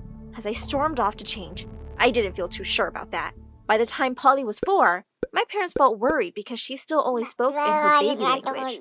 One time when I was watching TV, she suddenly climbed onto the couch and brought her face close to my ear. Julie, I hate you. You're disgusting. What? What did you just say? You heard me. And with that, she smiled and started watching TV. Just then, Mom and Dad walked in and I shouted, You won't believe this! Polly can talk! Like proper words! What? Oh, my baby, I missed it! What did she say? She said she hates me, and I'm disgusting. Wow, Julie. Really? She just started talking and she's saying words like disgusting? What rubbish! I swear! Oh, be quiet. Polly, if you can talk, say, I love you, Mommy. Baba Mumuga. You've got us excited over nothing, Julie. I don't know why you're turning into such a brat. Oh my God! I was convinced my baby sister was a psychopath. One night, I looked at the symptoms of psychopaths online, and they were usually highly intelligent and used big words from a young age. Polly seemed to fit the description perfectly. She started talking properly in front of everyone soon, but that just made things worse. When I was in 11th grade, and Polly was 8, my parents decided to host a grand New Year's party. As I was getting dressed, I looked up in the mirror to see Polly standing behind me, holding a pair of scissors. Hey, that's dangerous. Give it to me. She gave me a look that sent shivers down my spine. You didn't say please. And then she grabbed her long blonde curls and snipped them off. Oh my God, why'd you do that? Oh, you'll see. And suddenly, her bottom lip started to quiver and tears welled up in her eyes. Mom! Dad! Look what Julie did! My beautiful curls! This is such a tragedy! Mom and Dad came running, and they were beyond furious. They wouldn't even listen to me. We know you're jealous of Polly, but we never thought you'd go this far. Sometimes I wonder if we made a mistake adopting you. Sometimes I think I made a mistake too, thinking you were the perfect parents. With that, I ran off to the park across the street. I was sitting on the swings when someone joined me. Hey, is everything okay? Why are you here by yourself at night? I live right across the street, and I'm fine. Why are you here? Oh, I just moved here with my aunt, in the house next to that huge mansion. I felt myself warming up to his kind face, but just then, my tummy let out a loud growl. God, how embarrassing! But he didn't laugh. He just leapt off the swing and said, I gotta head home for dinner. Would you like to join me and my aunt? When I got to his house, I was in for a surprise. His aunt was that doctor who dropped me from the hospital years ago, and she actually recognized me. As Lucas walked me back home, a clock somewhere struck midnight, and fireworks exploded all over the sky. Happy New Year! He suddenly took my hand, and my heart raced a little. Everyone should have someone to kiss on New Year's Eve. Happy New Year, Julie. He pulled me closer, and I leaned in for a kiss. My parents decided to give me the silent treatment for the next few weeks, but I didn't care. I'd spend all my time after school painting in my room or hanging out at Lucas's place. We'd started dating, and I was loving every second of it. One night, I let Lucas in through my window, and we were making out when suddenly we heard the lock on the door click, and someone flung it open. It was Polly. Oh my God, how did you open the door? I have keys to all the rooms, duh. I come here all the time. So, why are you keeping your boyfriend a secret from me? You're seriously asking why? Maybe because you're a complete psycho and you'll find a way to ruin anything good in my life? Jeez, you're so melodramatic. So, Lucas, how soon can you marry Julie and take her away? What? I can't marry her right now, but... Wrong answer! And with that, she fled the room. 2 minutes later, my parents burst in to find me sleeping peacefully. Where's the boy? What? What boy? Polly said you had a boy in your room. Well, I was sleeping, so I don't know what crazy Polly saw. Go ahead and look. My parents searched my room and the servants searched the grounds and found nothing. After they finally left, I lifted the loose floorboard in my room and Lucas crept out from under it. That Polly thought she knew everything, but I'd been here longer than her. But to my horror, the door flung open again, and my parents and Polly were standing there. See? I told you he was still here. How did she even know? All hell broke loose as my parents called over Lucas's aunt and threatened to hand him to the police for breaking in. Please, sir, it won't happen again. You bet it won't. Do you even know who I am? Stay away from my house, or you'll regret it. As Lucas's aunt dragged him off, Dad turned to me. You're grounded for eternity. God knows what kind of people your parents were, because you seem like a really bad egg. Well, by that logic, your parents must have been big jerks. How dare you talk like that? After everything we've done for you, you're just an orphan no one wanted, and we saved you from that miserable place. No, you took me because you just wanted a talented child to show off. But since Polly came, you've reminded me every day that I'm not your kid. As I paced around my room furiously, my eyes fell on a stuffed teddy bear on the shelf. It was the only present Polly had given me once. And suddenly, I had a realization why. I pulled out the teddy bear's eyes, and I saw what I'd suspected. There was a tiny camera behind one of them. Polly had been using it to spy on me. I looked straight into the camera. Polly, you're a creep, but this is the last time you'll mess with me. And with that, I ripped it out and smashed it with my foot. That night, I packed my paintings and climbed out the window, leaving that house behind forever. And it felt good. But I didn't go to Lucas. I went back to the orphanage. Well, I just knew you'd be back one day. You can stay, but you'll have to earn your keep. I started teaching kids in the orphanage, and I felt happier than I had in ages. One day as I was going to class, a car drove up, and I was shocked to see Lucas and his aunt. Lucas ran to me and gave me a bear hug. His aunt took my hand next and said, Julie, Lucas and I were wondering, would it be okay if I officially adopted you? Thank you for that, but I don't need a parent. I can take care of myself. I'm just happy to have you as my friend. I kept dating Lucas while I worked my way through college. Soon after my graduation, he went down on one knee with a ring. And of course I said yes. We got married in a small ceremony, but I made sure to invite all the kids from the orphanage. We had the sweetest wedding day ever. A year later, I gave birth to a beautiful baby boy, and my heart soared with joy. I'll work hard to give you the best life possible, and I'll make you always know that you're truly, truly loved.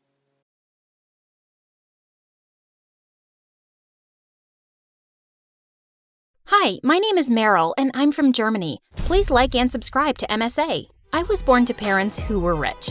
So rich that we had several maids, chefs, butlers, and drivers who worked around the clock for me and my crazy family. Dad was a genius on the stock trading platform, and Mom was Miss World in 1998. I loved my family, but they were so used to being spoiled that our entire lives revolved around money. Once when I was 7, I wanted to go camping. So Dad hired a set designer to create a camp set in our massive backyard. He also hired a weird mountain man to entertain us with stories and how to make a campfire. Who wants to hear a bear story? I do. But my sister Cassidy, who was 2 years older than me, had her head stuck in her phone. So our camping experience eventually got boring. And soon after, as I grew up, our family hardly spoke to each other. When I was at school, I was crowned the computer genius. Cassidy was popular on social media, and we were both the hottest girls in school. Once when I was in 8th grade, 10 boys asked me and my sister out all at once. These boys were so lame and too desperate for our liking. Cassidy and I had a checklist. The guys that we dated needed to be smart, rich, and hot. I wasn't worried so much about the rich part. I preferred intelligent guys, and in my school, all of them were rich, but also total Smurf brains. And then one day when I was in the 11th grade, a new boy joined our school and took my title of computer genius. I was kinda jealous at first, but when he smiled at me, I melted, having a huge crush on him. Would you like to go out for ice cream sometime? Will we be celebrating my new title in the school? Don't rub it in. After that, Gregory and I became an item. He drove a Ferrari and seemed much richer than my family because he lived in a mansion much bigger than mine. Once when I was in the 12th grade, I decided to visit him at his house unannounced, and when I got to his house, his parents acted very weirdly. I'm here for Greg. Oh, he's upstairs. Okay, can I see him? When they finally let me in, I went to Gregory's room and found him busy with something on his computer. Greg? What? Who let you in? I'm sorry, I thought I would surprise you. He looked really angry. I hate surprises. Don't ever come here without calling first. I was so mad at him when I left, I felt like just breaking up with him. But then he came over to my house with flowers. I'm sorry. I shouldn't have snapped at you. Please forgive me. I don't know. You acted so strange.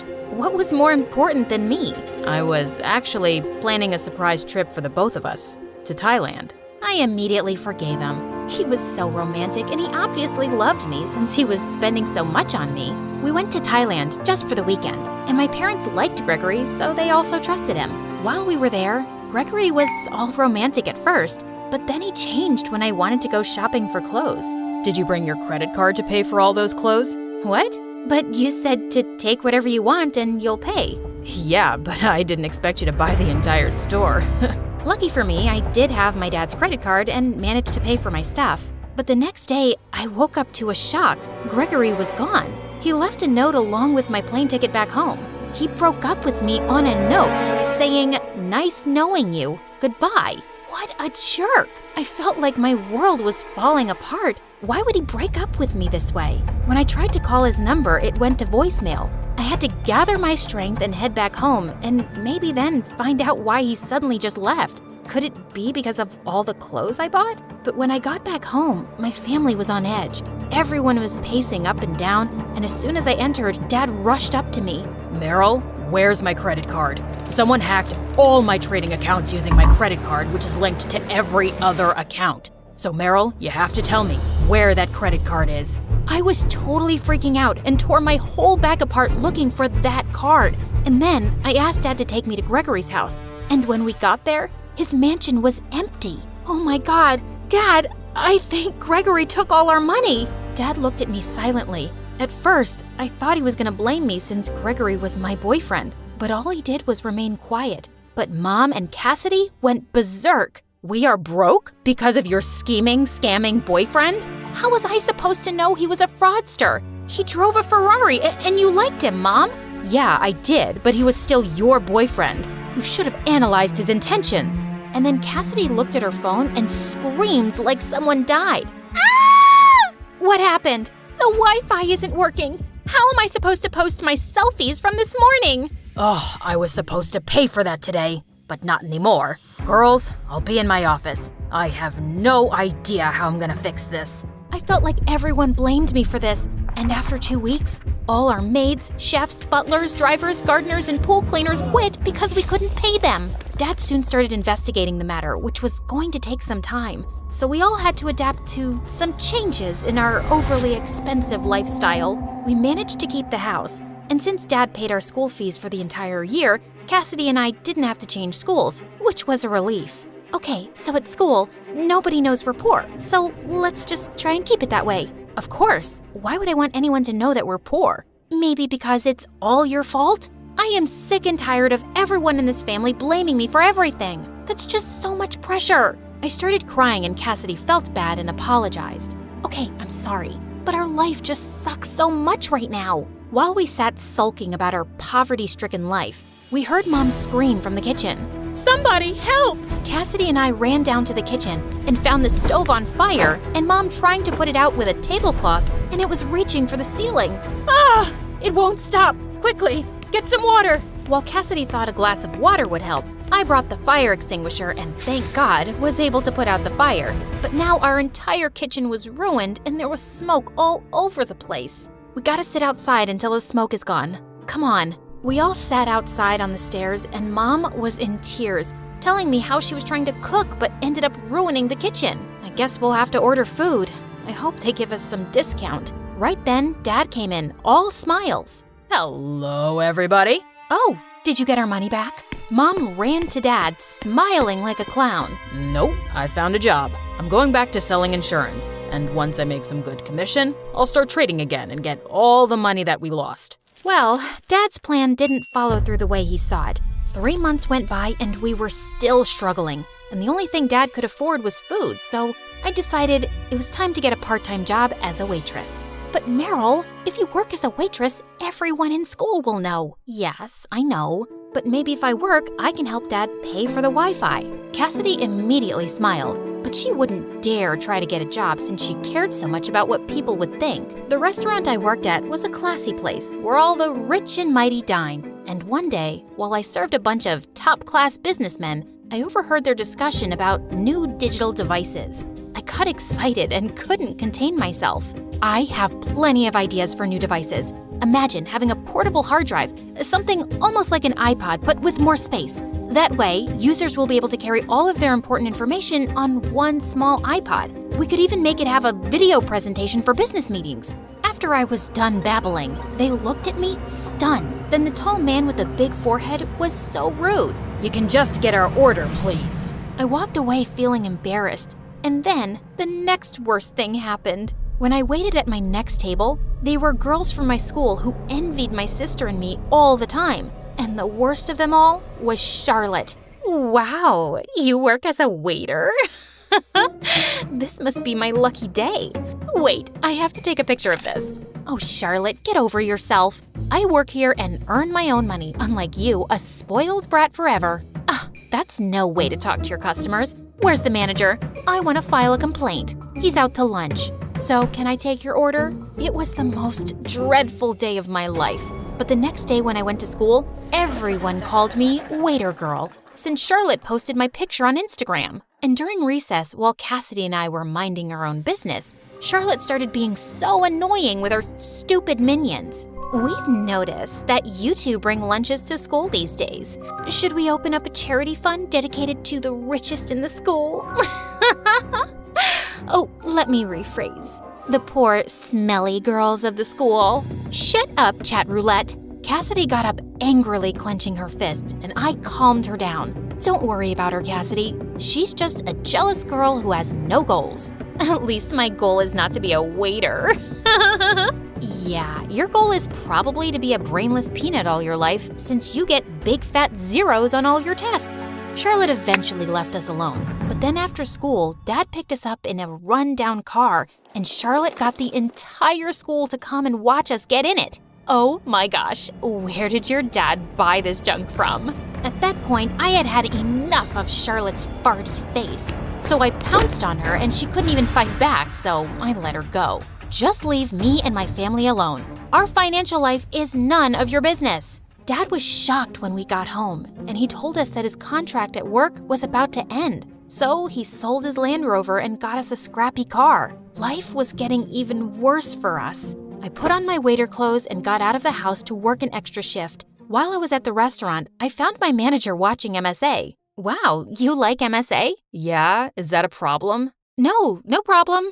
I was just surprised. There was a guy who came looking for you. He left his number. When I called the number, a part of me was hoping it was Gregory calling to say he was sorry and he wanted to give us all our money back. But it wasn't. Hello? You were looking for me at the restaurant? Yes, our investors liked your pitch that you suddenly decided to blurt out while you were serving our table. We have an offer for you if you could put all those ideas on paper. Yes, I can. I left my extra shift, went home, and started putting ideas together for new devices. I didn't want to say anything to my family yet. I just wanted to get the offer first. The next day, I met with those business people again, and I was blown out of my mind when they told me I was going to get $100,000. I was on cloud 9.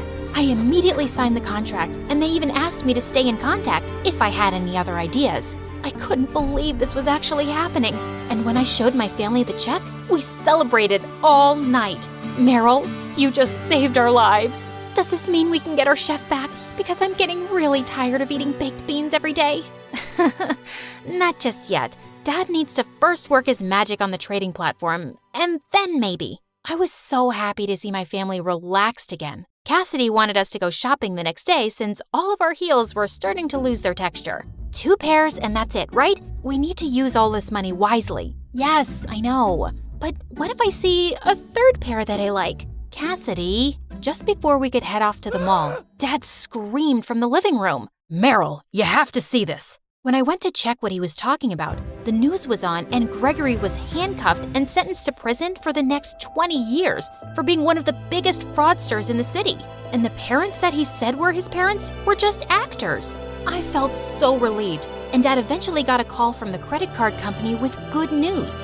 All his money would be returned. Soon after that, I completed school, got my degree in computer science, and became the next richest person in our city. And then one day, I even had my own business meeting at that classy restaurant. Can I take your order? Charlotte, you work here now? Yes, so can I take your order? I didn't laugh or insult her because there's really nothing wrong with being a waitress. We all have to start somewhere if we want to make it.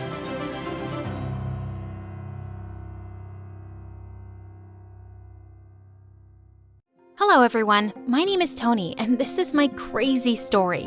I was just a baby when my parents moved from China to America. Growing up, Mom was always busy since she worked as a nurse, but Dad worked from home and I loved spending time with him. Mom was the exact opposite. All she cared about was work. Sometimes I tried to get her interested in my life, but it never worked. Mom, I have a huge science test tomorrow. Can you help me? Honey, my back hurts. I just finished a 48-hour shift. Can you ask your dad, please? It was always the same.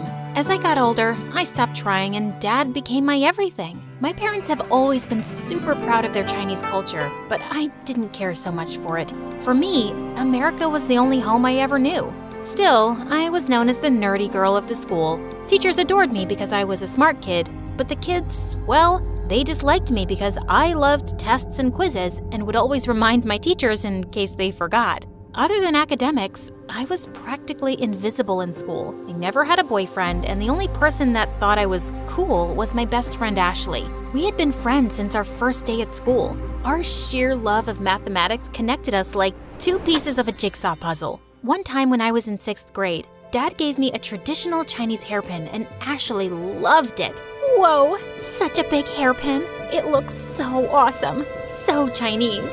Dad made me wear it as a symbol of good luck. Here, you try it on. Just as Ashley was checking out the pin, someone snatched it from her.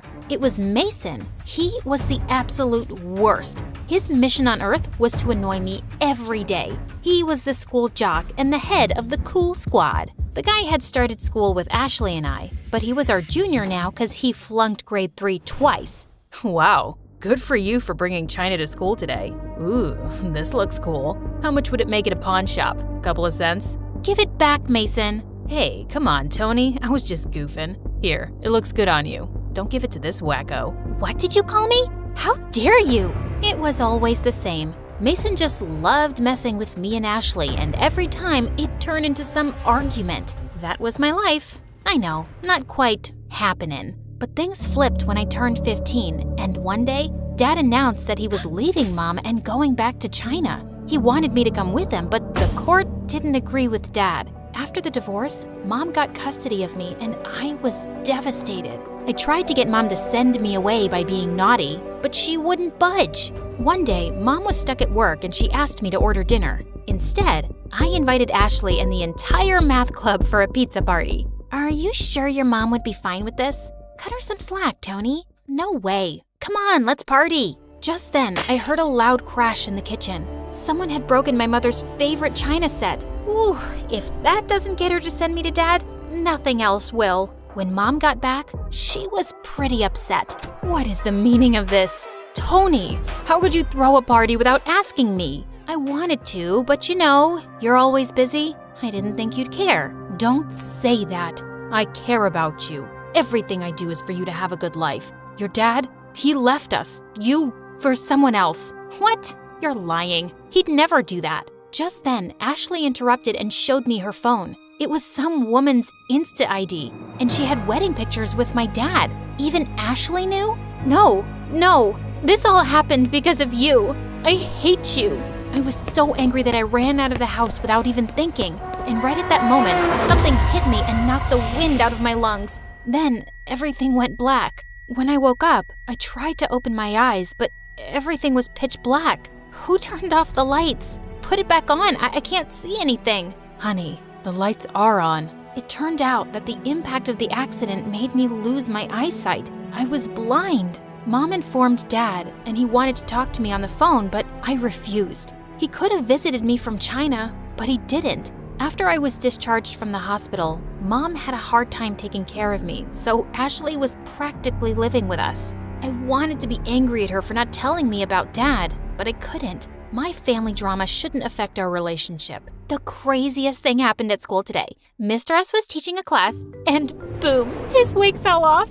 OMG, that must have been epic. I was way happier to spend time with Ashley rather than with Mom. It was her fault that Dad left in the first place, I suppose. I mean, it must have been, because she was always so busy. I can get up by myself. I'm blind, not handicapped. And you must have work. You can go.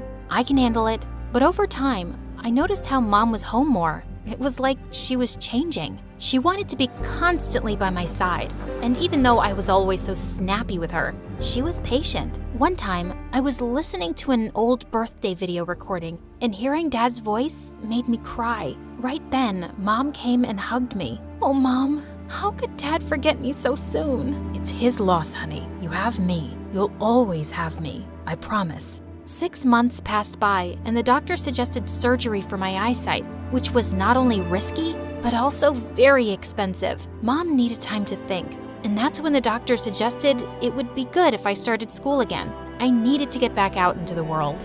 but I was so terrified. As I walked into school with my cane and Ashley by my side, I could feel my heart in my mouth. I was expecting to hear mean comments, but instead, I heard kids gasp. Is it her? OMG, she's back. Yeah, she's here. And then, all of a sudden, kids started clapping. I was baffled. What's going on? Are they making fun of me, Ashley? No, everyone is lined up in the hall, clapping for you. What? But why? Well, the day was full of surprises. Kids were super nice to me in class. During lunchtime, tons of kids sat at my table. Even Mason was there. Hey, it's good to see you. School hasn't been the same without you. Why? You didn't have anyone to pick on? Ashley was here. You could have bothered her. Nah, not the same without you. Oh, I came up with a joke for you. You want to hear it? Of course you do. What do you call a blind dinosaur? Do you think he saw us? God help me, Mason. I will punch you. Oh yeah, Mason? Tell me this. What do you call a blind reindeer? No idea. Now that's a good one. I guess Mason wasn't such a jerk after all. While everyone was always being nice to me, Mason did something different. He made me feel normal, and I liked it. He'd still tease me, call me a nerd, but now he also cared for me. Every day, the moment I'd enter school, Mason would hold my hand and guide me to class while telling me how he'd rather be doing something else. But I laughed because I knew it was the first thing he looked forward to. And whenever he rubbed his thumb on the back of my hand, I somehow felt calm. With him, soon our duo became a trio. Mason went everywhere with us. Yeah, he was still annoying, but in a sweet way. It was refreshing. Ashley, on the other hand, thought he was up to something. Why is he always hanging out with us? Like, where are his guy friends? Are we not nerds anymore? Gosh, he's always looking at you. It's weird, isn't it? Do you think he likes you? And that's why he hangs out with us? Ashley, it isn't weird, but now you made it weird. Yeah, fine. Mason was handsome, but him being friends with us didn't mean he liked me. He was just being nice, I think. A few days later, when I got home from school, Mom gave me the biggest news ever. My surgery was happening. She finally had the funds. I was super scared for the surgery, but Ashley and Mason were at the hospital when I woke up. I was so happy. It was so good to see their faces again. When I got back to school, I thought the attention from my classmates would end, but it didn't. Hey, gorgeous. Whoa, why was I feeling butterflies in my stomach seeing Mason? One of my friends is having a party tonight. Wanna come? Was Mason asking me out? Was a party a date? Sure, pick me up at 7. When Mason arrived to pick me up, he looked like $1,000,000, as he always did. Where's the ride? Are we gonna walk there? Actually, I was thinking, what if, Tony, I need to ask you a huge favor. My exams are starting soon, and you know me. It's just that I don't want to fail. Could you help you? Of course, yeah. Come on in. We studied together that night, and I realized Mason just had some attention problems. He would just get bored really fast. So over the next few weeks, I tried different ways to help him understand concepts, and he was able to. But on the day of his exam, he was still nervous. Hey, it's okay. You've worked really hard. What if I still fail? Everyone thinks I'm stupid. They must be jerks. You are awesome and kind and amazing. Mason, I think, never mind. Just as I turned, Mason grabbed my hand and pulled me in for a kiss. It was perfect. Gosh, Tony, you are perfect. If only you could see yourself as I see you. Saying that, Mason leaned in and kissed me. The entire night, I couldn't stop thinking about the kiss. Once his exams were over, Mason asked me to the prom. And of course, I said yes. But when Ashley found out, she totally freaked out. Now something is definitely up. There's no way he would just ask you. Why not, Ashley? Am I not pretty enough? Spit it out, Ashley. That's not what I mean. I mean, it's just weird. The way he's just oh so nice all of a sudden. And of course, you're pretty. I don't know what you mean, but I'm tired of this. Mason likes me. Deal with it. I hated how she said that, but I knew Ashley had a point. Was this just a game to Mason? That night, when he came to my window, I couldn't help but ask, Mason, why did you ask me to the prom and not one of the cheerleaders? Do you still pity me as the blind girl? No, I really like you. I know we didn't start off on the right foot, but I always had a crush on you. I didn't know how to express it. I just sort of annoyed you instead. But that day, after the accident happened, seeing you lying there in your pink PJs and unable to do anything, I felt horrible. When I saw you in the hospital, I knew I had to show you how I felt about you. Tony, Wait a minute. How did you know I was wearing pink PJs? Were you there when the accident happened? Mason looked shocked, and I knew why. OMG, it was you, wasn't it? I just realized you don't have a car anymore. What happened? Your dad took it from you after you hit a girl with it? After you hit me? Tony, I wanted to tell you like a million times, but I couldn't. I didn't know if you'd ever talk to me again. It was an accident. You just came out of nowhere. It wasn't my fault, and yours neither. I am so sorry. Not your fault? Get out. I don't ever want to see your face. Leave. I felt like a million emotions wash over me. Ashley was right. There was no way someone like Mason could like me. He was just hanging out with me because he felt guilty. I sent a message to Ashley. She came over right away, and after learning everything, she hugged me tight. Over the next few days, I kept replaying the whole accident scene every night in my head, and I realized Mason was right. It was me who came in front of the car. I am such an idiot. I needed to make things right. I tried calling him, but he never picked up. The next day when I went to school, I looked everywhere for Mason, but he was nowhere to be found. And when Mom came to pick me up, she gave me the most shocking news ever. Apparently, someone had come forward regarding my accident. It was Mason. I am shocked. That boy was your friend. He looked like a saint. He helped us so much, and in the end, he turned out to be the one responsible. I don't know what to believe. Helped us? What do you mean? He didn't tell you? He helped raise money for your surgery. He set up a GoFundMe and ran ads all over the internet. Maybe he was doing it just to not feel guilty. Mom, I gotta tell you something. I told Mom all about the accident, how it was me who ran in front of the car. She immediately called her cop friend, and Mason was released. I love you, Mom. Thank you for everything. I'm sorry I treated you badly before and blaming you for what Dad did. I love you so deeply. Later that night, I waited for Mason to come to my window. When he didn't, Ashley and I went to his. I still don't like him, but fine. I'll accept him. For you. Bet you would. As I climbed his window with Ashley's help, I caught Mason watching MSA videos on his phone. So, why didn't you tell me you helped raise money for me? 'Cause it didn't matter. What mattered was how I felt for you, how you felt for me, how you feel for me. I'm sorry about... Before he could finish, I rose up on my toes and kissed him. So, is the offer to go to prom with you still on?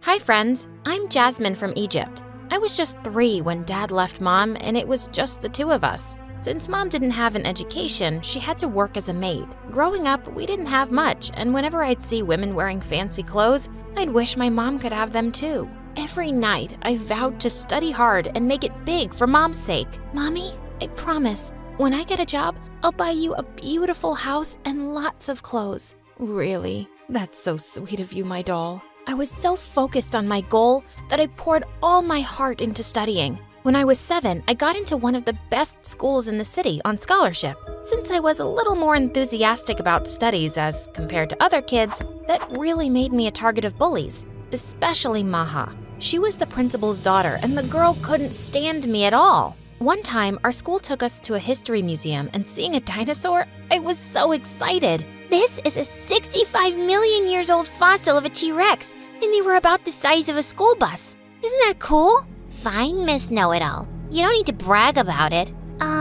Brag? It's a fact. You would know it too if you'd ever opened a book. Okay, this really got to Maha, and the witch all of a sudden pushed me, and I went crashing into the dinosaur skeleton. It was a mess. Maha accused me of crashing into the skeleton on purpose, and I kept telling the teacher that she was lying. In the end, Mom was called, and when asked to pay the damages, she went mad. Pay damages? For some bones? Who do you think I am?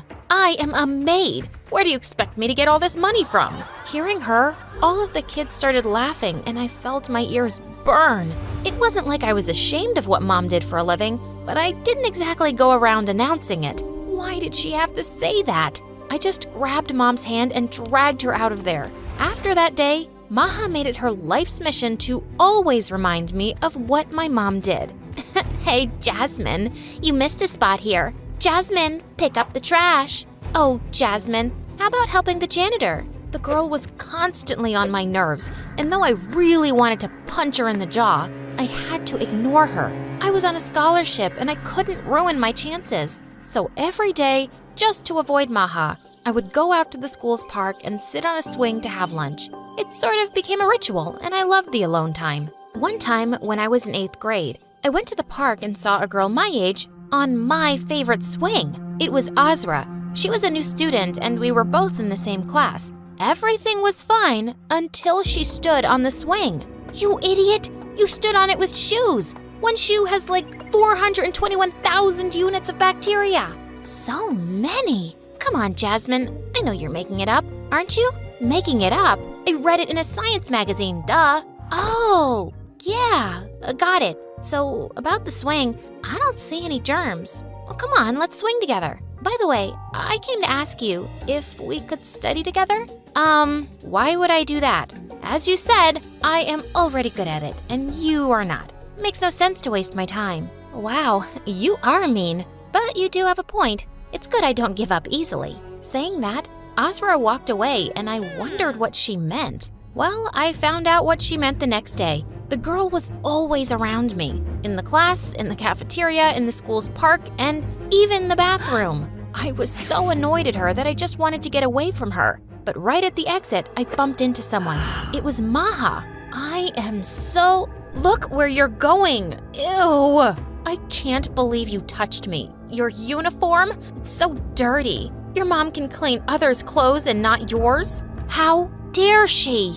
And then the words just blurted out of my mouth. Maha, if you're gonna act like a turd, go lay in the yard. What? What did you just say? Now even Maha's minion started laughing, and boy, she looked furious. Just then Azra spoke. Better get your ears checked, Maha. You're losing your touch.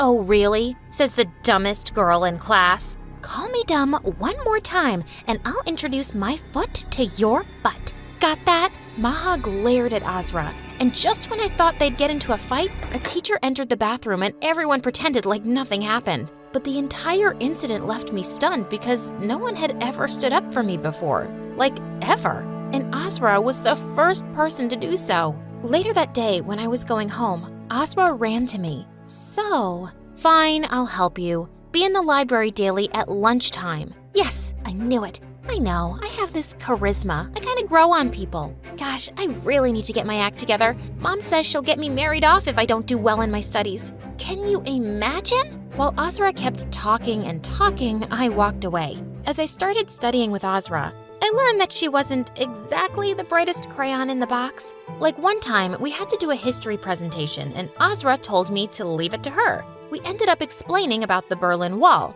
except that the wall was in China and built to keep the Mongols out. When I asked why she made such a huge mistake, she was so chill about it. So what? Both were walls and really famous ones. Oh God, what had I gotten myself into? There was this one time when we were having swimming lessons, and Azra thought it would be really fun to throw some yellow food coloring in the water and scream that someone had peed in it. Well, we both ended up in detention, and we were caught yellow-handed, because the food coloring was all over our hands. Though it annoyed me how much trouble Azra was, I had to accept the girl was fun. Soon we became best buddies. We were total opposites, but like a puzzle, we were a perfect fit.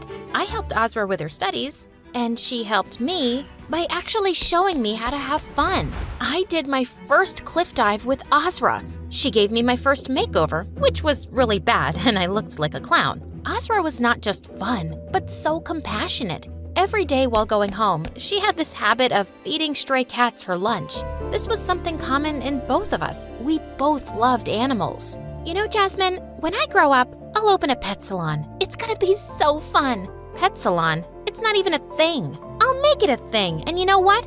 I'm gonna name it Azra and Jasmine's Pet Salon.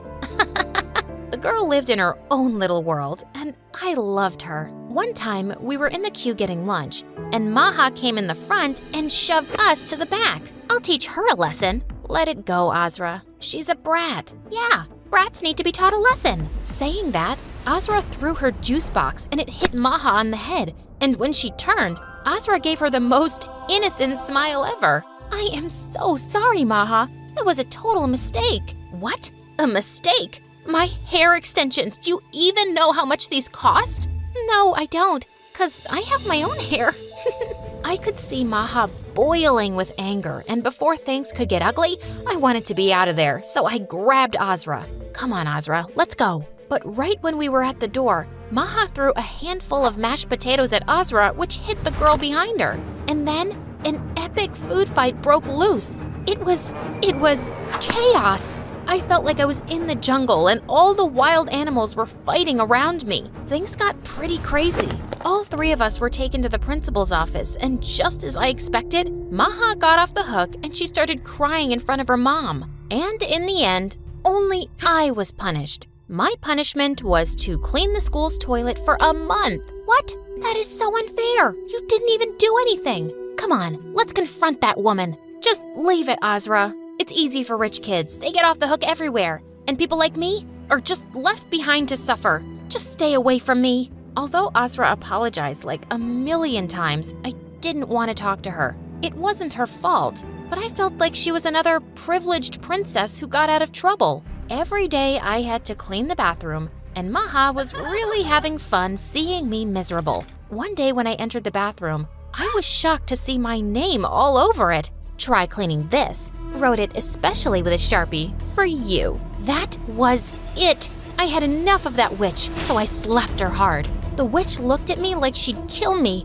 but right then, someone grabbed and shoved her out of the bathroom. It was Azra. How dare you touch me? I told you, my extensions are expensive. Oh, these extensions? Saying that, Azra ripped off her extensions, and in seconds, both of them were fighting like lunatics. Once again, all three of us were taken to the principal. Just when Maha acted all teary, telling how I had picked on her, I just blew up. Oh, shut up, Maha.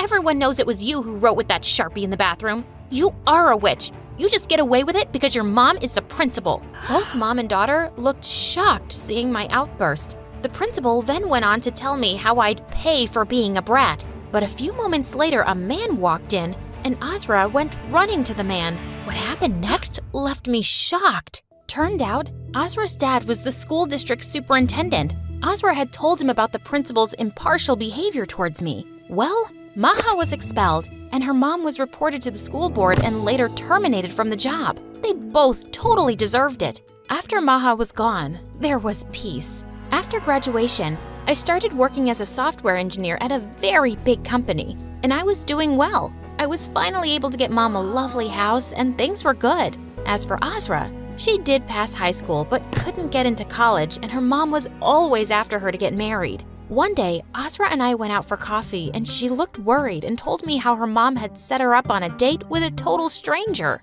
I haven't even seen the guy. She wants me to marry him because he's some big shot businessman. I can't even stand up the guy because I did that 2 times already. I was wondering, can you perhaps do me a teeny weeny little favor? No, I'm not marrying him for you. No, dummy. Just go on the date and act weird. Just blow him off. I would have done it myself, but I have a very important meeting tomorrow. I wanted to say no, but she looked at me with those puppy dog eyes. And how could I say no to that? So the next day, I was in a fancy restaurant waiting, and when the guy didn't show up, I was furious.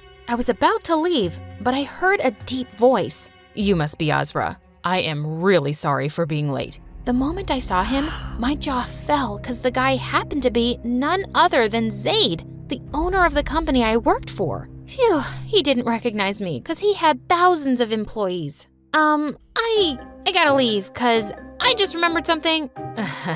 Azra, our moms will set up another date if we don't sit through this one. Just pretend you're here with a friend. Easier said than done. Unexpectedly, I had a good time. I felt like I could talk freely to Zaid. Of course, as Azra. We both exchanged numbers, and Zaid and I texted each other every day. It was magical. I felt like I was falling in love with him. When Azra asked me what was happening, I told her the truth and she told me to come clean. And the day I was going to, something awful happened. I had a presentation at work, and when I went in, I was totally shocked to see Zaid there. He looked equally stunned. After I finished the presentation, I just wanted to run out of the building, but he caught me in the elevator. Jasmine? Your name is Jasmine? Why did you lie to me? I can't believe it. I fell in. Ugh. I can explain. It's complicated. I was gonna tell you tonight, but your lie was caught. Saying that, he left, and I felt awful. I left my job the day after, and when Azra came to visit me,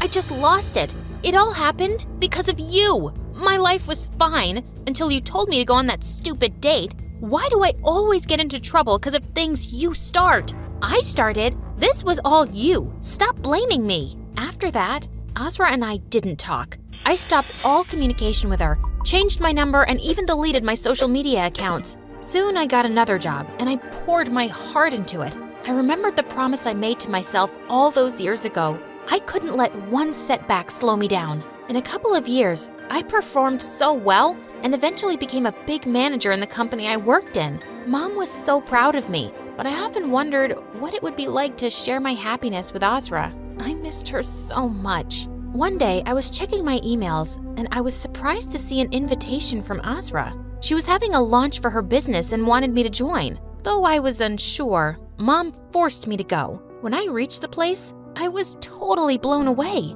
Azra had finally opened her very own pet salon. It was Azra and Jasmine's pet salon. So, what do you think, bestie? How did I do? Azra? How? When did this happen? It's amazing. Then she told me how she had a business meeting for the salon the day I went out with Zaid in her place. I just had tears in my eyes. She did it. Jasmine, I missed you. Making all this happen wasn't that fun without you. I missed you too. You're my best friend in the whole wide world. I don't ever want to fight with you. You're my soulmate. We fight. That's who we are. And speaking of soulmate, there's someone here to see you. When I looked, I was shocked to see Zaid. He looked a bit nervous, and then I was the one to speak first. And then he ran to me and hugged me so tight and whispered in my ear that he loved me, and I couldn't hold my tears, and I whispered back, I love you too. And that's the day I learned that if you work hard and never stop pursuing your goals, the universe will give you what you want.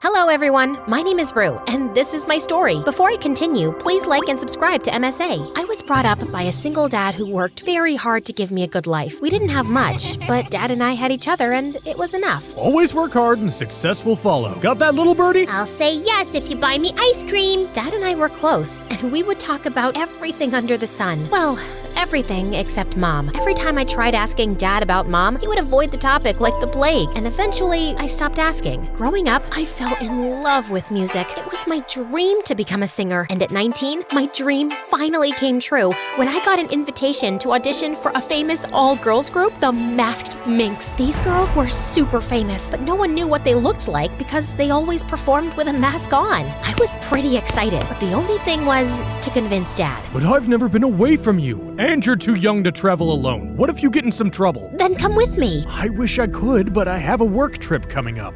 I just know if I had a mom, it would be easier for both of us. She could take me on this trip and you could go to work, Dad. Well, I guess I am that unlucky. No mom, no trips. Sucks, but I know you're doing your best, Dad. Hey, we're very lucky to have each other. I guess I can make some time and take you, but you have to promise that you'll quit bringing up these stories of your mom. I promise. And just like that, Dad and I were on a plane to London. The band had arranged for us to fly first class, and when we finally arrived, I was excited to be welcomed at the airport by a personal chauffeur. Soon after, we reached the hotel where we were staying, and it was also the venue for the auditions. I hugged my dad and entered the audition room, but it was empty. Just then, someone tapped on my shoulder. I turned around and almost passed out. It was a girl, and she had the exact same face as mine, only more polished and prettier. Okay, I know that we have at least 7 people who look exactly like you, but dude, this is is beyond freaky. Who are you? Firstly, please don't touch me. I hate being touched. Too many germs. And secondly, I am Ava, and I'm your twin sister. My what? Ava went on to tell me about how we were twins and that our parents separated shortly after we were born. She was raised by our mom, while Dad stayed back in America with me. She was a singer too, but recently she discovered that she had laryngitis and her singing career was basically over. I was the one who sent you the mail and called you here. I have a very important tour coming up, and since I can't sing, I need you to take my place. You'll get a lot of money and I won't lose my contracts. If you do a good job, maybe I can get my friend in the USA to sign you for his record label. Okay, slow down. Can we take a step back? You're one of the masked minks, and you want me to sing for you? That's right.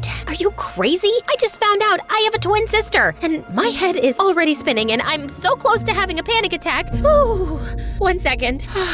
Even if, in some parallel reality, this whole thing was true, I would still have to tell my dad about you. Your dad, our dad, can't know that we've met. I do not want him to get suspicious. Mom has always told me how Dad has hated her all her life, and now I don't want him to take you away. Please, Rue, help me. How do I even know you're my sister? Ava showed me a copy of my birth certificate and a few pictures of us together as babies, but I couldn't trust her. So before I agreed, I placed a condition. I'll agree if you make me meet Mom. Deal. Dad was waiting for me in the hotel lobby, and I felt so angry by looking at his face. How could he hide such a big truth from me? I wanted to confront Dad, but I also wanted to meet Mom, so I decided to stay quiet and go with the flow. I went back to my room and dozed off, and hours later, I was woken up by a frantic call from Ava. I need to see you. Now, come to the lobby and I'm sending a car. I got dressed urgently and did as Ava asked. We met at a restaurant where Ava walked in with the most gorgeous guy on her arm. She introduced him as Jason, her boyfriend, and I just couldn't stop staring at how perfect he was. I need you to convince Dad to pay $100,000 to my manager. Yeah, he's very cute. Wait, sorry, what? I need money, and I promise you will get back much more money when I get you signed on at my friend's record label. Why do you need so much money suddenly? To make arrangements for my tour. Why else? Mom spent all the money I made on my treatment, and I have no savings left. Please, if you do this, I will take you to see Mom. I promise. I was a little taken aback, but I wanted to see my mom so desperately. So I agreed to help Ava out. But Dad would never let go of such a huge amount, so my only other option was Grandpa. He owned several big shopping malls all over the country, and he always told me that I could ask for anything. I called my grandpa and explained the situation to him. He was so happy that I finally met my twin. He apologized for not telling me all this time and promised to help with the money. The next day, Ava let me practice with her background singers and dancers, and I got such a rush out of it. She even let me sign some autographs for her fans on her behalf, and I loved being in the spotlight. After the practice, Ava and I were on our way back when I asked her if I could meet Mom. Not yet. Mom just had a minor heart attack last month, and seeing you might put her into shock, so we need to wait. Meanwhile, could you be a doll and get me some more money? Why? I've already spent enough, Ava. I need to see Mom now, or I will call off the deal. I asked the driver to stop the car and walked out feeling confused and angry. I wanted to cry because I had just lost my grandpa his $100,000, and I still hadn't seen my mom. I was outside the hotel when suddenly someone yanked at my arm. Jason, what do you think you're doing? Listen to me carefully, Rue. You have to get out of here. Ava and her mom are bad news. I heard Ava's mom talking about how they're going to drain your dad's finances. I think you're a really nice person, so please just tell your dad the truth and go back home. And why should I trust you over my own family? Because I know them. I've been with Ava long enough to know when she's lying, and her mother is no saint. She's my mom too, and I think I'm old enough to know what's right and wrong, so thank you, but I'll take it from here. Saying that, I turned around and left, but Jason's words kept ringing in my head. I couldn't sleep a wink that night, and the next morning, I decided to finally tell Dad everything, but he was nowhere to be found. So I went downstairs and saw him talking to a strange woman in the hotel lobby. I walked up to him, and when he saw me, he turned white. What are you doing here? I could ask you the same thing. This is Claire, your mom. I am so sorry you had to find out like this, and I know you met your twin. Your grandpa called me after Claire called him demanding for $1 million. We will be heading home tomorrow. I was just saying goodbye. So you're saying goodbye and I don't even deserve a hello? How is that fair? Don't blame your dad, sweetie. Don't call me sweetie. You know why I asked Ava to meet you? So I could stand in front of you and ask you how you could abandon your own child. I could only afford to bring up one child, and I randomly picked Ava. Not that it was a good decision. She's pretty much useless now. Your absolute disregard for humanity amazes me. And thank God I never got a chance to know you, or I would be the only kid in the world who hates their own mother. I turned around and ran to my room. An hour later, Dad showed up and told me the whole truth about how Claire had been using the excuse of raising Ava alone to get money from both my dad and Grandpa, and they kept it as a secret to protect me. You could have told me the truth. You would have gone behind her anyway, little birdie. I know you that much. Dad and I left for home that night, but I couldn't go back without meeting Ava, so I asked her to meet me at the airport, and surprisingly, she showed up. I introduced her to Dad. He was so happy, and he hugged her and shed tears. Ava and I sat down, and I told her about what Mom had said. Mom didn't raise me. She gave me up at birth, and I lived in an orphanage. I only got back with her a few years back when someone from the orphanage told her about my singing talent, and since then, she's been trying to use me as a money-making machine. I hate her. Then come with us. Dad and I would love to have you. I would love to, but I can't. I still have so many debts to pay because of Claire. I tried to convince Ava, but she refused. And soon after, Dad and I boarded the flight and left. Weeks passed, but I felt an empty pit in my stomach every time I thought about Ava. She was all alone, fighting my dragon of a mother, and I had to do something to help her, so I turned to Jason for help. I told you, stay away from her. She and her mom are crooks. My mom's using Ava. Please, Jason. She's my sister and your girlfriend. We have to help her out. Okay, this might be a long shot, but what if we do a concert as Ava? It'll be like a face reveal tour. I know a few people who could help us find a band, and we will use social media to spread the word and see where it goes. And what if I'm not that good? I've heard you sing, Rue. You'll be just fine. We spoke to Ava, and she was on board. Jason came down the next week, and we spent days planning every second of the concert. Even my grandpa stepped in to give us a little money. Our posts on social media were very well received, and soon enough, almost all the tickets were sold out. Then one night, I was grabbing coffee when I saw Jason at the same cafe, engrossed in a book. That seems like a heavy read. It's about kids who grew up in an orphanage.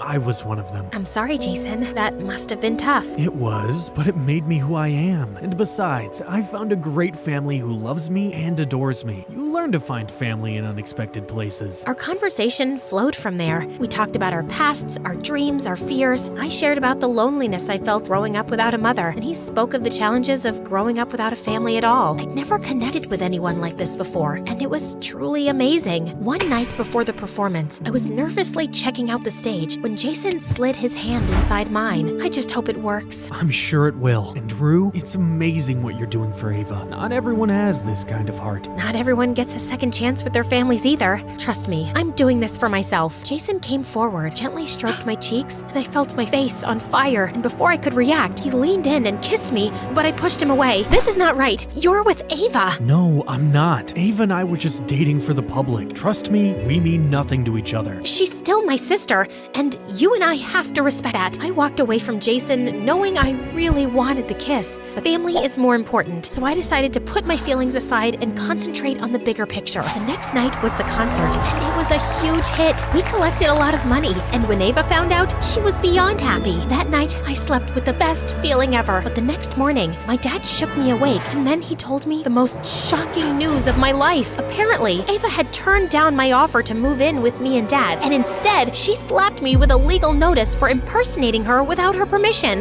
The only way she would take her complaint back was if my dad agreed to pay her $10 million. I feel so stupid for wanting to help her. It's not your fault. I guess she's just more like your mom than you thought. I could not stop crying because I knew this was going to make me and Dad so poor. I had to come up with a solution before we ended up homeless. So I decided to approach Ava, but my calls and messages went unanswered. I was running out of options when a couple of days later, Ava showed up at my front door along with Jason. What are you doing here? I ran away. I'm finally free. Free to do what? Brand me as a liar? I tried to help you, and you threatened to sue me. It wasn't me. It was all Claire's idea. Apparently, Claire had taken all of Ava's phones, and she was the one who had sent the notice in Ava's name. I'd gone back home to talk to Ava in person, but she was missing. I tried to tell her how wrong this was, but she just locked me up. But somehow I ran away and hid at my friend's place till Jason found me. I'm so sorry, Rue. It's okay. All that matters is that now you're here and you're safe. I hugged Ava tight, and the two of us told Dad everything. He got the best lawyers, and with Ava's testimony, Claire landed in jail for exploiting a minor against her will and cheating cheating Dad out of his money. She just called the house one day and begged me to take her back as our mom. I made a mistake. Please forgive me. I'm your mother. You can't send me to jail. Oh, yes, we can. Just like you sent Ava to an orphanage, and just like you abandoned me and my father. Now it's time for payback, and you're gonna get yours. Dang right you will. Soon after Mom went to jail, Ava and I decided to share our story with the world, and it was very well received. We became famous and even launched our music careers. I sang and Ava played the piano. One day as we were done performing, Ava hugged me tight and whispered in my ear, "Jason's here to see you. Don't worry, he told me everything about how you both are pigeon heads and were ready to sacrifice your love for me. So, you don't have a problem? No, dummy. I never loved him the way you do. Go on, he's all yours." I was so happy. I rushed backstage and saw Jason waiting for me. Without thinking, I threw my arms around him and pulled him in. I know too much has happened, but I'm ready to move on if you are. I'm 10 steps ahead of you, babe. I learned that sometimes the people related to you can hurt you the most, and you always have to be ready for anything.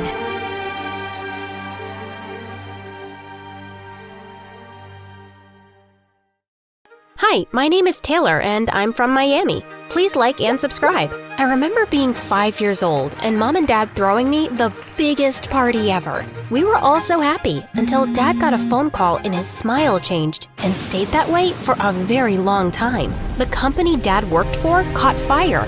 From there onwards, our entire lives started going downhill, and sometimes I felt he blamed me. Once when I was 10 and we took a walk through the park, I saw the ice cream truck and ran to it. And Dad immediately pulled me back and said the most hurtful thing ever. "You know I don't have enough for ice cream, so please ask before you just run to things. We're already in enough debt because of that stupid birthday party we had for you." I stood looking at him with tears in my eyes, and he didn't even care. Then suddenly, this girl tapped me on my shoulder. "You can have some of my ice cream." She had the prettiest smile. "Thank you so much. You're so sweet." She introduced herself as Lisa, and she was new in town. We immediately became best friends, but little did I know that Lisa had a crazy side to her. Once when we were in 5th grade, she stole the answer papers for a big test, and because she was my best friend, the principal called me in for questioning as well. I was so mad at her. "Lisa, what you did was wrong. Now everybody thinks I'm a bad kid." "I'm so sorry, Taylor. It's just that I really struggle with studying. Please forgive me?" "Fine. I'll still be your friend on one condition. We study together." We used to study at my house all the time. And then when I was in 7th grade, I asked to see her house for a change. Lisa tried coming up with so many excuses, but I found it strange that she knew everything about my life, but I knew nothing about her life. So, when we were in the 8th grade, I insisted that we study at her house. Her house was average size like mine, but her mom was a monster. When I entered her house, I saw her mom and she was ugly. I couldn't believe she gave birth to a pretty girl like Lisa. "No shoes allowed inside the house." Lisa immediately ran down and fetched me, and we ran back up and shut the door. Her room was so neat, like nothing was out of place.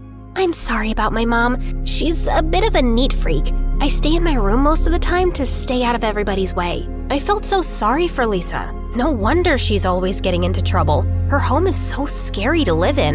After that day, I told her she could come to my house whenever she felt like it. But little did I know, that was a mistake. This one time when I was in 10th grade, I entered my house with Lisa and my parents were having an argument. "What are we gonna do? The bank gives us less than a month to pay or else we have to move out? Where will we go?" "I don't know. We could ask your brother for help." I couldn't handle this, so I ran out of the house with Lisa behind me. "Taylor, wait!" My mind and heart were racing as I ran through a nearby forest. I froze and Lisa bumped into my back. "Shh, we have to hide." There was a boy digging a hole in the ground, so I quickly pulled Lisa and hid behind a big oak tree. "What's going on?" "I don't know. Looks like he's digging a hole." The boy had a hoodie on, so we couldn't see his face. And then we saw him place a big bag in the hole. Lisa kept bumping her head into mine to take a closer look, and then stepped onto a stick, which made the boy look our way. We both held hands tightly with our hearts racing, hoping he didn't see us. He didn't, because after a couple of seconds, he left. "Okay, we can go now."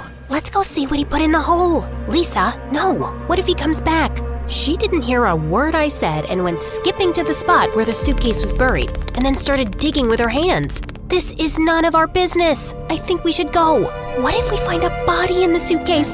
We could be heroes and on the news. How can a body fit in such a small bag? Lisa had such a wild imagination. I wish I had her courage sometimes, but this time, she was out of hand. Eventually, she got to the bag, and when she opened it, our mouths dropped. The bag was filled with money.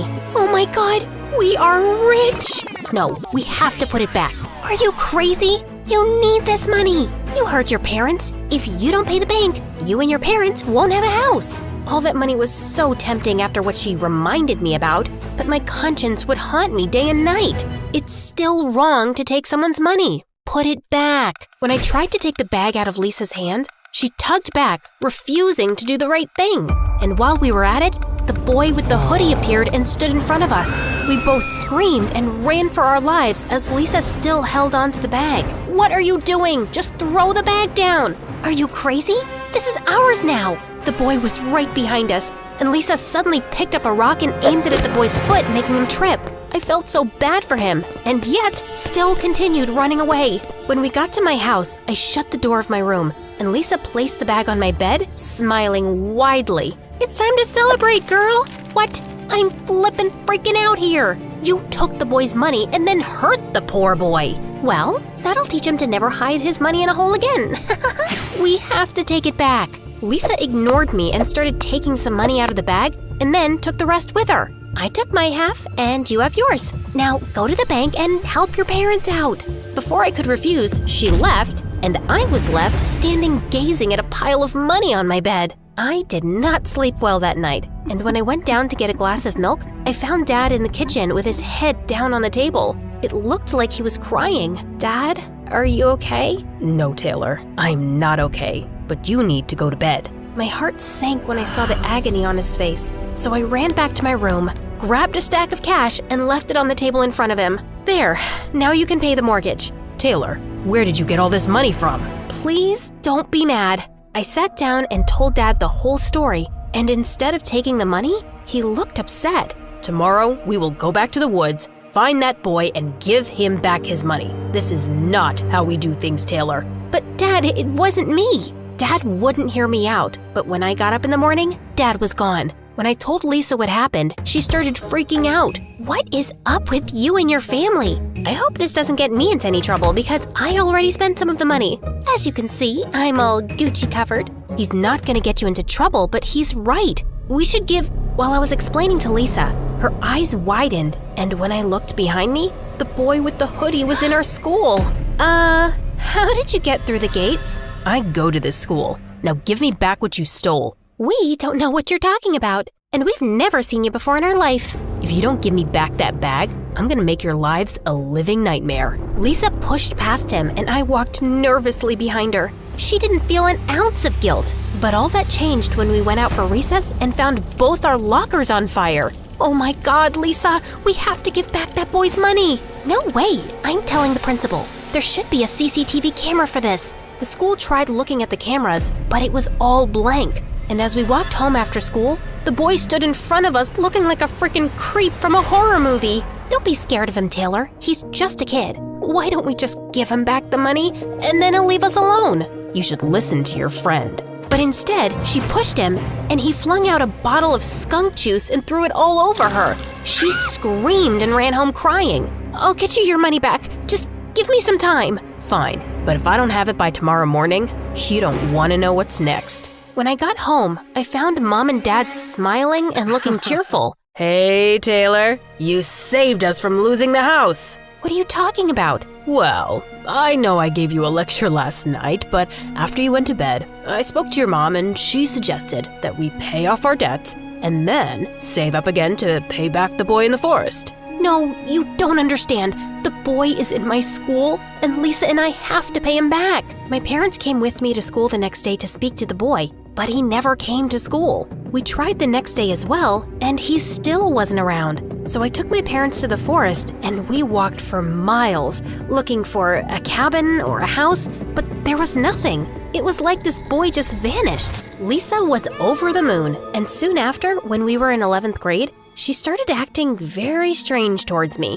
Like this one time, while she was standing in line at the cafeteria and I approached her from behind, she just shrieked. Gosh, Taylor, you don't need to frighten people like that. It's really not funny. Calm down, Lisa. What's gotten into you? Just wait for me at the table. I felt a little taken aback, but I did as she said. And while we were eating lunch, she kept looking behind her. Are you gonna tell me what's wrong? Listen, I think I'm just gonna sit at the library during my lunch from now on. Okay, I don't mind the library. No, I want to be there by myself.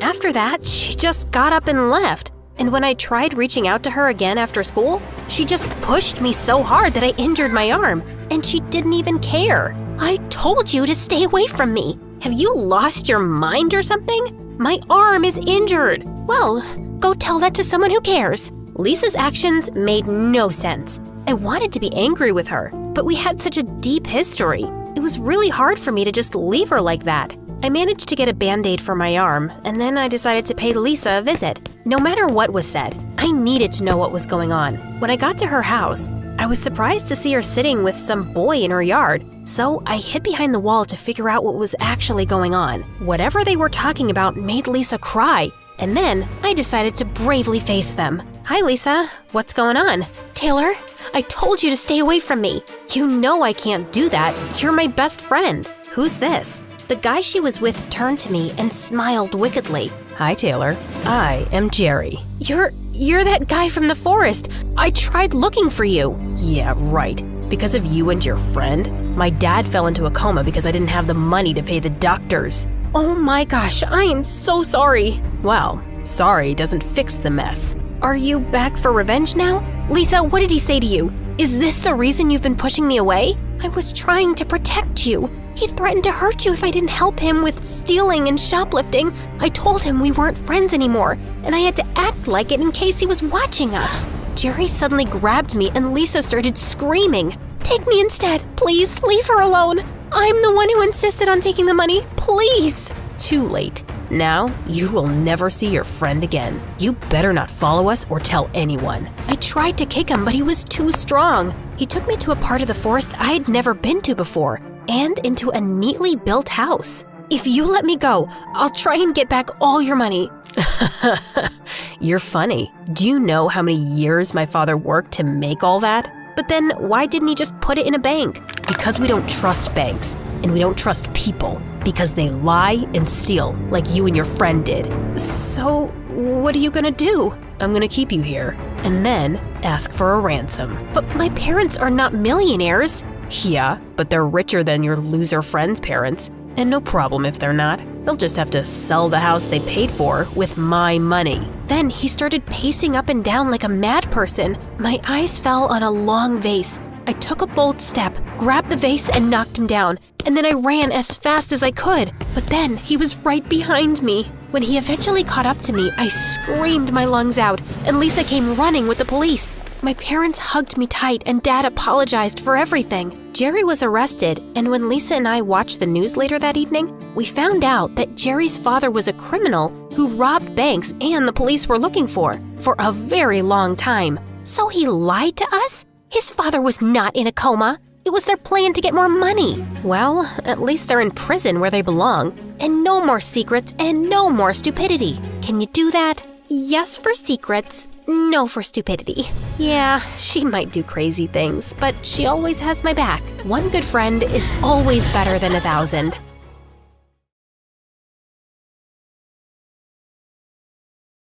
Hi everyone, I'm Anastasia from Ukraine. Please like and subscribe. My parents were obsessed with my little sister. Everything they did revolved around her. Holidays, clothes shopping, family dinners, all of it was for Eleanor.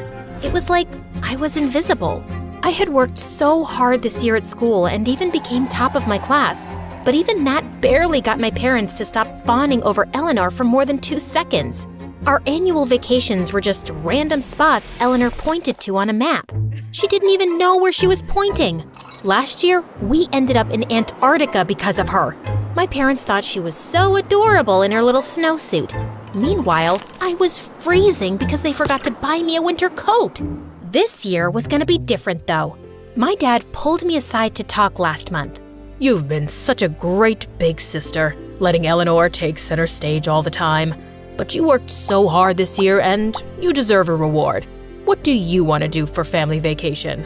I want to go on a cruise. I was so excited. A real vacation on a real cruise ship.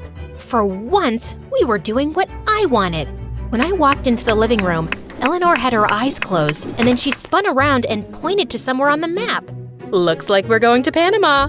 Dad just said I was choosing. You both are. We'll go on a cruise to Panama. I can't just have 1 year that's just mine. You're being very selfish, Anastasia. This is a compromise. You should be happy. Why is it always me who has to compromise while Eleanor gets everything she wants? My dad looked apologetic, but he didn't stick up for me. I started to stomp off, but then I slipped on my sister's stupid toy. So annoying.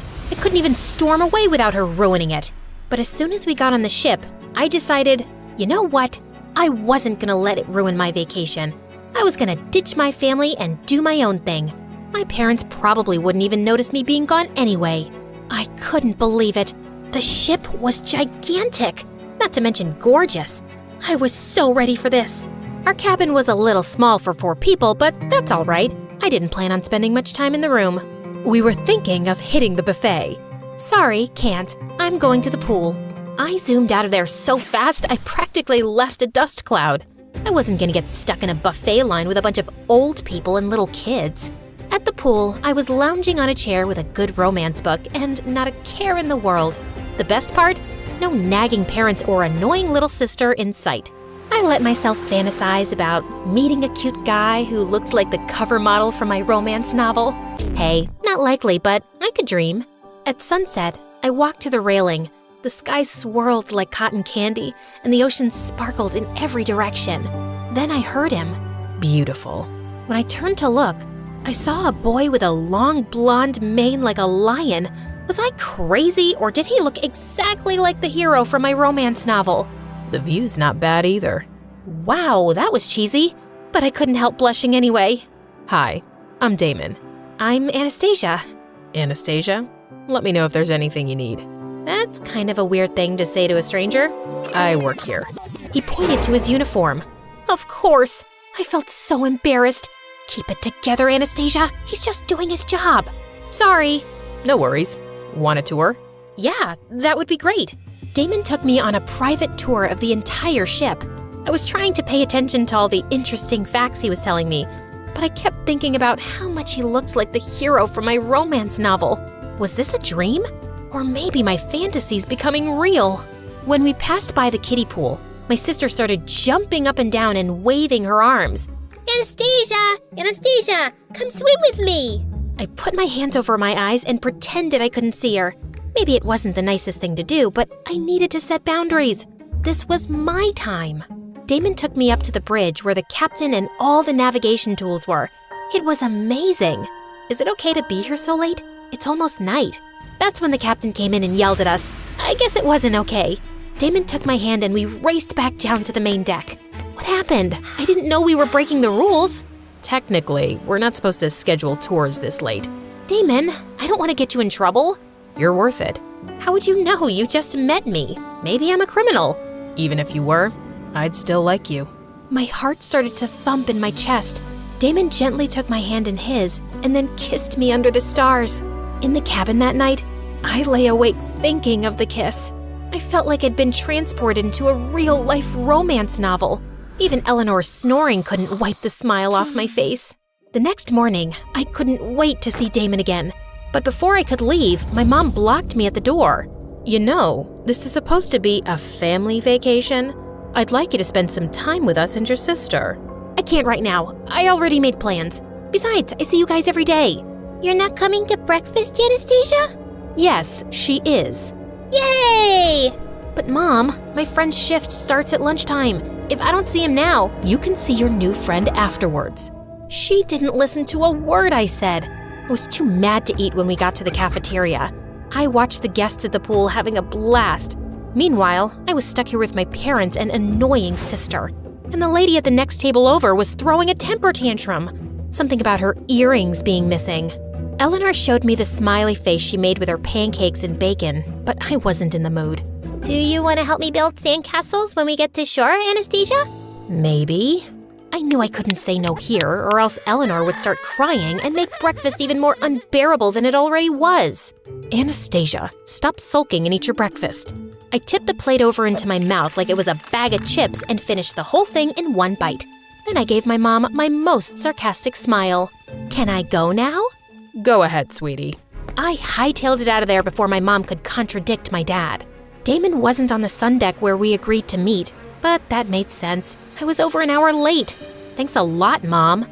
I searched all over the ship, but I didn't see him anywhere. Finally, after searching forever, I approached a crew member and asked him if he'd seen Damon.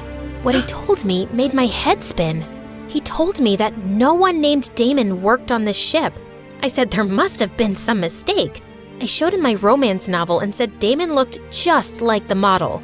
But the crew member said he didn't know Damon or anyone else who matched that description. I needed to think. Had I misheard Damon? No, he definitely told me he worked on the boat. He had the uniform and everything. Maybe I'd fallen asleep by the pool and dreamed the whole thing. No, I knew Damon and our magical day together was real. It had to be. There was just one thing left for me to do. I had to find him. I searched high and low, from the engine room to the balcony on the sun deck. There was no sign of him. I was almost ready to give up when I caught sight of a familiar-looking shoulder turning down the hall up ahead. I crept closer and peered around the corner. Sure enough, it was Damon. Staying as quiet as I could, I tiptoed to the door to see what he was doing. In a small cabin, Damon dumped out the contents of a backpack onto the bed. I covered a gasp. Something sparkled.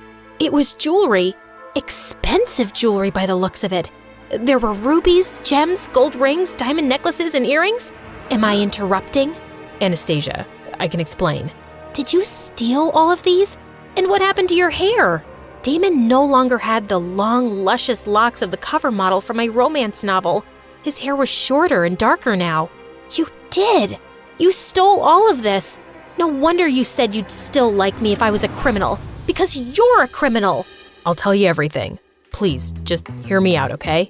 It turned out Damon had seen me by the pool reading the romance novel, then intentionally changed his hair to look like the cover model. That way, he knew I'd be interested when he came over to talk to me. And it got even worse. The whole time he was giving me the tour, he was secretly stealing jewelry from the guests we walked past. I felt so stupid, like I was an accomplice. Look, I understand if you hate me now, but I didn't do all this for myself. My mom is really sick, and we're too poor to afford her surgery. Now, I can finally get her the medical care that she needs. You should have been honest with me. What if people think I was helping you? I would never give you up, Anastasia. If I get caught, I'll take the full blame, I promise. And I really am into you. That part wasn't a lie. I was still mad, but he really did have a good reason. My mom drove me crazy, but if she was sick, I'd still do anything I could to help her get better. Maybe we can hang out in Panama when the ship docks tomorrow. I know you did what you did to help your mom, but you used me. I'm not ready to just forgive you and act like it never happened. I understand. If you change your mind, I'll be at the hospital visiting my mom. When we got to the shore, I had to give Eleanor credit. Panama was really beautiful. The city was so bright and colorful, and the beaches were unbelievable. And the weather was definitely nicer than Antarctica's. Eleanor looked so lonely building a sandcastle by herself. I felt guilty. I had been kind of distant toward her on the trip so far. I think this castle needs a moat. What do you think? And more turrets and a drawbridge. To be honest, hanging out with her wasn't that bad. We even went collecting seashells, and she told me how when she grew up, she wanted to be like me. Really? Why? You're the smartest person I know. You do so well in school. You're like a rock star. I had never realized how much she paid attention to me. I wouldn't go that far, but thanks. When I looked over at my parents, I could tell they were glad to see us getting along. We finished up at the beach, and I decided to stop by the hospital to see Damon. After having some time to cool down, I wasn't that mad anymore, and I thought with all this stress from his mom being sick, it might be nice for him to have a visitor. But then when I was about to leave, my mom got in the way again. We're going to family dinner. All of us. I just spent all day with you guys. I need to go see my friend. He's going through a really hard time right now and he needs my support. Anastasia, your sister needs you too. I'm tired of always having to put Eleanor's needs before my own. What about me? What if I want to have fun or help my friend? You're being selfish again. Selfish? If she wanted my kidney, you'd probably make me give that to her too. You have 2 kidneys, honey. If your sister needs one, you should give it to her. See what I mean? Before anyone could stop me, I stormed off. I needed to get away. My family was smothering me. At the hospital, I stopped in the gift shop to grab a get well card for Damon's mom. I could see Damon through a window checking in on her. Aw, he was being so sweet with her. I understood now why he did what he did. I didn't want to intrude, but Damon saw me and came out. It means a lot that you came. And thanks for not selling me out. Of course, I got your mom a card. Thanks, I'll give it to her later. She's sleeping now. No, she's awake. Look, she's waving at me. I can give it to her now. If you want. I'm just gonna go grab us some coffees. While Damon left, I went in to give his mom the card. Thank you, dear. You're not a nurse, are you? No, I'm Damon's friend. We met on the cruise. Damon? Is that the nice young man who was just in here? You mean your son, right? Oh no, I don't have a son. I have 3 daughters. Have you seen my bracelet? It was just right here. I froze. Did Damon really trick me again? I sprinted out of the room to look for him. No way was I gonna let him get away with it this time. There! Up ahead, Damon was sneaking toward the exit with a duffel bag over his shoulder. He saw me chasing him and started to run. I wasn't gonna make it on time. He was almost to the door, and I knew when he got outside, he would disappear forever. Somebody stop him! He's a thief! Suddenly, Damon tripped on a toy. He tumbled to the floor, and the bag spilled jewelry everywhere. Bullseye! It was Eleanor with my parents. They must have followed me to the hospital. Security came over and grabbed Damon before he could try to escape again. You know what? You didn't look that much like the cover model. He has way more muscles than you. I turned to Eleanor. I was so happy to see her that I actually hugged her. Anastasia, why don't you like me? Of course I like you, Eleanor.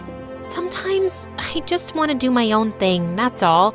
But no matter what, I'll always love you and I'll always be your big sister. My dad started crying seeing us hug. He was such a big baby. And then something even more shocking happened. I'm sorry, Anastasia. We should have given you more free time. We'll compromise more on the next vacation, I promise. Perfect. Who's hungry? I'm starving. I could eat.